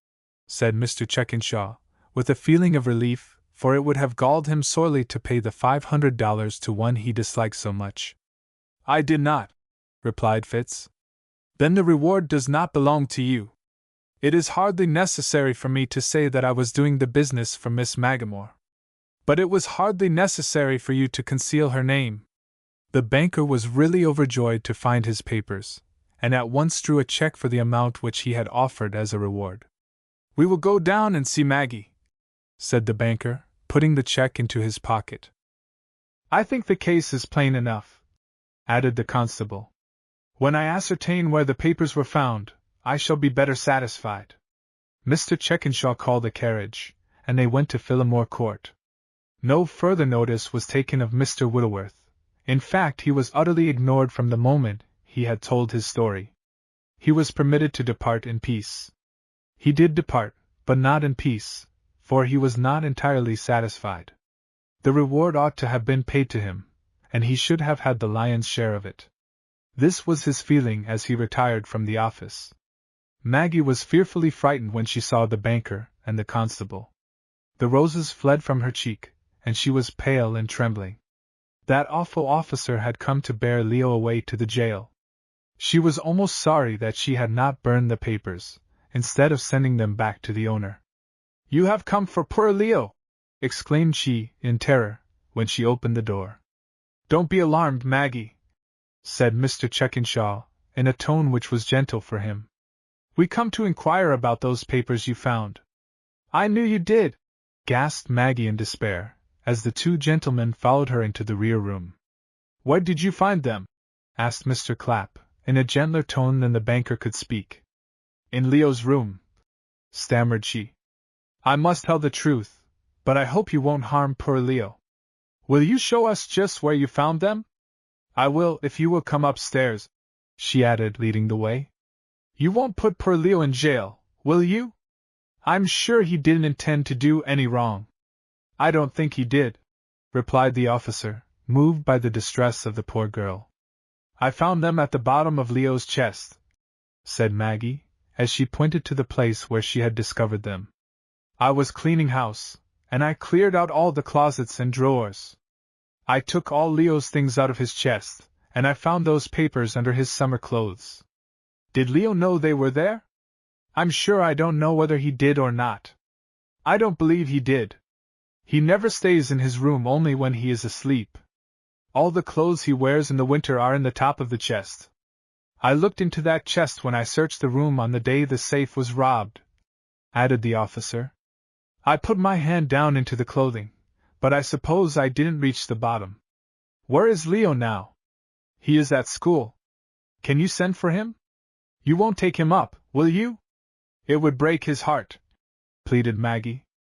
"I don't think it will be necessary to arrest him," replied the constable, rather cautiously. "The man that stole the papers came to this room, and I have no doubt he put them there to get rid of them. Send for Leo. I will promise you he shall not be taken up," added Mr. Checkenshaw, taking the responsibility upon himself. Maggie wrote a note, and sent Tom Casey to the school with it, the gentlemen having taken seats in the front parlor.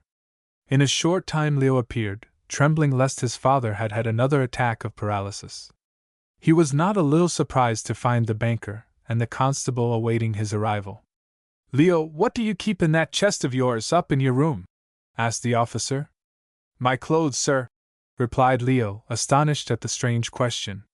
"What else?" "Nothing else." "Don't you keep any white mice in it?" said the constable, smiling. "No, sir." "Don't your mice get out of their houses downstairs and come up? I have seen 2 or 3 of them in the kitchen." "But don't they go up in your chamber?" "I never saw any up there," answered Leo, puzzled by these singular inquiries. "What would you say if I told you that a couple of them had made a nest in your chest upstairs, and had a litter of little ones there?" "I don't know what I should say. I don't know that it would be very strange." "Should you deny it?" "If you saw them there I should not, though I don't see how they could get into the chest. The lid is always closed. But you might have left the lid up some morning, and the mice might have crawled down to the very bottom of the chest, and had a family there. Could this have happened?" "It could, but I don't think it is very likely it did happen." "Why not?" "I should have smelt them," laughed Leo. "Shouldn't you have seen them?" "I don't think I should. Maggie puts my shirts and stockings at the top of the chest, and I hardly know what there is at the bottom. She takes care of my things." "Is there anything in that chest besides your clothes?" "Yes, I believe there is a piece of brass chain, a ball, some marbles, and a top in the till." "Anything else?" "There may be some other things of that sort in the till. I don't remember. If you want to know, I will go up and show you." "Are there any papers there?" demanded the constable, sharply.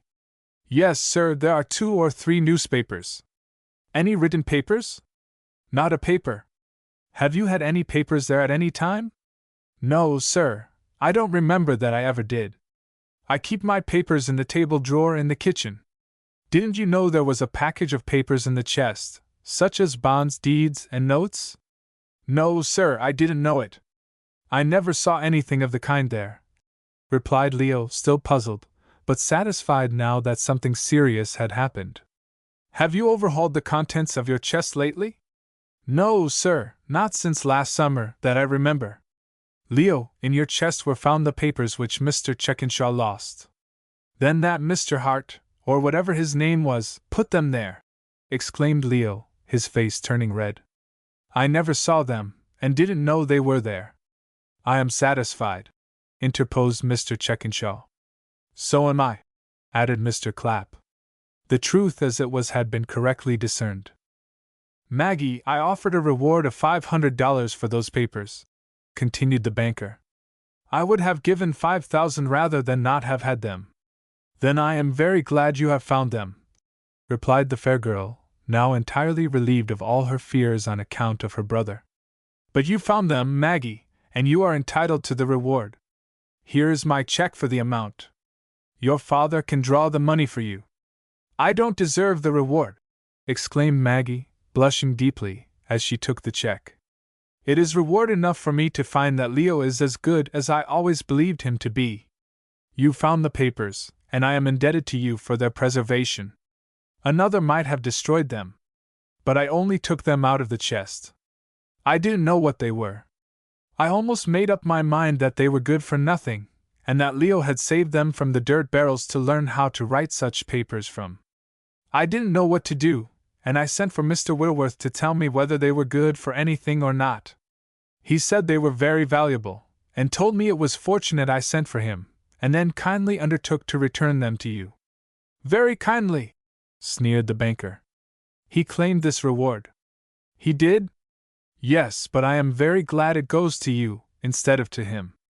Maggie objected to taking such a vast sum of money for so slight a service, but Mr. Checkenshaw's mandate was imperative, and he departed, leaving her bewildered at the sudden fortune which had come down like an avalanche upon her.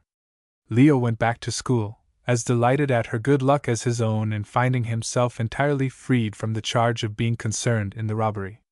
As usual, Mr. Whitworth was the only person who was not satisfied. He had again been left out in the cold. He wanted to know what had happened at the house of Andre, and after dinner he called there. But Maggie had gone to the barber's shop with her father's noonday meal, and he found the door locked. In the evening he went again, when both Andre and Leo were at home. Chapter 21. Mr. Whitworth's Wrongs. Maggie, fluttering with delight, had taken Mr. Checkenshaw's check to her father when she carried his dinner. The barber was astonished as well as pleased with the gift, and, having drawn the check, deposited the money in the savings bank, as a provision for dark days, like those through which they had passed at the beginning of Andre's illness. After supper the family gathered around the cooking stove in the kitchen. Never before had they been so happy as now, and never before were they so strongly attached to each other. They had passed through the storm of privation and trial, they had triumphed over adverse circumstances. Leo tried to study his lesson, while Andre and Maggie were talking about the great event of the day, and comparing their present situation with the first days of the barber's illness, when all of them were trembling for the future. God has been very good to us, my children, and I hope we shall always be grateful to him for his mercies, said Andre, as a tear, which he could not repress, stole down his pale cheek. I'm sure I never felt so good before in my life, and I know my prayers mean more to me now than ever before, replied Maggie. We have been faithful to each other, and God has been faithful to all of us, as he always is, even when we forsake and forget him. Ah, mon père, how could we help being faithful to you, when you were always so kind to us? Exclaimed Maggie, as she rested her hand on Andre's arm. And Leo, he has really been a lion. You don't know how brave he was, how he worked, and how he persevered. It was all make, and no break, wasn't it, Leo? It has been, so far, replied Leo, less demonstrative, but not less delighted than the other members of the family. "I think we can do anything we make up our minds to do.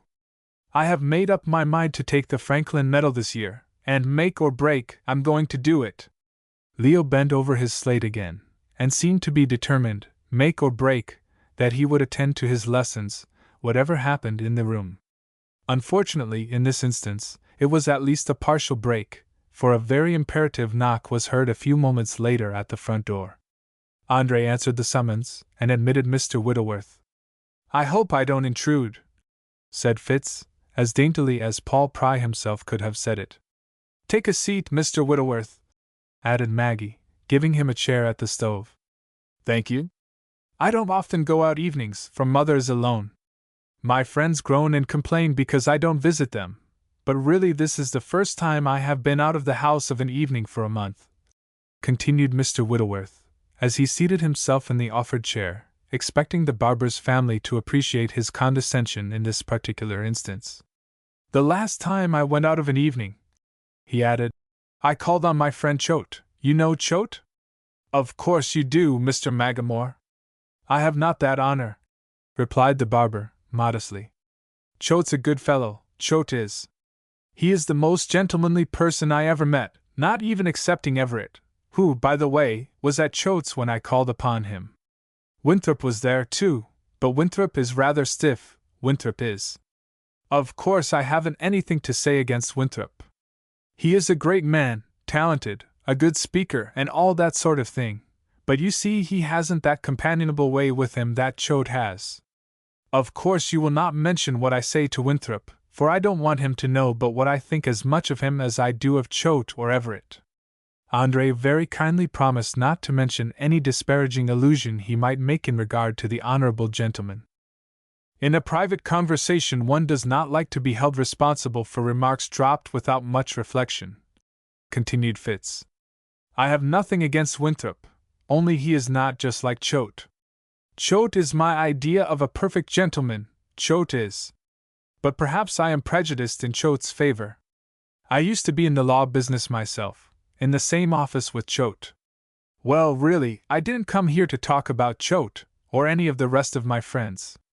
Isn't it singular how a light remark, casually dropped, leads us off into a conversation which occupies a whole evening?" Andre acknowledged that it was singular how a light remark, casually dropped, leads us into a conversation which occupies a whole evening, but he hoped no light remark of Mr. Whittleworth would be expanded to that extent, for his room was better than his company, now that the family were at the high tide of happiness and prosperity. "I suppose Miss Magamore has informed you that she sent for me this morning, in order to obtain the benefit of my advice," continued Fitz. "Yes, sir, she did," replied Andre. "The case was rather a singular one, and being alone, she needed the counsel of some person of experience, and of extensive knowledge. She sent for me, and I came," added Mr. Whittleworth, rubbing his chin and pouting his lips, as was his habit when his bump of self-esteem was rubbed, though it was a notable fact that he always rubbed it himself, nobody else ever appeared to do so. "It was kind of you to come when I sent for you," said Maggie, willing to give him all the credit she could. "I came, I saw," but he did not conquer. "I saw the papers, and I undertook to manage the business for Miss Magamore. I was willing to give her the full benefit of my knowledge and experience, though my doing so came very near involving me in a painful difficulty." "I am very sorry for that," interposed Maggie. "It was all on account of my own excessive expenditure of good nature. I wished to do you a good turn, and Checkenshaw a good turn. So far as Checkenshaw was concerned, it was a mistake. I am willing to confess that it was a blunder on my part. I confided in his honor. I might have known better, for Checkenshaw is a cur, Checkenshaw is." Mr. Whittleworth slipped lightly over the painful difficulty in which he was so nearly involved. He was willing to give Maggie the benefit of his knowledge and experience in negotiating the strictly business matter in relation to the reward, but Checkenshaw basely calumniated him, and bit the hand that was extended to serve him. "Mr. Checkenshaw came here, with the constable, and inquired into all the circumstances attending the finding of the papers," said Maggie, tired of Mr. Whittleworth's tedious exordium. He was entirely satisfied with what we had done. Maggie then explained the manner in which the papers had come into Leo's chest, that they were concealed thereby. Pilky Wayne. Mr. Checkenshaw was very good and very kind, she added with enthusiasm. Checkenshaw? Exclaimed Fitz, incredulously. He was, indeed. Checkenshaw don't know how to be good and kind, Checkenshaw don't. It isn't in him. Indeed he does, protested Maggie. So he does, chimed in Leo, who was very grateful to Mr. Checkenshaw for buying his merchandise and recommending it to his friends. I blow for Checkenshaw. Mr. Checkenshaw has been very kind to us, and we feel grateful to him for his goodness, added Andre in his mild, silky-toned voice. I know Checkenshaw. I've summered him and wintered him, and you have to summer and winter a man like Checkenshaw before you know him. My friend Choate knows him. Me and Choate both know him. Checkenshaw is mean. Checkenshaw has a small soul. You could set up two such souls as Checkenshaw's on the point of a cambric needle, and they could wander about till the end of time without coming within hailing distance of each other. Mr. Checkenshaw is not mean, replied Maggie, her pretty face red with excitement and indignation. Excuse me, Miss Magamore, but you don't know him. I think I do know him. He gave me the reward of $500 for returning the papers to him, said Maggie, warmly, and the banker might have rejoiced to be defended by so fair and spirited an advocate. Checkenshaw! Ejaculated Mr. Whittleworth, springing out of his chair. About the same instant Leo closed his book savagely, and sprang to his feet, his manly face wearing a decidedly belligerent look. See here, Fitz, you have said just about enough, Leo began, both fists clenched. Mr. Checkenshaw is a friend of ours, and we are not going to sit here and have him abused. Don't be angry, Leo, he isn't worth minding, whispered Maggie in his ear. Then he gave you the reward? Added Fitz, sitting down again. He did, replied Maggie. Well, that is the only white spot on the general blackness of his character. No, 'tisn't, protested Leo. You will excuse me, Miss Magamore, if you think I speak too plainly, but candor is one of the attributes of a gentleman. It's not necessary for you to be so very candid, suggested Maggie. I know the man, said Fitz pompously. Did I ever tell you how he treated me and my mother? I never did. Well, I will. Nobody cares how he treated you and your mother, interposed Leo. Allow me to contradict you, Leo. I care, my mother cares, and every person who loves justice and fairness cares. In spite of several very pointed hints from Andre, Maggie, and Leo that they did not care to bear the story, Fitz persisted in telling it, and did tell it.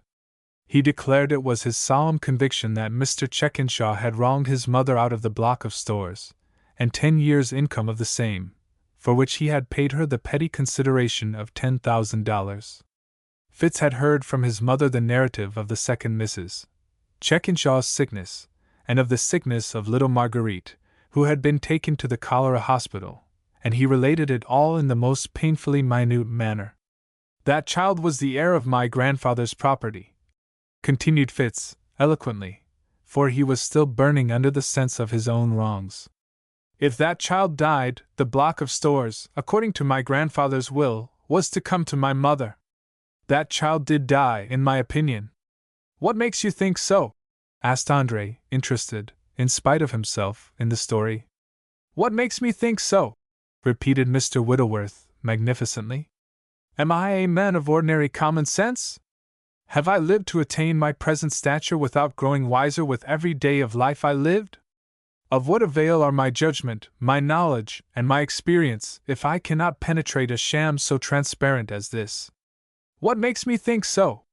Does a man of wealth and influence leave his own child among strangers, in a foreign land, for 10 years?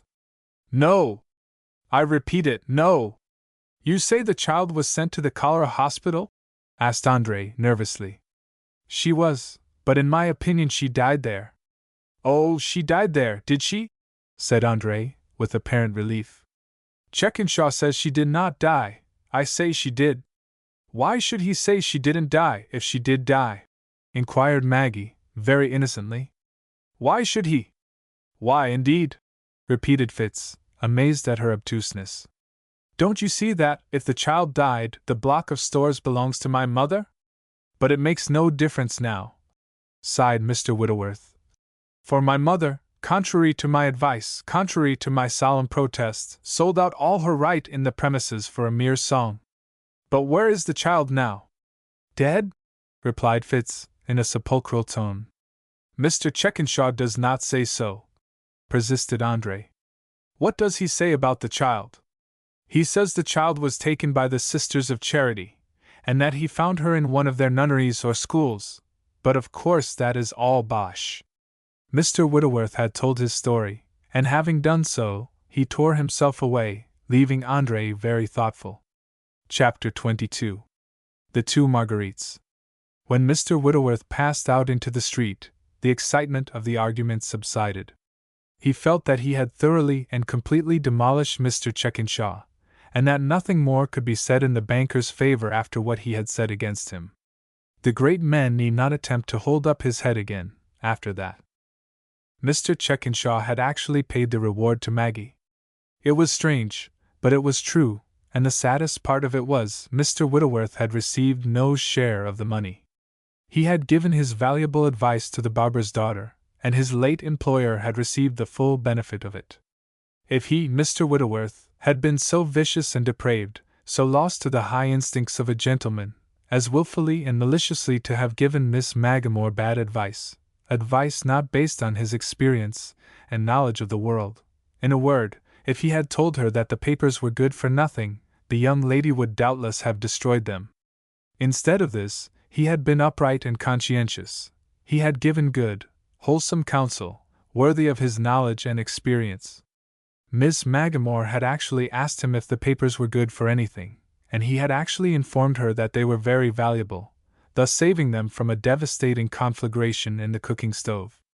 Miss Magamore had actually been paid $500 for opening that chest, and taking therefrom the package of papers, while he, who had furnished the intelligence, supplied the brains, and even the physical power by which the papers had been conveyed to the banker's office, had not received a cent. There was something wrong, in the opinion of Mr. Whitworth. The reward should be at least equally shared between him and her. In the morning he had made up his mind that $50 would pay her handsomely, while the $450 would not be an over-adequate compensation for the brains of the transaction. His calculations had been set at naught. He knew the value of those papers, but he had given the banker credit for integrity he did not possess, and had lost all. The world was always hard on Mr. Whitworth, and at this time it seemed to be peculiarly savage towards him, especially as he had been out of business 3 months, and needed money badly. It would be useless for him to represent his redeeming agency in the affair to Mr. Checkenshaw. The great man refused to acknowledge his shining abilities. Mr. Checkenshaw was prejudiced, he was. But the barber was a singularly simple-hearted man. He would not rob a flea of the mite of warm blood needed for its supper. Maggie was known throughout the neighborhood as a good little girl, and Leo was a mere tinker. These people might be brought to see the justice of his claim, and to acknowledge that through his advice and influence the papers had been saved from destruction, and restored to their owner, or, to put the matter in its most direct form, that he had enabled them to obtain the reward. They were indebted to him for it, and it would be exceedingly stupid of them if they could not see that he was fairly entitled to at least one half of it. The next evening Mr. Whitworth, to the consternation of Leo, paid another visit to the humble domicile of the barber. The young student was disgusted. His lessons were behind, and he could not afford to be interrupted, and as soon as Fitz came in, Leo retreated to his chamber, a movement which suited the visitor quite as well as the scholar. "Mr. Whitworth, I am very glad you called," said Andre, "for I wish to ask you something more about Mr. Checkenshaw's daughter. Any information which I possess I will most cheerfully impart to those who need it, but I ought to say that I came on business, however," replied Fitz, rather anxiously. "Very well, Mr. Whitworth, we will attend to the business first, if you desire." Mr. Whitworth did desire, and it took him about an hour to go over the argument which had passed through his brain the night before, but he made it appear, to his own entire satisfaction, that he had been the sole instrumentality in enabling his auditors to obtain the princely reward. "But I hadn't the least intention of burning the papers," protested Maggie. "It is true I almost wished I had burned them, but it was when I was afraid they would get Leo into trouble." "Exactly so, and it was through my advice, personal influence, and personal efforts, that the papers were restored to Chekinshaw." "What portion of the reward do you claim, Mr. Whittleworth?" asked Andre, very mildly. "I should be satisfied with one half of it, at this stage of the proceedings, though, when I considered that it was entirely through my advice and discreet action that the papers were saved, I think I should be justified in claiming 4/5, or even 9/10 of it. As it is, you having already received the money, I will be content with half of it, though this is rather hard on me, considering the personal indignity and the injury in my feelings to which I was subjected." Maggie looked at Andre, and Andre looked at Maggie. Mr. Whittleworth was modest in his demand, and it was plainly useless to discuss the question. "We understand your position, Mr. Whittleworth," said Andre. "It takes us rather by surprise, but we will consider your demand, and return you an answer in a day or two. We may wish to consult Mr. Chekinshaw about it." "No," said Fitz, very decidedly. "After what I have said to you about Chekinshaw, it would be absurd for you to consult him. Chekinshaw is rich, and he is prejudiced against me, Chekinshaw is. This is a question of abstract justice, not of personal feeling or personal prejudice. I only ask for justice. We will think of it, Mr. Whittleworth, and give you an answer tomorrow or next day," repeated Andre. "I am very much interested in what you said about Mr. Chekinshaw's first child. In a question of abstract justice, Andre, it is hardly necessary for an honest man to wait a single day before he does his duty. I prefer to settle this little matter at once," added Fitz. "But I have not the money in the house. I put it in the savings bank," replied the barber, anxious only to defer the final answer. "But you can determine your duty in regard to my claim, and inform me of your intentions." "I have no intentions at present, and you will pardon me if I decline to say anything more about it tonight."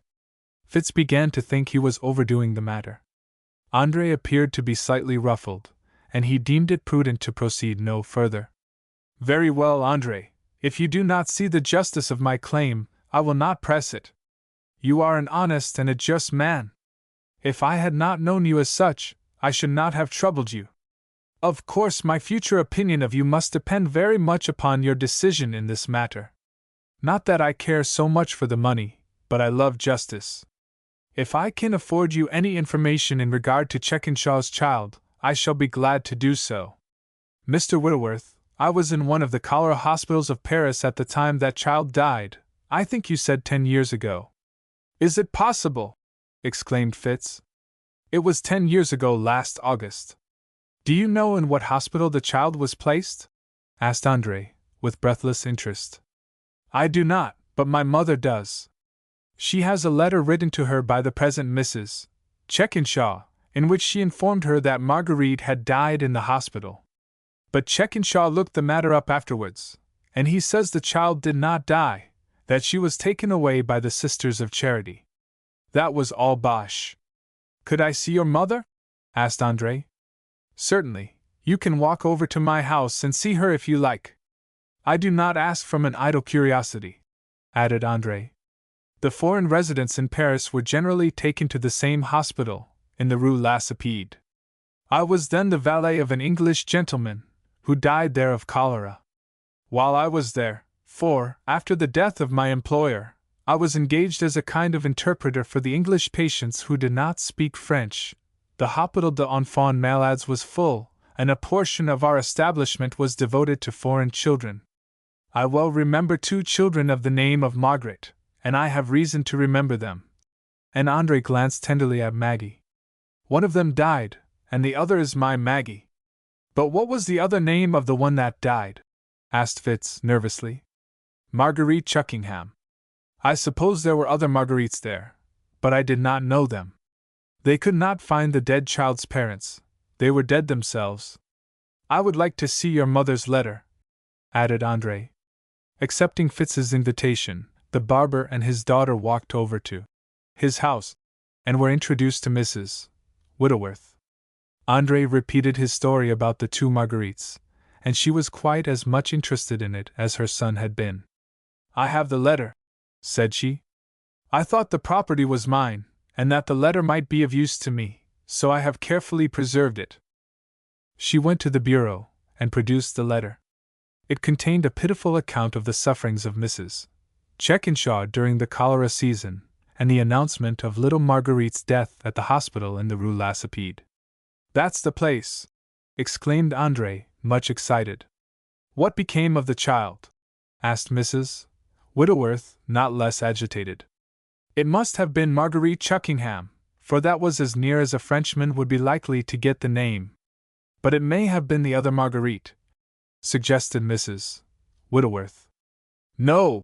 exclaimed Andre, with something like a shudder at the thought of having Maggie taken from him, even to dwell in the palatial home of the banker. "Why may it not have been?" "Because I traced the parents of my Maggie to their lodgings, and both of them had died of cholera. The concierge identified the clothing and a locket I found upon her neck. Besides, Maggie spoke French then, and the other child did not. I have no doubt the child that died was Mr. Chekinshaw's." "Andre, your hand," said Fitz.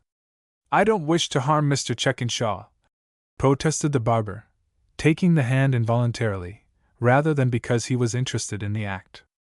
"You love truth and justice. You have the reputation of loving truth and justice. All over the world, you have. You are a noble-minded man," continued Fitz, eloquently.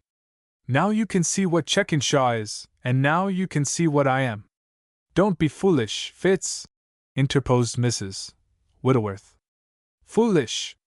Mother, have I not furnished wisdom for our family? Have I not told you from the beginning what Chekinshaw was?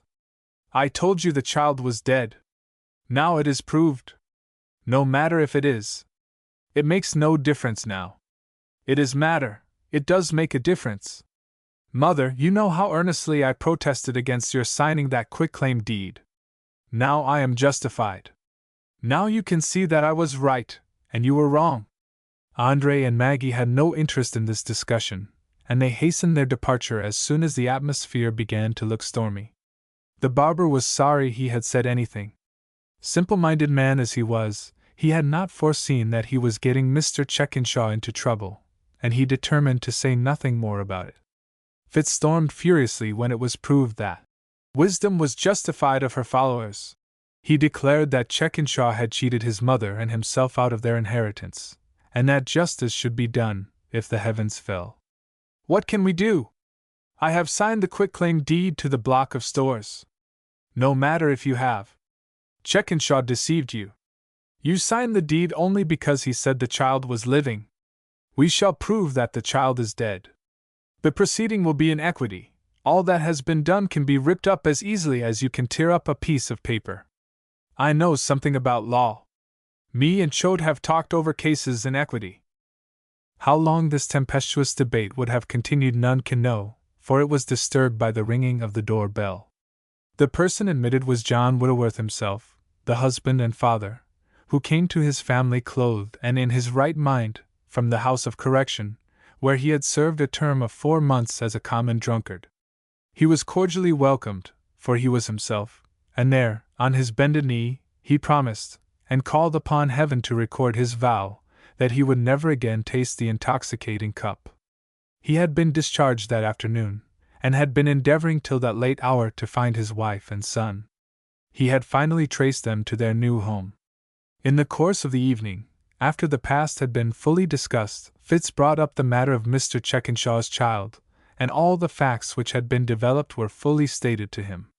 Fitz found a warm supporter of his views in his father, who declared that the quitclaim deed was not valid, because he had not joined her in making it. Within 3 days proceedings in equity were commenced against Mr. Chekinshaw. Chapter 23. The Gold Locket. Mr. Chekinshaw was astonished and disgusted at the conduct of the Whitworths. The block of stores did not appear even yet to be securely in his possession. It was true he had the quitclaim deed of the contingent heir, but this did not seem to be of much value under the circumstances.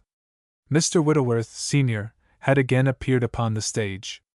He had not before considered him in making his calculations, for he was a miserable sot, before whom, and at no great distance from him, yawned the drunkard's grave. John Whitworth, in his right mind, was an able man, and his reappearance explained the decided action of the family. He had joined the Temperance Society, and he was now a stumbling block in the path of the banker. Mr. Checkenshaw was indignant. He had paid $10,000 for that quitclaim deed, or rather he had given it in charity, and this money was to pay the expenses of the suit brought against him. He went to see Mrs. Whitworth, and only hoped that he should not see John or his son. Unfortunately, Fitz was at home. Fitz was airy, Fitz was grand, Fitz was magnificent. His views and opinions had come to be appreciated. They had risen where the froth on the beer rises, to the top of the mug. To use his mother's homely but expressive saying, "You couldn't touch Fitz with a 10-foot pole." "Ellen," said Mr. Checkenshaw solemnly, "it did seem to me that I had done my whole duty to you, when, 3 months ago, I placed you out of the reach of want for the rest of your lifetime. I confess my grief and surprise, after what I have done for you, that this suit should be brought against me. If the matter had been left to me, the suit would not have been brought against you," replied Mrs. Whitworth, who was really much confused and abashed at the reproaches of the great man. "But, Ellen, I must hold you responsible for it. If you had not consented, it could not have commenced. It is done in your name." "Hold me responsible, Mr. Checkenshaw," interposed Fitz, placing himself before the banker, and stroking his chin with the most elegant assurance. Mr. Checkenshaw utterly ignored Fitz, took no notice of him, passed him by in silence. "The consideration mentioned in the quitclaim deed, Ellen, was $10,000, continued the great man. "Of course you are ready to pay this back." "Not at all, sir, we are not ready to pay it back," said Fitz. "But we are ready to give you a receipt for it on account. It is hardly right, Ellen, that I should furnish money for you to carry on a suit against me. I gave it to you to keep you from the almshouse, and that you might be independent of any neglect on my part in the future.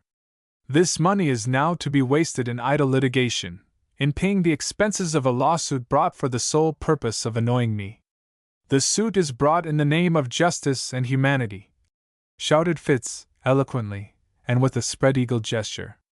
"The palladium of our liberties." "Be still, Fitz, don't be silly," interposed his mother. Fitz's elegant speech was nipped in the bud. "I don't like to do it, Ellen, but I must insist that the money be paid back to me immediately," added the banker. "It is not right for you to spend money given to keep you out of the poorhouse in annoying your benefactor." Mr. Checkenshaw looked injured. "I am willing to pay the money back as soon as I can," added Mrs. Whitworth. "We are not willing to pay the money back, mother. That would not be proper or businesslike, when Mr. Checkenshaw owes us at least $50,000 for back rents of the block of stores," Fitz protested. "I shall have to sue you at once, unless the money is paid," said Mr. Checkenshaw mildly. "Your husband brought the suit against me without giving me any notice. I wish to take a more Christian course with you, but I can stay no longer to be insulted by this puppy," and the banker nodded his head in the direction of Fitz. "Puppy!" yelled Mr. Whitworth, throwing back his head. "Puppy!" "Be still, Fitz," said his mother. "Be still, and be called a puppy." "Mr. Checkenshaw, I can only say that I meant to do right," added Mrs. Whitworth. "Puppy!" howled Fitz, pacing the room violently. "Puppy! You meant to do right!" exclaimed the banker. "I did. You told me that Marguerite was alive and well, and that I was a puppy." "That's an insult," soliloquized Mr. Whitworth. "That I was not the legal heir, that I had no claim upon you." "And you have not," replied Mr. Checkenshaw. "The blood of the Whitworths boils," stormed Fitz. "But Marguerite is dead, died 10 years ago." "What nonsense is this?" said the banker, in disgust, though his face was a shade paler than usual. "We have the means of proving that Marguerite died at the time your wife wrote me the letter to that effect." Yes, sir, we can prove it, sir, added Fitz, forgetting for the moment that he was a puppy. We can prove it by good and reliable witnesses, sir. Ellen, this is absurd, continued Mr. Checkenshaw. My wife did write you a letter, but you know what Paris must have been when the cholera was cutting down men, women, and children by the hundred daily. Marguerite had the cholera, and my wife had it. Is it strange that they were separated? Is it strange that the child was reported to be dead? Is it strange that, at such a time, my wife believed the report? She was mistaken. I found the child, and hastened to correct the false rumors. We can prove, by a credible witness, that the child, called Marguerite Chuckingham, died, foamed Fitz. Who is the witness?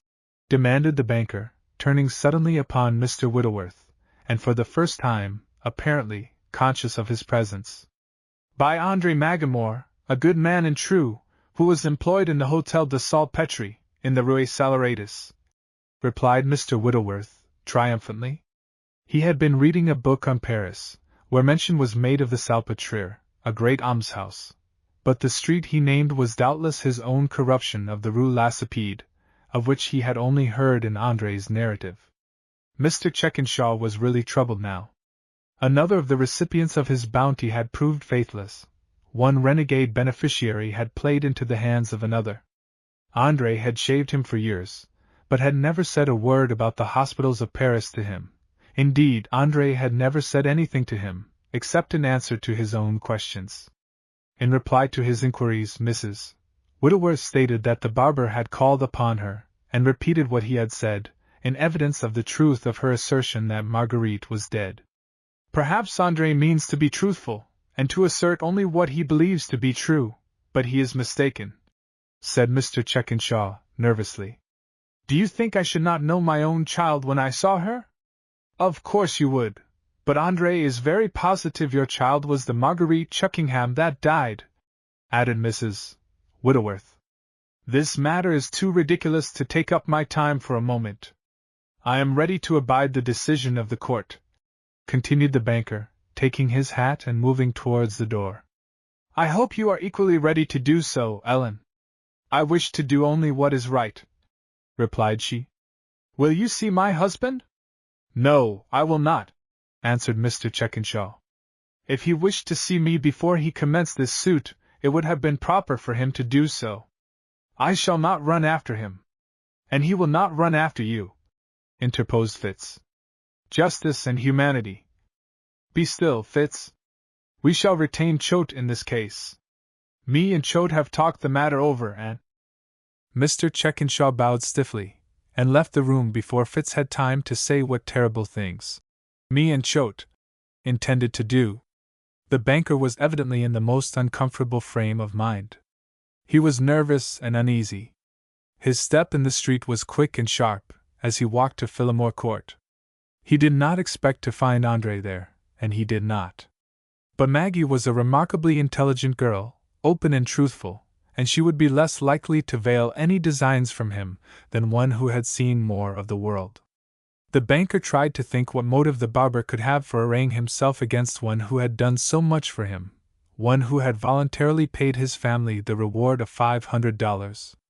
It was possible that the Whittleworths had been at work upon André, that they had induced him to give evidence in support of their assertion that Marguerite was dead. Mr. Checkenshaw was a shrewd and deep man, in his own estimation, and he was confident, if any such scheme had been devised, he could fathom it. He rather preferred, therefore, to see the members of the family separately, and Maggie was the best one to begin with. Mr. Checkenshaw was admitted to the parlor of the barber's home, and Maggie was the only person in the house with him, for Leo was at school, still determined, make or break, to obtain the medal. The fair girl blushed when she recognized the visitor, and having heard that the Whittleworths had instituted the suit, she trembled with fear, for she suspected that the great man's coming related to that event. Maggie, I am sorry you and your father have been giving bad counsels to those Whittleworths, the banker began, in solemn tones, but apparently more in grief than in anger. Why, sir? Bad counsels? Exclaimed Maggie. I have given the Whittleworths money enough to keep them comfortable for the rest of their lives, but they are ungrateful, and are now seeking to annoy me as much as possible. I am very sorry. I thought I had done enough for your family to make you all my friends, but it seems I was mistaken," added the great man, sadly reproachful in his manner.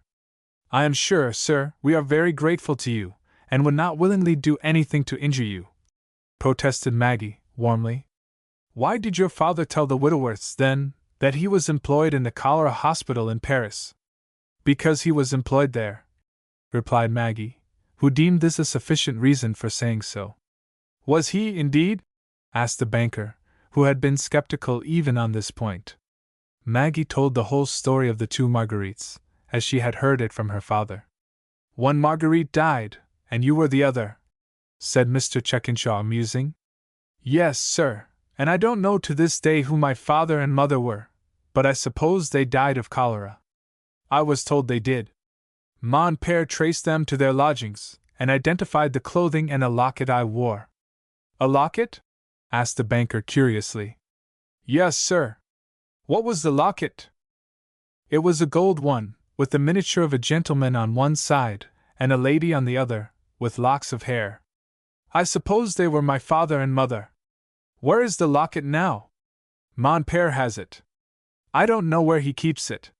He tried to find my parents before he came to America, but without success. I saw the locket once, when I was a little girl, but mon père don't like to talk about these things. He loves me, and he only fears that I may be taken from him. But he talked with the Whitworths about them. He couldn't help it then," pleaded Maggie, "when he heard the story of your child from Fitz."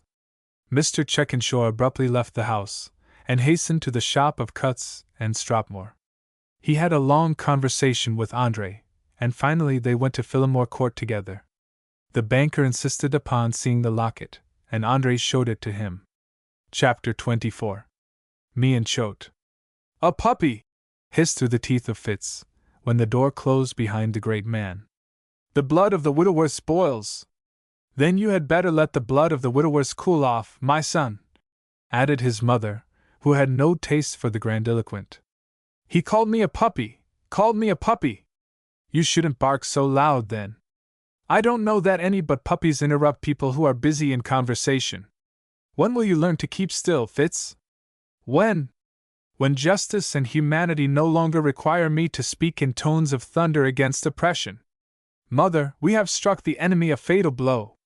Didn't you see him cringe?" "No, I didn't see him cringe. I am only sorry that I consented to have this suit brought against Mr. Checkenshaw." "Oh, Mother! After all, you are only a woman. Stop your nonsensical talk, Fitz. Why don't you go out and try to find a place to work?" "A place to work?" sneered Fitz. "In a few weeks, be it a few months if you please, we shall be in possession of that block of stores, with $50,000 in the bank. What need have I of a place? Besides, I have this trial to look out for. I think your father can attend to that better without you than with you." "Father means well, and I trust he will do well," added the hopeful son, patronizingly. "But father's infirmity has weakened him. He is only the ghost of what he was. Are you not ashamed of yourself to speak of your father in that way, Fitz? Don't you make another such remark as that. If you do, you shall not stay in the house with him. Your father has more knowledge and experience in one hair of his head than you have in the whole of your silly brain. Was I not right about this affair? Have I not persisted, from the beginning, that the child was dead? That remains to be proved. I think I understand this business better than any other man, and if you are beaten in the suit, it will only be because father does not take my advice. I have studied the case. I have given my undivided attention to the matter for several weeks. It would have been better if you had given your undivided attention to something else. Mother, I see that you are bound to follow after foolishness rather than wisdom. But I cannot forget that I am your son, and that you are my mother. I shall not willingly permit your interests to be sacrificed. I advise father to retain Choate. He has not seen fit to do so. This shows that he don't understand the matter, that he does not comprehend the difficulty in fighting a man like Checkenshaw, who is both wealthy and influential. Choate can carry the case. Choate is a friend of mine, Choate is, and I am going to see to it that Choate don't stand in a false position before the country in this great case. You silly fellow! What are you going to do now? Demanded Mrs. Whittleworth. I'm going to see Choate, replied Fitz, putting on his cap. His mother protested against any and all steps which her son might take, but Fitz left the house. He had a supreme contempt for the everyday practical wisdom of his father and mother, and believed that failure could result only from their neglect to hear and heed his sage counsels. He actually went to the office of the distinguished gentleman who stood at the head of the legal profession, and who had been a member of the United States Senate. Mr. Choate was a very gentlemanly man, affable and kind to all, to whatever sphere in life they belonged. He spoke with gentleness and consideration to the boy as well as to the man. Fitz had been the errand boy in the office of the eminent lawyer, and of course, had practically experienced the kindness of his nature and the gentleness of his manner. Fitz felt big, and put on airs, even when he was a smaller boy than now. Mr. Choate appreciated genuine humor, and it is more than probable that he enjoyed the big talk of the office boy. Perhaps he was more familiar with him on this account than he otherwise would have been. Fitz did not find the distinguished gentleman in his office the first time he went there, but he repeated the call till he did find him. The eloquent advocate received him very graciously, as he did everybody who had any claim upon his attention. Fitz stated his business as briefly as he could. I cannot attend to the case, said the great lawyer, very kindly, but very decidedly. Excuse me, Mr. Choate, but this is a case of no little importance. Ever since I was in your office, I have had the highest opinion of you, both as a man and a lawyer. I thank you for your favorable consideration, replied the eminent orator, soberly. If there is any man on the earth whom I respect and esteem above all others, that man is Mr. Choate. I hope always to prove worthy of your regard. I come to you now, sir, as a friend, for I am proud and happy to consider you as such. You were always very kind to me. I trust I have always recognized your great merit. You have, sir, and the boast of my life will be that I have been associated with you in your office. You do me honor, and I shall always hold in grateful remembrance the distinguished service you rendered us here. It is glorious to be appreciated, Mr. Choate. You are appreciated, Mr. Choate. Folks know you, and look up to you. They believe you are some. I am grateful for their and your appreciation. But really, Mr. Whittleworth, I must beg you to excuse me, for I have important business before me, added the lawyer, nervously turning over a bundle of papers, covered with strange characters, which no mortal man could read, for they were more inexplicable than Chinese and Syriac to a Yankee farmer. Pardon me for detaining you yet a moment longer, pleaded Fitz, placing himself in the center of the room, with his hat under his arm. This is a case of wrong and injustice, of oppression and usurpation. My mother is the rightful heir to a block of stores in this city, which the greed of avarice withholds from her. Me and father have taken up the matter. We have been foully wronged. And Mr. Whittleworth threshed his arm, and waxed eloquent. The heel of injustice has been placed upon our necks. Mr. Choate, you are the people's advocate. Rising superior to all hopes of fee or reward, you raise your eloquent voice in behalf of the widow and the orphan. You plead at the bar of justice for the rights of the downtrodden. Your voice is like a trumpet, and so is yours. I beg you will not speak so loud. What do you wish me to do? Interposed Mr. Choate. Fitz explained what he wished the great orator to do, to raise his voice in behalf of the oppressed, meaning his mother and himself, and he soon became quite stormy again. His single auditor, evidently amused by this display of rhetoric, permitted him to go on. Who has the block of stores now? Asked Mr. Choate, when Fitz began to be out of breath. Mr. Checkenshaw, the banker. Ah, indeed. I am very sorry, but I am already retained on the other side. On the other side? Gasped Fitz. I am, and really, Mr. Whittleworth, you must excuse me now. On the other side, repeated Fitz. Can it be that the mighty name of Choate is to be linked with injustice and oppression? I will not believe it. I counted something upon your friendship for me, Mr. Choate. The great orator was evidently trying to read some of the strange characters in the manuscript before him, and regardless of what Fitz was saying, had relapsed into a fit of abstraction, which effectually placed him out of the reach of Mr. Whittleworth's reproaches. The sheets looked as though a fish-worm had come out of the inkstand, and crawled over the virgin page. It was doubtful whether he was able to read anything he had written, and possibly he was trying to remember what he had intended to commit to the paper. Fitz, finding that the distinguished gentleman took no further notice of him, put on his hat, and marched in stately grandeur out of the office. The great man had sunk considerably in his estimation, though, as a matter of history, he was never pained by having the fact brought to his knowledge. Mr. Whittleworth had a great deal of confidence in abstract right and justice. If Mr. Choate pleaded the cause of Mr. Checkenshaw, he would in this instance be beaten. It would be a good lesson to the great lawyer, and Mr. Whittleworth magnanimously hoped that he would profit by it. He was to lose all the glory, honor, and immortality to be gained by being on the right side in the great case of Whittleworth versus Checkenshaw, but it was not Mr. Whittleworth's fault.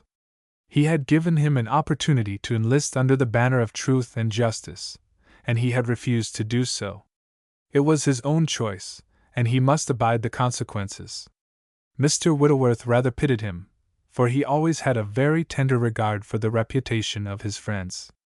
Mr. Whittleworth was compelled to rely upon the skill and knowledge of the legal gentleman whom his father had employed to conduct the suit, but he had faith that justice was on his side, and must prevail in the end.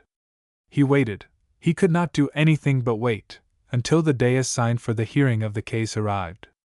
Mr. Whittleworth took a seat with his father and mother within the bar, on this, as it seemed to him, most momentous occasion the world had ever seen. Mr. Checkenshaw appeared by counsel, and asked for a continuation of the case for a reasonable time to enable him to bring his daughter from France.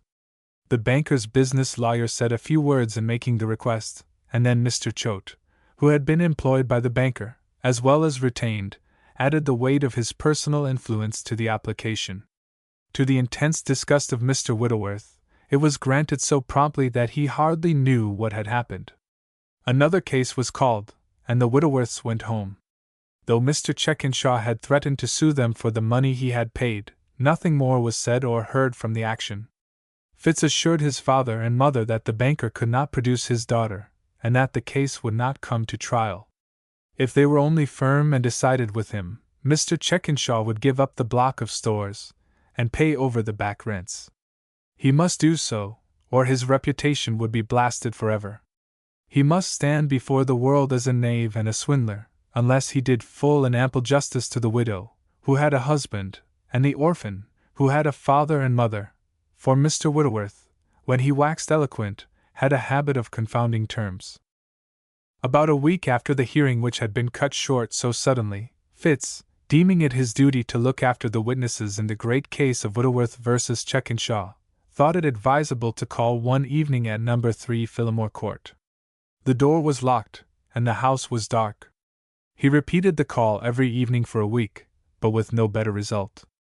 Then he went in the daytime. No one answered his knock, and the door was as unyielding as a rock of granite. Mr. Whittleworth was bewildered. Mr. Checkenshaw had done this. He had spirited away the chief witness. Fitz went to the barber's shop, and inquired for Andre. He had left his place 10 days before. Fitz met Leo on the street one day, a month later. "Where do you live now?" he asked. "I am boarding in Gridley Street." "Where are Maggie and your father?" "Gone to France with Mr. Checkenshaw after his daughter," replied Leo, hurrying on his way, for, make or break, he intended to be at school in season. Mr. Whittleworth scratched his head and looked foolish. Mr. Checkenshaw appeared to be flanking him. Chapter 25. The Elegant Young Lady. Leo still slept at the house in Phillimore Court, though he took his meals in Gridley Street. It was necessary for him to go 2 or 3 times a day to his shop to look after his stock of mice, rabbits, pigeons, and guinea pigs, in which he still carried on a tolerably lucrative commerce in supplying his old friends and customers. Every moment of his time was occupied from 6 o'clock in the morning until 10 o'clock at night. He did everything. Upon honor, and he carried this rule into his lessons as well as his mercantile speculations. What he learned he really learned, and never left the subject till he had fully mastered it. Though he had been absent from school over 2 months, he stood so well in his class, that, with the severe exertion he made, he was able to regain the position he lost. As soon as his father began to improve in health, and there was a prospect that Leo might again take his place in school, he devoted himself to his studies, and followed up his geography, history, and arithmetic with a zeal which promised the best results. He called upon the master, and received directions for the conduct of his course. There are always plenty of good people to help those who are willing to help themselves, and Leo had all the friends he needed. Everything was going on well with Leo, even after the sudden disappearance of Andre and Maggie, whom, no doubt, he greatly missed in their absence.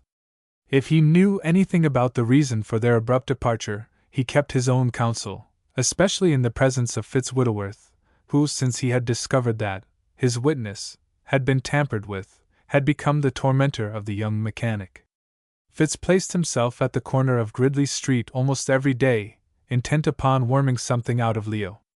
The latter was too busy to waste any time on such a fellow as Mr. Whittleworth, and used to avoid him, as far as he could, by taking a roundabout way to his boarding-house. But sometimes Fitz blundered upon his victim. "I want to see you, Leo," said he one day, when he had by a happy scheme outflanked him. "I'm in a hurry, Fitz, I can't stop now." "My mice haven't had their dinner yet," replied Leo uneasily. "They won't starve just yet." "Hold on. I've got something for you," persisted Fitz, when the victim began to move on. "I don't want anything. Did you know your father had got himself into a scrape?" "No, I didn't," answered Leo, who was interested in this intelligence. "He has, and he'll have to answer to the court for clearing out. I suppose you never read law, and don't know anything about the subordination of witnesses." "I'll tell you. I can't stay to hear it now," replied Leo, laughing, for he knew the difference between subordination and subordination. "I want to talk with you about half an hour sometime." "What about?" "About your father. Checkenshaw has bought him up." "What do you mean by bought him up?" demanded Leo, indignantly. "I mean that Checkenshaw has paid him to keep out of the way in our great case of Whittleworth versus Checkenshaw," added Fitz. "I say he hasn't. Hasn't he cleared out?" "What if he has?" "He's coming back again." "Don't tell me." "I know something about law." "I won't tell you, and you needn't tell me. If you'll keep your side of the street, I'll keep mine. If you mean to tell me that Andre Magamore has done anything wrong, or means to do anything wrong, you don't know the man." "I say he has. He was summoned as a witness for our side, and he has sold out to the enemy." "He hasn't done anything of the sort." "What has he gone to France for, then?" "That's his business, not yours." "Yes, it is my business. I manage our suit, and you had better tell me all you know about it." "I guess not. In the first place, I don't know much about it, and in the second, if I did, I wouldn't tell you." "If Andre Magamore commits perjury." "That will do, Fitzwittleworth. I don't want to quarrel with you, and I don't mean to do so, but you can't talk like that to me without getting a broken head. So you can't talk to me at all. If you speak to me again, I won't answer you." Leo turned abruptly from Fitz, bolted into a run, and did not slacken his pace till he reached the house. He was tempted to pitch into Fitz. His fists had involuntarily closed, and he felt that if he listened any longer, he should not be able to control his wrath. Leo stuck to his text, and when Fitz attempted to speak to him, he dodged him as though he had been an unclean beast. Of course Leo knew why his father and his sister had gone away, but he did not intend to give the Whittleworths the benefit of his knowledge. He had an occasional letter from Maggie, and about a week before the exhibition, he received one informing him that she and her father would sail for home in the next steamer, and expected to be present at the exhibition. The great day of the school year arrived. The examination for medals had taken place, and Leo confidently expected this crowning distinction of his school life, though no one could know who were to be the happy recipients of the medals until their names were called on the great day. There was only one damper upon his enthusiasm as the eventful occasion dawned upon him. The steamer bearing Andre and Maggie had been expected the day before, but she had not arrived, and Leo felt that half his pleasure would be lost because they were not present to witness his triumph. The exercises of the exhibition proceeded, and Leo spoke his piece, and carried through his part in the original dialogue to the entire satisfaction of all interested. The silver pitcher had been presented to the beloved teacher, and the chairman of the district committee had risen to deliver the medal speech, when the crowd at the doors was opened by the gentlemanly policeman in attendance to allow the passage of some favored guests. Leo was in a flutter of excitement, for, shortly after the exercises began, the schoolhouse being located near the bay, he had heard the 2 guns which announced the arrival of an English steamer, in those blissful days when Boston was favored by the Cunard line. Through the crowd came Mr. Checkenshaw, followed by a young lady of remarkable beauty, who was most elegantly dressed, and behind her came Andre Magamore. They were provided with seats, and the exercises proceeded. Everybody seemed to pay more attention to the beautiful young lady than to the excellent chairman, whose forte certainly was not speech-making. The fashion of her dress was a season ahead of the ideas of other ladies present, and was of the most costly material. Some of the people thought they had seen her before, but they were not quite sure. Leo was certain that he had seen her before, and he found it hard work to keep his seat during the solemn and impressive remarks of the worthy chairman of the district committee, and it was only when he began to call the names of the successful candidates for the medal that the whole attention of the aspirant was given to him. Leopold Magamore called the chairman for the 6th name, which would have been the first if Leo had not been absent so long. There was some applause bestowed upon each of the recipients, but that which greeted Leo's name was warm and enthusiastic. Andre smiled, and the beautiful young lady in the elegant dress smiled, and even Mr. Checkenshaw was so far in sympathy with the occasion that he smiled too, when the blue ribbon was put upon the neck of Leo.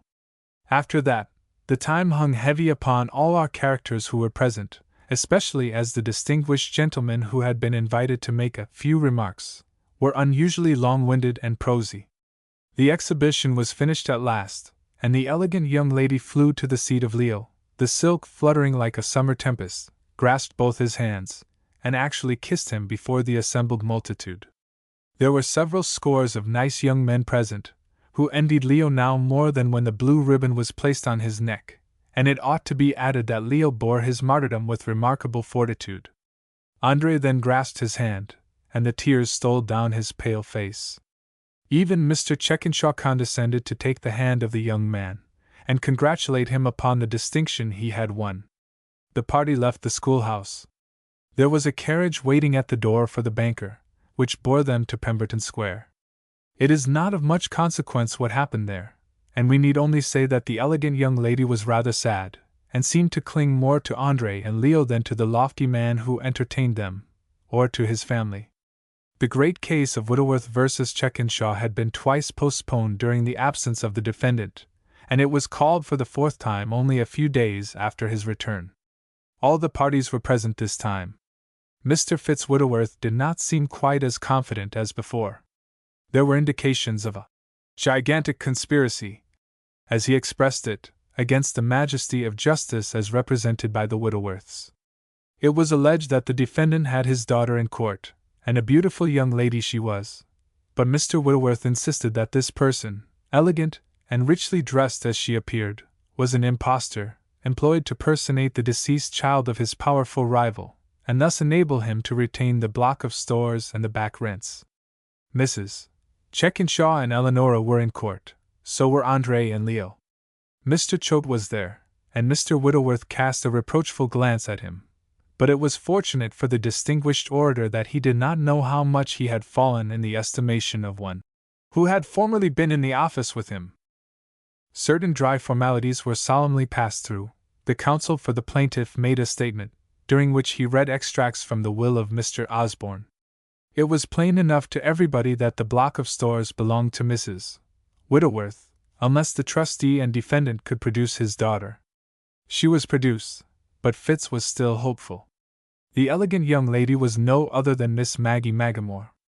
It was evident enough to him that she had been engaged to play the part in the farce. Mrs. Checkinshaw was the first witness called. She told the whole story about the cholera in Paris, that Marguerite, her husband's daughter, had the disease first, and was reported to have died with it, that she was taken with the terrible malady shortly afterwards, and that the child wore, at the time she was taken to the hospital, a gold locket, which contained portraits of her father and mother, and a lock of the hair of each. This locket was handed to her, and she identified it. Fitz began to be alarmed. André was called next. He had been employed as an interpreter in the hospital in the Rue Lacépède. He had frequently seen the child whose name was entered on the books of the establishment as Marguerite Peleba. He was informed that her parents had died, and that she had no friends to whom she could be sent. He became very much interested in her, and when something was said about taking her to an orphan asylum, he had invited her to go home with him. He kept her there a few days, and became so much attached to her that he was not willing to give her up. His landlady took care of her till he embarked for America, where he soon found employment as a barber and had ever since retained her. He identified the locket as the one worn by the child when he took her from the hospital. He confessed that he had done wrong in not using greater efforts to find the friends of the child, but they were so much attached to each other that a separation would have been insupportable to either. André finished his direct statement, and the counsel for the plaintiff immediately opened upon him so fiercely that Fitz began to feel that the day was not wholly lost. Chapter 26. The Rich Man's Daughter. "Where were you born, Mr. Magamore?" asked the Whittleworth lawyer. "In London," replied André. "Are you a Frenchman?" "My father was Italian, my mother French." "Did you ever learn the barber's trade, or did you pick it up yourself?" "I was apprenticed to a barber in London, and served 7 years. "Have you always worked at the business?" "No, sir. I used to shave an English gentleman who had a stiff arm, and I finally went into his service as his valet. I remained with him till he died of cholera in Paris. I lived with him 14 years, answered André meekly. "Have you ever told any person that Marguerite Checkinshaw died at the hospital?" demanded the attorney sharply. "I have, sir." "Was it true?" "No, sir." "Why did you say so, then?" "Because I thought it was true." "What made you think so?" "The last name of the Marguerite that died was so like Checkinshaw." "What was the name of the other Marguerite?" "Peleba." "Did you make any effort to find the parents of the child you adopted?" "I did. I found the lodgings they had occupied, and the concierge identified some clothing and the locket which I carried to him. He told me that the parents of the child were both dead. He only knew that they were English. I have no doubt now that he was a bad man, and that he told me what he knew was not true in regard to the child." "Why so?" "I think it is probable the Chuckinghams left some property in their rooms which he desired to keep, and because I have learned from Mr. Checkinshaw that the house I visited was not the one occupied by him. The concierge told me 2 falsehoods: that the clothing and locket belonged to the child of his lodger, and that she spoke French." The lawyer twisted the matter about in various ways, but André was as clear as light itself, and he did not materially contradict himself. Mrs. Checkinshaw was called for the defense, but to the astonishment and disgust of the legal gentleman and his employers, she testified, in the most positive manner, that the elegant young lady in court was Marguerite Checkinshaw. She had taken care of her as a child, and she could not be mistaken. Mrs. Whittleworth was put upon the stand, with the letter announcing the death of Marguerite in her hand, but poor woman, all her evidence was against herself. She identified the locket, and was in the end very sure that the beautiful young lady was her niece. Mr. Fitzherbert Whittleworth was utterly disgusted, though he could not help believing that the young lady was his cousin. Not a doubt was left in the mind of any person, and of course Mr. Checkinshaw won his case. But the great man was very far from satisfied with himself, or with the position in which the trial left him. It was apparent to all the world that he had attempted to defraud Mrs. Whittleworth out of the block of stores, and 10 years' income upon it, but the banker was not a man to bend before the storm of popular opinion. He took the trouble to define his position, and to explain away what was dark and unsatisfactory. He did not believe his child was dead. He was satisfied that Marguerite Palaba was Marguerite Chekinshaw, though he could not find her. The director of the hospital said the sisters had taken her, and he was sure she was living. Besides, it would have been wicked to hand the property over to Mrs. Whittleworth for her drunken husband to squander away, and make her a beggar a second time. He intended, in due time, if his daughter did not appear, to pass the property to the rightful heir when it could be safely done. The integrity of his intentions could not be doubted, for had he not given Mrs. Whittleworth $10,000? The quitclaim deed, he declared, was only to save himself from being annoyed by Fitz and his father. Of course he intended to make it all right in the end. Mr. Chekinshaw did not forgive the Whittleworths for the mischief they had attempted to do. He hinted at steps for compelling them to restore the $10,000, but Maggie protested, in her way, against such a course, and nothing was ever done. Marguerite Chekinshaw went to live in Pemberton Square, but she was not happy there, and every day she visited the house at No. 3 Phillimore Court. Poor André was actually miserable. He had lost his darling child, and it was little comfort to know that she dwelt in the midst of luxury and splendor. Though he saw her every day, he was sad, and almost disconsolate. Maggie tried to be happy in her new home, but her heart was not there. Mrs. Chekinshaw was cold and distant to her, and Eleonora was a little, petulant, disagreeable tyrant, who lived for herself alone. She tried to love her, but she tried in vain. Her father was kind and indulgent to her, yet she saw but little of him. Maggie went to school for 2 years, and was busy with her studies and her music lessons, but not an evening passed without her going to see her foster father, after he left the shop. About 9 o'clock Leo walked home with her, but he seldom entered her father's house. In the choice of a pursuit for life, Leo won the day, and went to learn the machinist's trade. He did not give up the mouse business entirely, but found time to make new houses, and there were customers to purchase them, adding quite a sum to the income of his foster father. A housekeeper was employed to take Maggie's place, but home was never the place it had been after Maggie went away. John Whittleworth kept his solemn promise, and continued to be a steady man. He obtained employment in a wholesale grocery, and served so faithfully that he won the esteem and regard of the firm. His former ambition returned to him, and when he spoke of going into business on his own account, with a portion of his wife's money as his capital, he was admitted as a partner in the firm that employed him. He was a man of excellent abilities, and in time he acquired a handsome property. Fitz never amounted to much. His ideas were too big for his station. He obtained several situations, but, as he aspired to manage his employer's business without their aid, he was often out of a place. When his father went into business, he was taken as an entry clerk, but he was such a trial that even parental solicitude could not tolerate him, and he was sent away. He was not a bad boy, but self-conceit was the rock on which he wrecked himself. He found another situation, and another, but his stay in each was short.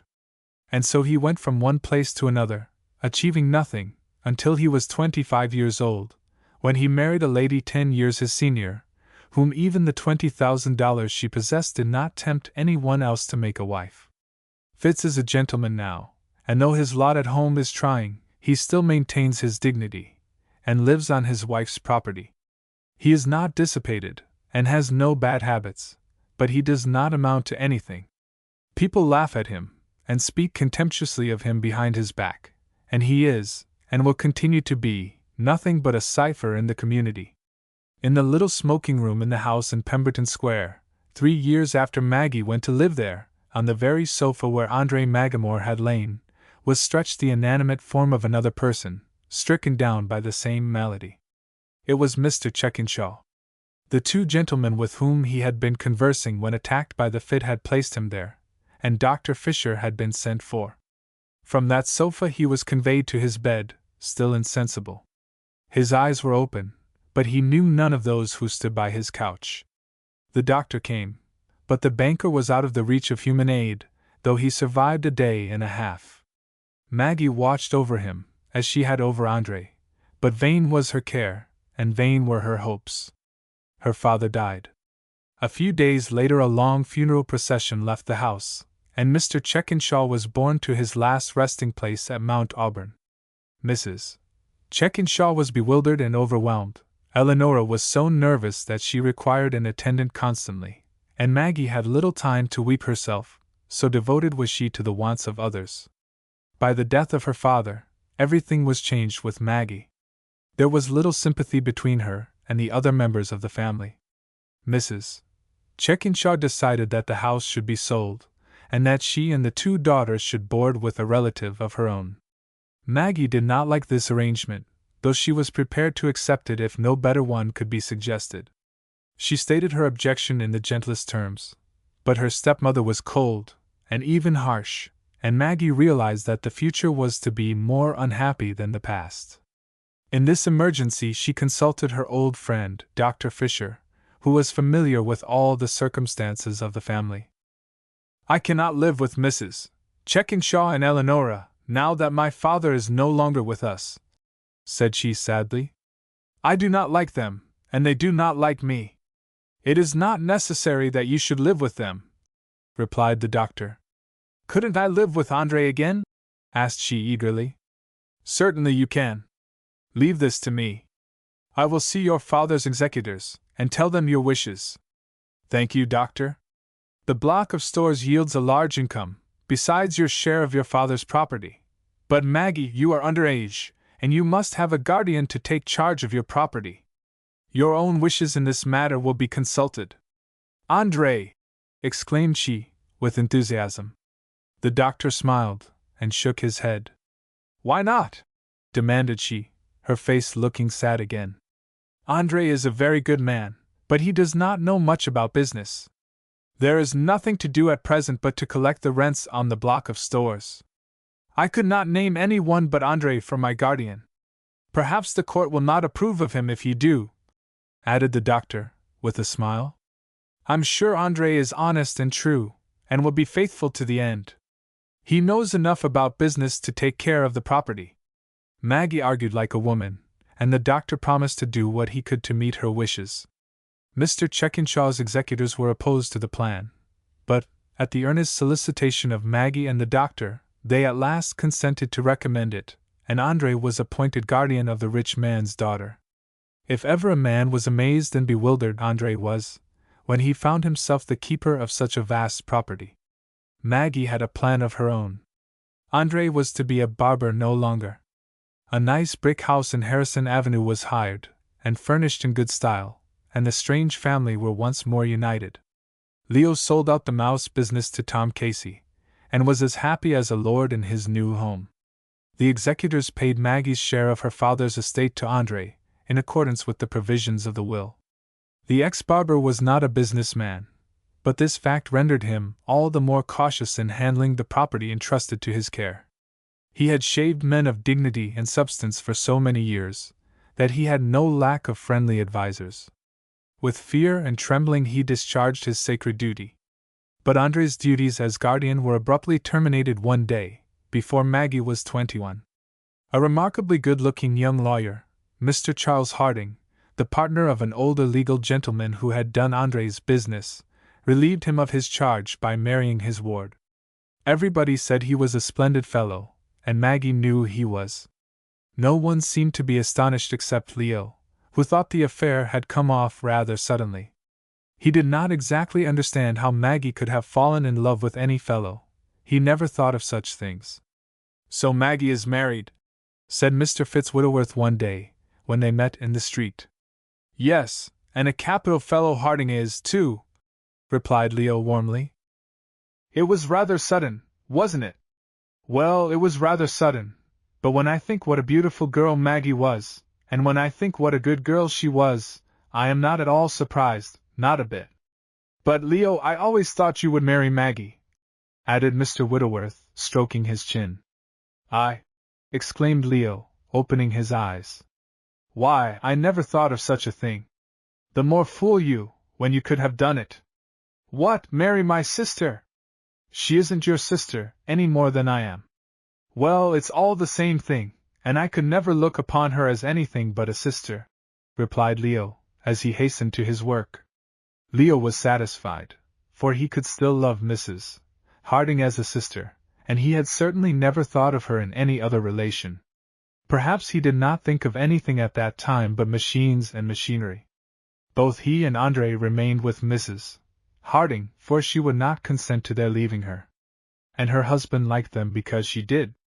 When Leo was 25, his inventive genius had laid the foundation of his fortune, and his royalties soon made him independent, for he had the business ability to profit by his inventions. When he was married, the estranged family was separated, but never in spirit. Andre goes from one house to the other half a dozen times a day, and is honored as a grandpa by 4 little boys and girls. Leo has always been the determined and persevering individual he was in his youth, when engaged in the mouse business, as an apprentice, as an journeyman, as a master machinist, and as an inventor. It has been make or break with him, and though the parts of his machinery often did break, and the apparatus failed to do its expected work, he did not give up, and he conquered in the end, whatever trials and difficulties interposed. Make, break. Mrs. Harding is superlatively happy in her husband, her children, her foster father, whom she still lovingly calls mon père, and in her noble brother. She calls, at long intervals, upon Mrs.